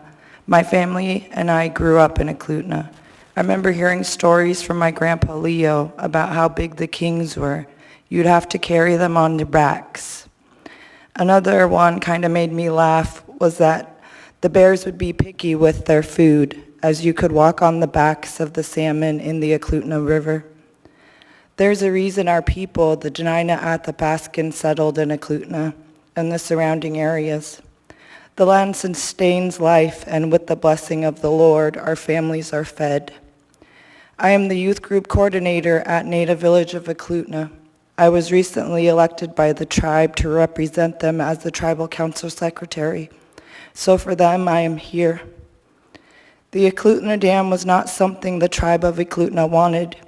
We are the landowners. How is that right? The outcome of the dam resulted in the river turning into a creek, the flourishing fish turning into none, our people without our food source, and now our people in the fight of our lifetime. So thank you to the Anchorage Assembly for your compassion and support to the tribe of Eklutna and the communities of Alaska in the removal of the dam. We also want to protect the drinking water, restore the salmon for the communities, connect the river back to the lake, and restore the habitat that will thrive from their natural resources being rebuilt. You are strong and courageous people to represent on the 1991 agreement, and we stand with you. As a Denina Athabaskan woman who hurts from what was stolen from us as a tribe, I sincerely thank you, all of you. To help fight for myself, my 5 children, my tribe of Native Village of Eklutna, and the communities of Alaska to make this wrong a right. Chanan.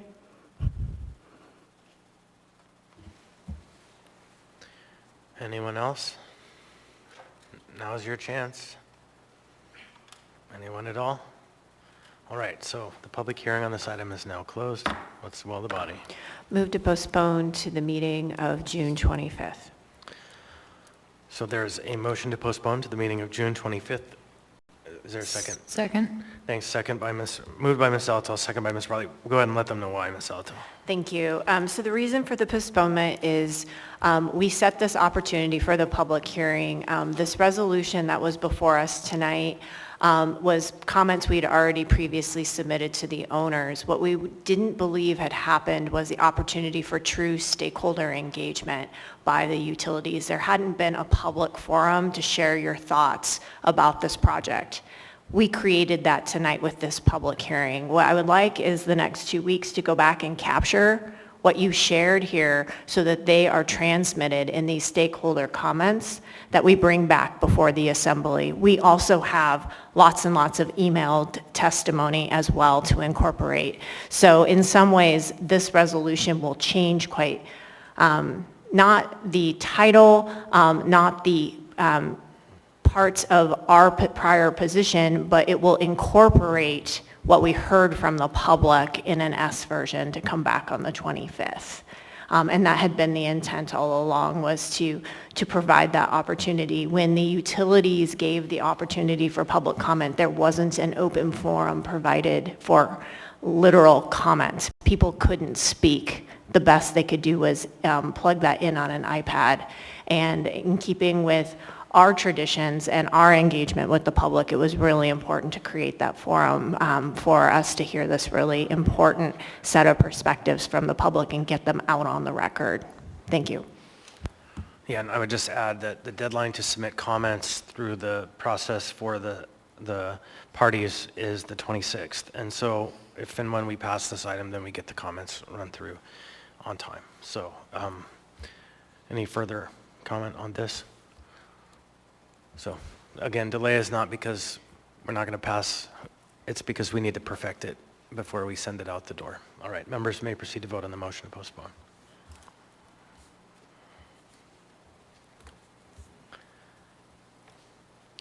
On a vote of 11-0, a motion to postpone AR 2024-182 to the meeting of the 25th of June has been approved. Mr. Sinnott, please do send me your comments in writing.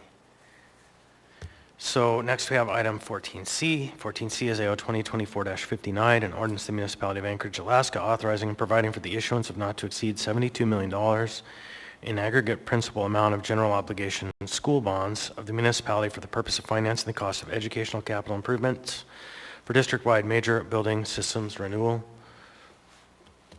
Can somebody waive reading? Thank you. Public hearing on this item is now open. Anyone wish to be heard? Anyone at all? Seeing and hearing none, public hearing on this item is now closed. What's the will of the body? Move to approve. Second. Moved by Ms. Brawley, seconded by Mr. Molland. Any discussion? Ms. Brawley? Yeah, I'll just say thank you to voters for passing this authorization for this funding, so I'm glad to see it moving forward. Thanks.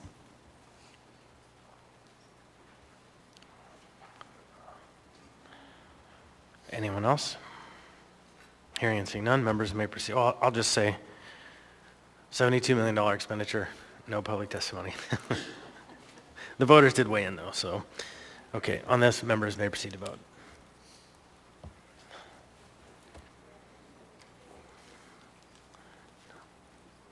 On a vote of 11-0, AO 2024-59 has passed the body.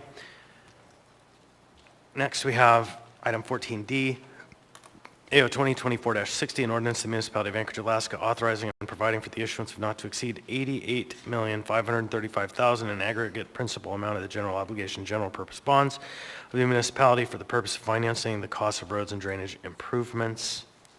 Waive reading. Thank you. Public hearing on this item is now open. Anyone wish to be heard on this? Anyone at all? Seeing and hearing none, public hearing on this item is now closed. What's the will of the body? Move to approve. Moved Second. by Mrs. Zolotel, seconded by Ms. Brawley. Any discussion? Hearing and seeing none, members may proceed to vote.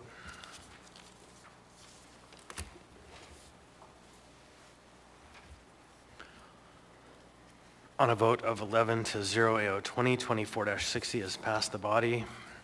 Next, we have item 14E. 14E is AR 2024-167, a resolution of the municipality, or Anchorage Municipal Assembly ratifying Executive Order 2024-003, an executive order naming an unnamed street to Grimald Place. The public hearing on this item is now open. Anyone wish to be heard on this item? Welcome. Please state your name and what part of town you're from. You'll have 3 minutes. Hi, my name is Jana Wilcox. I live in West Anchorage on what I hope is to be called Grimald Place.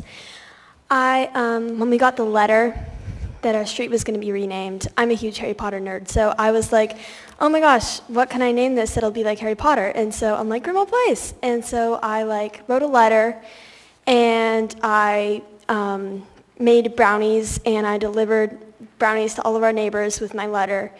And so I was really happy when, we got the executive order and that Grimald Place had won in a coin toss.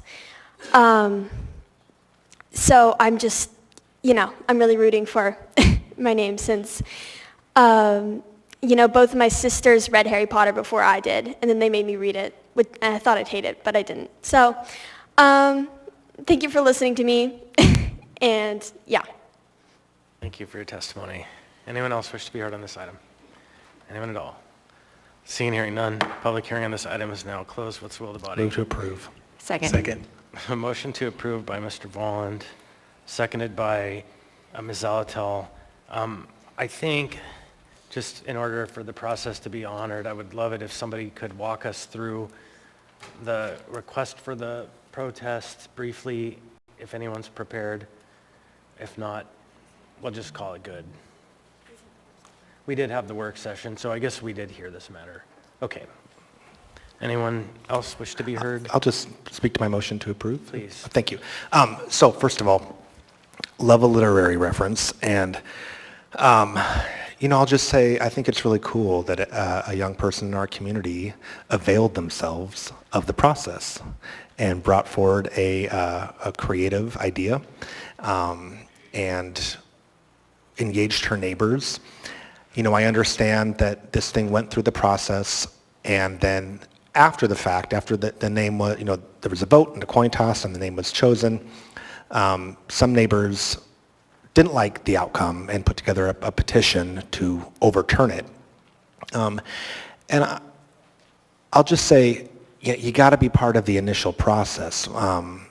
Part of the reason that I wanted to run for this position is because I was involved in my community council, and my representative at the time, Member Constant, we were discussing an issue, and we took, it was a vote on a resolution, and he said, democracy goes to those who show up. And I think, I guess that would be my encouragement to all of our community on any issue, that if you want to get your comment on the record, you got to be part of the public process, show up. We want to do our best, and I feel like the Assembly has really taken it upon ourselves to try to get the word out more and more public education about how you can be part of our processes, how you can attend our public hearings and our committee meetings, etc. But at the end of the day, democracy is a two-way street. So anyway, I just applaud that young person for getting involved. Thank you. All right, in the queue I have Ms. Brawley. Yeah, thank you. Coming into this one, I wasn't sure how I was going to vote tonight, and it is in some way a very small thing, right? It's 10 properties. It's off of Northern Lights, not far from my house in West Anchorage, and so I felt additional kind of responsibility to think how I'm going to vote on this, right? And because it really is, at this point, a disagreement between neighbors. And I do acknowledge what Member Volland said, that it did go through a process. That process is outlined briefly outlined in our resolution, and then was also spoken about in the work session. And what we heard is basically, if we vote yes on this would approve the street. It would resolve this conflict and make that decision. If we do not approve it, then it would start the process over. So essentially, that is the choice that we have before us. And I do find I'm compelled by the testimony of one of our younger neighbors, and I really appreciate the outreach that you did at each of those 10 properties, as you described, going around and trying to pitch your idea. That is a great way to build consensus. And it is unfortunate that there is not consensus on this right now. And I do want to also acknowledge we've gotten multiple emails in the last 24 hours or so, presumably from the other neighbors, essentially saying that they prefer a different name, or they would like the opportunity to start over. So it is a difficult one, because the process was followed. Basically, a minority of people who supported this particular name had their name prevail, and not everybody likes that. And ultimately, this is a challenge for these 10 neighbors, right, where there is a disagreement. You all live next to each other. You have to just live with that and live with whatever is on the envelope of things that are addressed to you. So I guess I'll hold additional comments. As I said, I'm still deciding, but I'm also, I think about who has ownership in this town, and who gets to decide things. And so there is something nice about a young person deciding, and maybe, against the objection of some of her older neighbors, but again, doing the work and pushing forward. So I guess I see others in the queue, so I will hold any other comments. Thanks. Thank you. Mr. Salt. Thanks. I'll just say that this is a good life lesson that people rarely pay attention when something's in draft or when you ask for their feedback. But the second you publish it, make a final version, put it into law, they come out of the woodwork. So I guess that lesson is if you're not involved, get involved. True enough. Mayor Bronson. Yes, Jan, I just want to echo a lot of what the Assembly has said. I appreciate your courage and your conviction and the hard work you did. You followed the process. We learned tonight here a couple of times that process really, really matters. It's important. I was happy to support sign an executive order a while back supporting your effort on this. Good on you, good hustle, and keep up the good work. Ms. Martinez. Chair, just a point of information. Yep.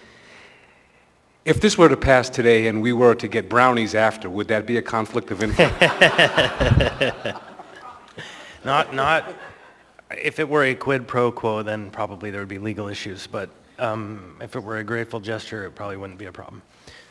Thank you, Chair. All right. Thank you. Ms. Zalatil. Thank you.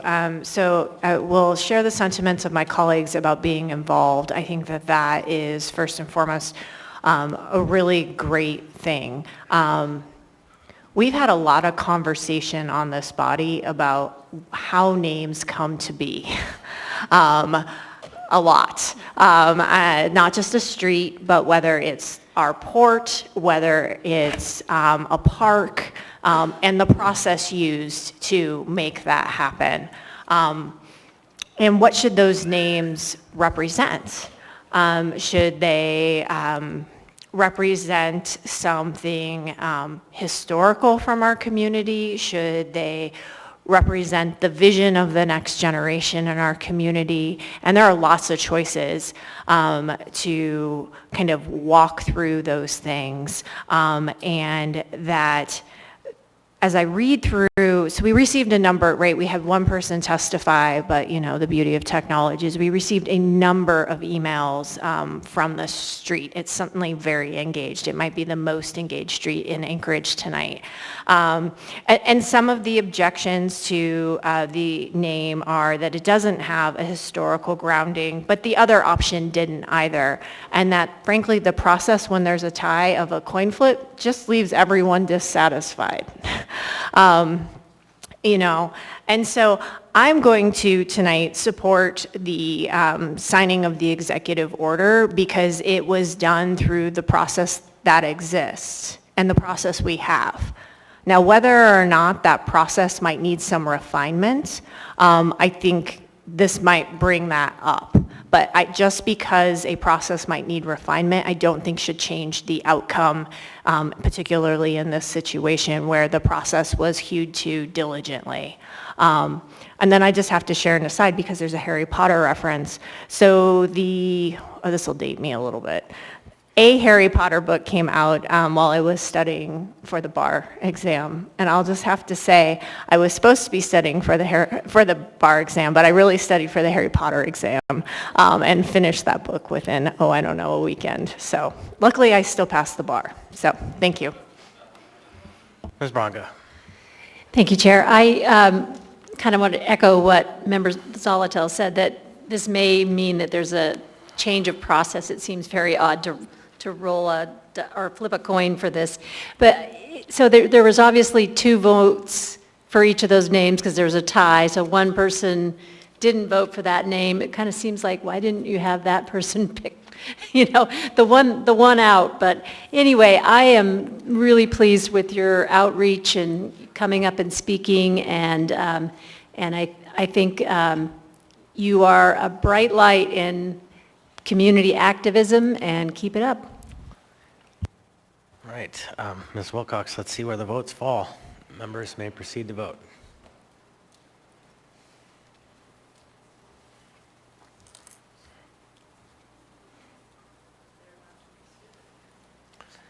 On a vote of 11-0, AR 2024-167 has passed the body. Grimald Place now exists in Anchorage, Alaska. Nice. Item 14F, AO 2024-57, an ordinance authorizing the sale of properties foreclosed on for delinquent taxes and for special assessments. The public hearing on this item is now open.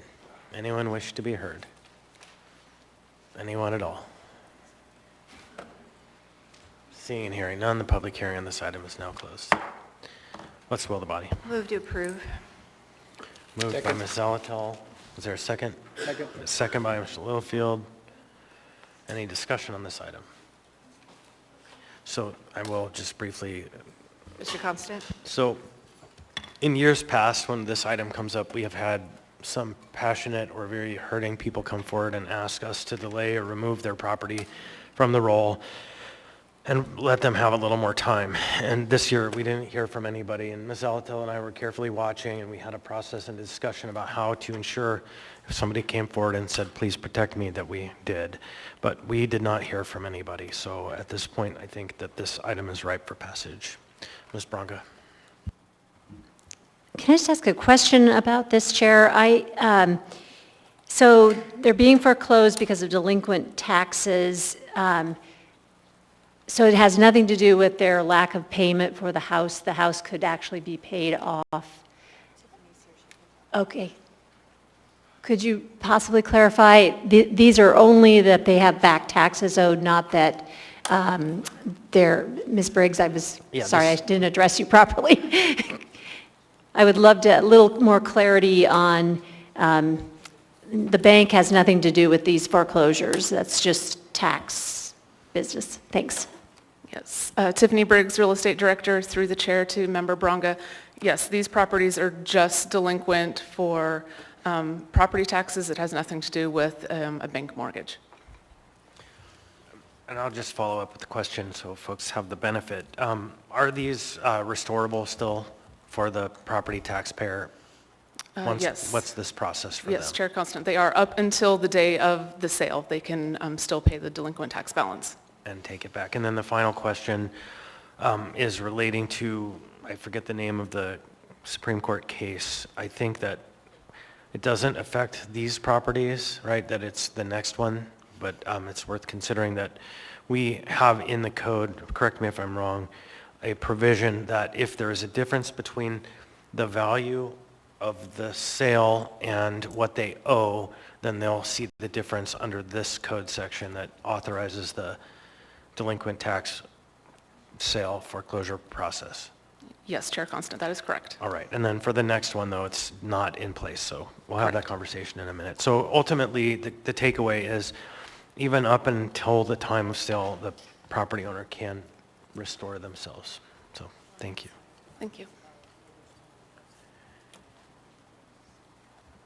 Okay, anyone else on this item? Hearing and seeing none, members may proceed to vote.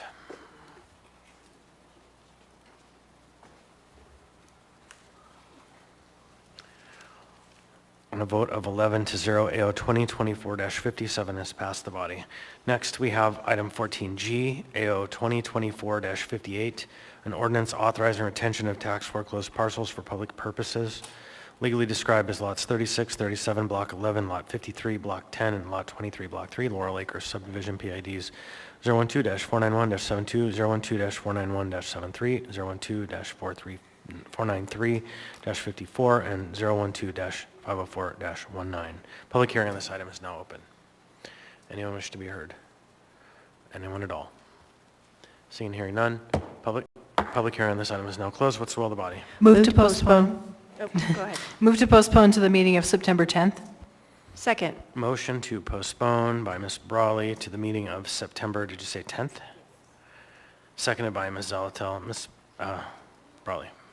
Yeah, thank you. And I know that is a little ways out. The rationale, and I mentioned this also in the Community and Economic Development meeting last Thursday. I've been speaking with Heritage Land Bank and Department of Law and our Assembly Council on this item. This is the one that does relate to the Supreme Court ruling Tyler versus Hennepin County. I am not going to pretend that I can speak to all of the legal issues in that, but it specifically has to do with properties that are foreclosed on in this situation and are kept for a public purpose. So this is why this one needs to be held. And so the issue is not with these particular properties or this idea, but we want to make sure that whatever gets passed is compliant with that new legal ruling. I'm actively working with, or I should say really the Assembly Council and Department of Law attorneys are working on a proposed code change to address that Supreme Court issue. And so delaying this item for a sufficient time gives plenty of time for them to work out the legal issues for it to get introduced and potentially passed, so that by the time this comes back, that has been addressed, and that also gives time for a substitute version. So that's the rationale. Thanks. Thank you. I don't see anyone else in the queue, although they were there a second ago, I guess. Anyone else? Seeing, hearing none, members may proceed to vote.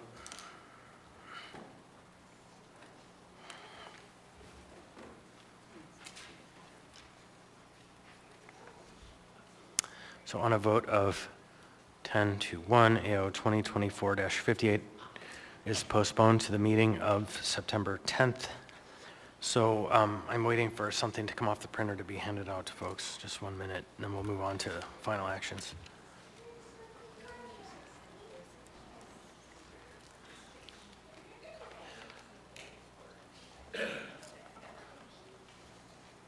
I guess we can move on to audience participation and come back to the final item that I have for everyone. So why don't we go ahead and move to audience participation. Come forward. You'll have 3 minutes. Welcome. Please state your name, what part of town you're from. You'll have 3 minutes.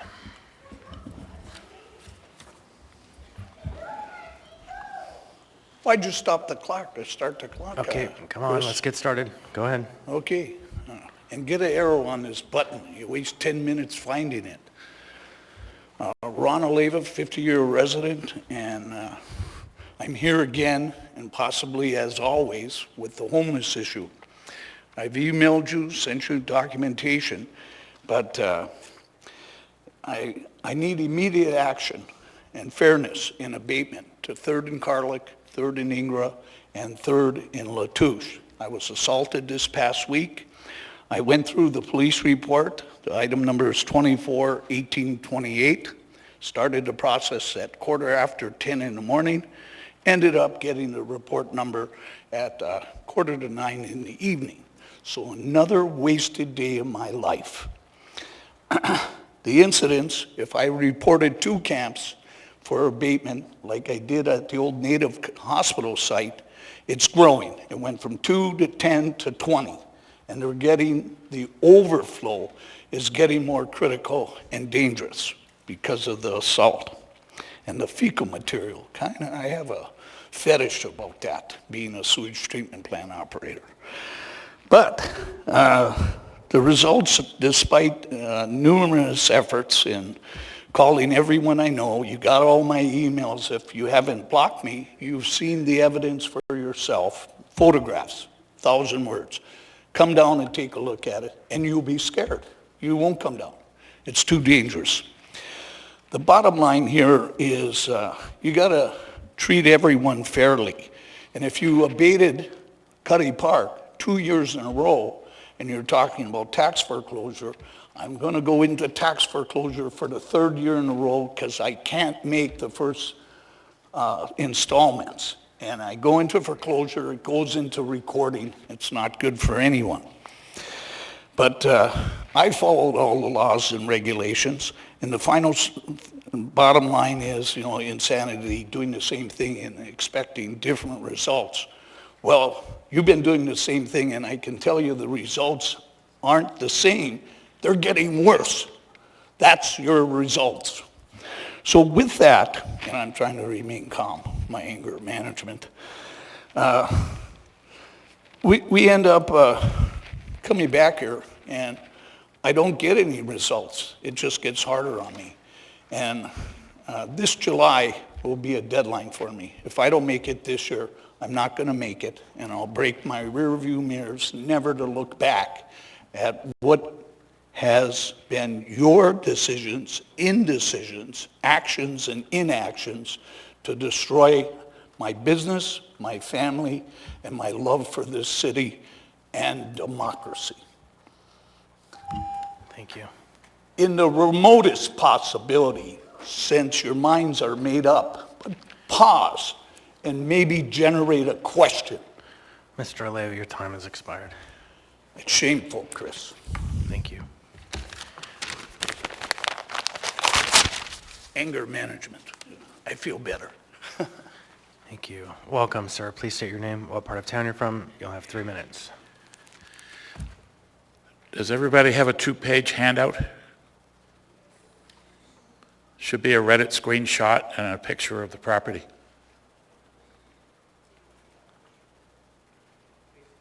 State your name, and your time is running. Please state your name for us, for the record. My name is Ralph Gooditz. Thank you. Go ahead. And 24 years ago, I purchased a townhouse unit, legally a condo, at this property. It's been my primary residence since just before COVID, 4 years and 1 month ago.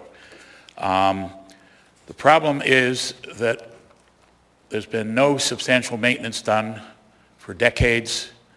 The roof is on the verge of collapse. The Development Services Department, the code compliance group, told me a year and a half ago that there's nothing more they can do to force compliance with code, and I'm on my own. And so you've got a ticking time bomb sitting out there across the street from Spinard Beach Park. All it's going to take is a single gully washer properly of rain this summer, August when it usually rains, and in comes water into somebody's second floor living room. I've been told that the instant that happens, there will be a clearing out order issued for all 12 units. What I'm seeking here is some way to pull a right lever for whoever controls the purse strings in development services to get them to spend a little more time and effort on resolving this. They say they have 3 inspectors to cover the whole city and no funding to spend much time on any one problem. It's in litigation. It's been 3.5 years in litigation. Trial is scheduled to start July 29th. During a deposition of the HOA president last Wednesday, he dropped a bomb on everybody. He said, well, we can't fix the roof until we fix the foundations. And he said 6 of the 12 units each need $40,000 of foundation work. The only money here is insurance money from State Farm, which is presently providing a free attorney to the HOA and has agreed to pay any judgments. That's not a pretty ending, since if this involves massive $50,000 order special assessments on units, only myself and one other unit owner can pay that. I don't know how an HOA dies. Nobody knows how it dies in this state. I'd like to keep living there. I like the location. How can we get something to happen here? Because if it goes to trial, it's unpredictable. Thank you. Thank you. Sir, there's a question for you. Oh, I'm sorry. Question for the administration. I'm sorry. Go ahead. What, did I drop something? Thank you. Mr. Colhase, could you check with building services and code enforcement and kind of follow up via email and tell us, kind of brief us on what's happened around this property if you have the address, so that members can follow up as they deem appropriate? Through the chair to members, absolutely. I was actually going to walk down and catch the gentleman and get his contact information. I don't have the handout that you have, but yes, thank you. All right. My hearing isn't the greatest. So he's going to come and introduce himself to you, the manager. So, all right, welcome. Please state your name, what part of town you're from. You'll have 3 minutes. Hi, my name is Cynthia Gachapine. I live in East Anchorage. In October 2023, this assembly passed a resolution urging accountability and transparency regarding the implementation and deployment of body-worn cameras and suggested changes to the body-worn camera policy. At the time, one of the 3 asks in the resolution from the assembly to APD was, I quote, The Anchorage Assembly urges APD to reconsider the policy relating to releasing body-worn camera recordings. This is where you all inserted the following. The Chief of Police may proactively release body-worn camera recordings associated with officer-involved shootings or other critical incidents before an investigation or criminal court proceeding is complete. My issue is that this was an ask rather than a requirement. So the fact that we are now sitting here less than a year later asking for a resolution for a family to see the footage of an officer-involved shooting that ended the life of their son isn't surprising to me. Anyone with common sense could have seen this issue coming. I want to read a few statements that were made when this resolution was passed by Assembly members. Assemblymember Zach Johnson, who voted against the resolution along with Scott Myers, Karen Bronga, Randy Salt, and Kevin Cross, said he was concerned that the request for a policy change would send a message of distrust in police. Johnson said, "I don't have a reason to doubt that the Chief of Police will act in good faith to release footage when it is reasonable and in the public's interest to do so." Johnson concluded with, I quote, "Now, if somewhere down the road we find that they're not acting in that manner, then I would be happy and I would be one of the first to stand up and say, let's make a change." At this same time, Anchorage Police Department Employees Association President Sergeant Darrell Evans said in a statement that he was confident that the police department has every intention of being transparent when it comes to the release of body-worn camera footage. He also said the APDEA fully supports transparency in policing and is confident that the citizens of Anchorage will continue to see the professionalism that they have come to expect from their police department. It seems that there was an all-around consensus that APD would be transparent with body cam footage, but as I knew would be true, they in fact are not. So my question to the Assembly is, will you be introducing a resolution to fix the current policy? Or at a minimum, introduce a resolution for the Handy family to see the footage of the death of their son, Chris, and pass it. Not just introduce it, pass it. My hope is that you will all do the right thing and introduce and pass a resolution for the Handy family. Thank you. Welcome. Please state your name, what part of town you're from. You'll have 3 minutes.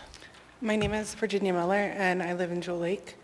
On May 13th, I watched my neighbor, Christopher Handy, get shot by the Anchorage Police Department.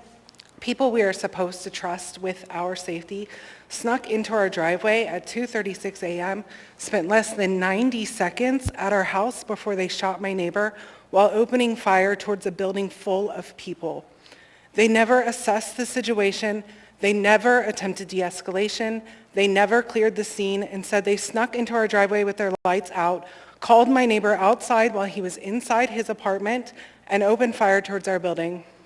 A bullet flew upstairs, hitting inches from the very window I was looking out of. Hours later that same morning, as my neighbor's body lay dead and uncovered in our driveway in full public view, I watched the live feed of the Anchorage Police giving a statement to the public about the incident. I watched as the new police chief, Bianca Cross, lied to the public about the very incident I just witnessed. I was watching the entire incident from before the police showed up through their entire investigation. Luckily, my camera was also watching. We have all seen the footage from my camera by now and seen how it contradicts the statement given by police. I speak out because this is wrong. The officers who shot Chris are back at work, potentially putting more public at risk. The Handy family has to grieve and mourn while begging for the police to show them the very last moments of their loved one's time on earth. This is inhumane. APD owes it to the family and to the public to release the body cam and dash camera footage that we pay for. They lied to the community, and we deserve to have answers and hold them accountable. This sets a dangerous precedent for the future if the police are allowed to control the narrative and timeline on releasing information in a police-involved shooting.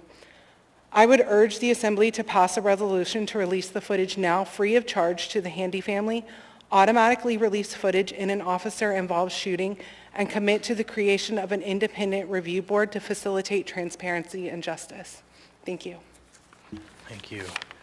Welcome. Please state your name, what part of town you're from. You'll have 3 minutes. Hi, my name is Michael Patterson. I live in District 5. I'm an organizer of the Party for Socialism and Liberation Anchorage, And PSL Anchorage is calling for the municipality of Anchorage to create an independent police review board that has the ability to investigate allegations of misconduct and deadly use of force, and also where the police caused serious bodily injury. We're also calling for a policy change to the release of body camera footage, because we've been calling for that for about 4 years now, because this was a totally preventable situation that the Handys have to find themselves in. I think it's pretty disgusting that Mr. Handy and his family have to come down here and ask you all to pass a resolution that's not binding, that doesn't force the police to do anything, when there could have been a policy that was established and implemented years ago. This idea that the situation that's happening right now with these essentially APD's shooting spree that's been going on in the city, that some assembly members don't feel it's necessary to intervene with the automatic release of body camera footage, it kind of begs the question, what is a situation in which you all would intervene? Within 3-week time period, the police have shot 3 people, and I don't know if you've seen the footage from the first 2 incidents, but at least the first incident, the footage from the first incident calls into question the police narrative. The second footage, even though there is an alleged murder in that, you should really watch that bar footage. It's literally the police, it's the suspect running away, and it's 2 police officers literally running and shooting at the same time. Now, I was in the military. That's not how you do that. And so I'm just confused. It literally looks like a Western shootout. And so I'm pretty sure that's not how training is for police officers here. And I just really want to end with a sense of urgency of I don't really think you all appreciate the crisis that the city's in with this right now. You have 3 shootings within 3 weeks. 2 people are dead. The police are refusing to release body cam footage, and we just got body cameras in April. And so I think you really need to understand that the police will kill someone again. They will do it because they keep doing it and they keep getting away with it. And do not be surprised if some very bad stuff happens. And that's not a threat, just like any other, like a hurricane or tornado. If the conditions exist for something to happen, there's a pretty good chance it's going to happen. And the conditions exist. And so you all need to intervene and do your jobs. And I cannot express enough concern that you all need to do something. There needs to be serious oversight changes here in Anchorage. Thank you. Welcome. Please state your name, what part of town you're from. You'll have 3 minutes. Hello, I'm Billy Henthorne. I live on the Muldoon side of town, basically. That's the street I live on anyways. I'm also from the Party for Socialism and Liberation. I'm here in support of an independent police review board. I think this problem is it's not just a problem that any one family is experiencing. Right now, what we're experiencing is a growing crisis in the accountability of the Anchorage Police Department. And I'm not gonna, pretty much everything that I was gonna say, Michael already said. He pretty much covered it. But I do want to say, and I don't know, I mean, I'm sure you know this already, but the Second Amendment is something that every American is entitled to. But in Alaska, I just really want to say, I think the right to own and have weapons is something that is inherent to Alaskan society, whether that be for self-protection, I'm losing the word, but basically to eat, hunt, all that. And it seems a little ridiculous to me as somebody who's not born in Alaska, but you would think that police officers would be adequately trained to see citizens with firearms and to respond adequately without, doing what they've been doing, and that's just shooting up neighborhoods. I'm going to take another tangent here. I don't know if any of y'all know what bullets do to soft surfaces like wood and stuff that you would find in an apartment, but if you just start shooting in front of an apartment, those bullets will go through things, even if you're not intending to hit them. And I just don't feel safe knowing that these people that are supposed to protect us can't take the extra precaution, or they don't have the training to de-escalate a situation. But instead what they do is they just start shooting in an apartment complex with children in it. And this isn't like a one-time thing. This is a recurring situation that the police are not well trained to de-escalate situations. They only cause more violence, it seems, and people are wondering what is the purpose of them even being in charge if they're not going to be held accountable to the people? I'm not sure if this mic is working, but essentially we have a growing issue here. People do not trust the police to take care of them, and it's just, unfortunately, it's a fault of the police, it's a fault of the city as a whole, and we have told y'all countless times that the way of this footage is released is not adequate, and it's going to happen again because, unfortunately, nothing's changing on a systemic level. So I'm in support of an independent police review board. I don't think it will help solve all of our problems, but it will be one way for us to have some form of accountability over the Anchorage police. And I'm going to say what Michael said, basically, if this doesn't happen, I think some bad things may happen in the future, and this is a natural thing. People are responding to, their lives. The only people that can solve this is you, essentially. Ms. Zalatel. Ms. Bronga. I was going to ask, I don't remember his name. Billy? No, the other. Oh, yeah. I was going to ask you, do you feel comfortable waiting to see, I believe the footage is going to be released when the investigation is over, giving an opportunity to try this not in social media, but instead the state is looking at it now. Would you be satisfied if that footage is released after the investigation is over, or you want it out now or nothing? I really want what the families want. I don't think I'm the one going through the situation that the city has caused. So really, I think whatever they would like is what I want. I don't think, personally, I don't think it's adequate that it has to wait until after the investigation. There's other cities, I believe this was mentioned before in the public safety hearing that y'all had a couple days ago, where somebody mentioned that in other cities it can be out as soon as like 10 days after the event happens. And I haven't looked into that as much as I probably should have, but like if that's a thing in another state, I don't see why we can't have that here. Thank you. All right, thank you. Welcome, sir. Please state your name, what part of town you're from. You'll have 3 minutes. My name's Bill Baxter, or William Baxter. I'm from the Fairview area. And this is my favorite sticker. I have a lot of stickers on my truck and everything. And this weekend I was in the Culinary Days Parade out in Palmer. And the person that drove my truck was the FFA guy. They had the FFA guy of Future Farmers America. And I think if you started giving homeless people stickers and shirts and stuff like that, it brings their confidence up. It's just like when you wear a suit, it brings your confidence up. And when I was in my economics professor says the most important thing in the economy is consumer confidence. And I believe it is, you got to bring people's confidence up from the bottom. You got to start, it says in the Bible, it says minister to, talk to people that are like homeless people and that. And I think stickers help, buttons help, and I'm experienced.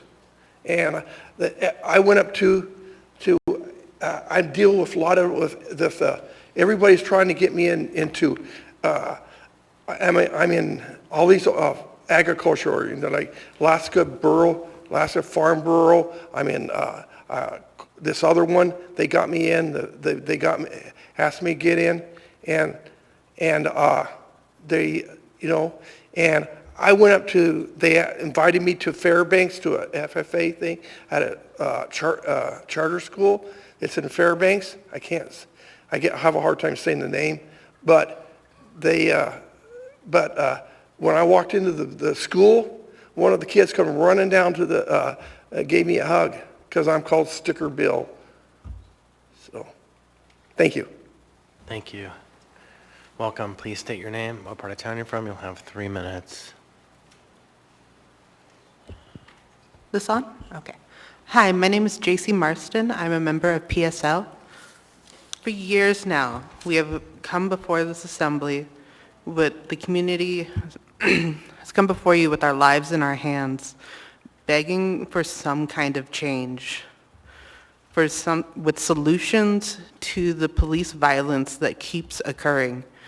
And you have sat behind your desks believing that the problem is not as bad as the community is saying, that we are not as afraid as we are, and still, 3 weeks apart, so many deaths. What will you do? Will this be another meeting here after more deaths? Will you tell the community that, oh no, if it gets bad enough, we'll do something, I promise? Are you going to keep denying the families some closure, some feeling that they have, the respect of the community to grieve their loss in the convenience without being dragged out for it? How long will you continue to just not do anything? Do we have to go by this each step as painstakingly and slowly as possible as the bodies pile up higher and higher until they become numbers instead of names and faces? How many years, how long is the history going to have to continue? Will we all be statistics by the time something changes? Thank you. Thank you. Anyone else? Welcome. Come on down. Please state your name, what part of town you're from. You'll have 3 minutes. Hello, my name is Miss Sophia Would you O'Neill. pull the mic down? Yes. Perfect, thank you. Is that perfect? Okay. Hello, my name is Miss Sophia O'Neill, and I'm from Eagle River.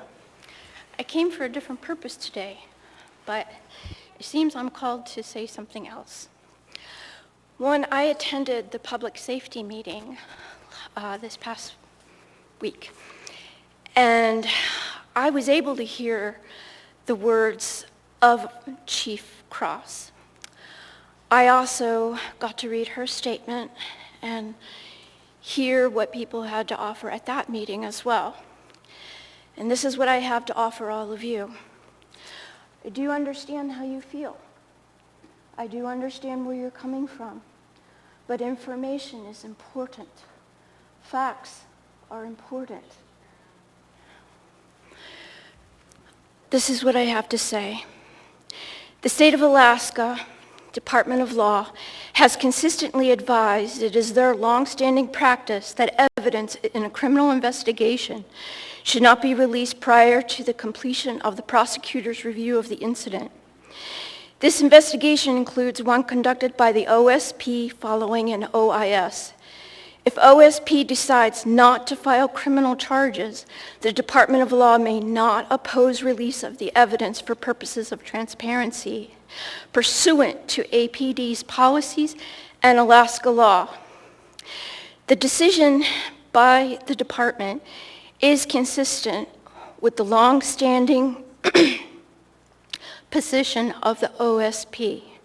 The Municipal Attorney's Office has stated this is a decision within discretion and legally defensible under Alaska statutes, Anchorage Municipal Code, and Alaska case law.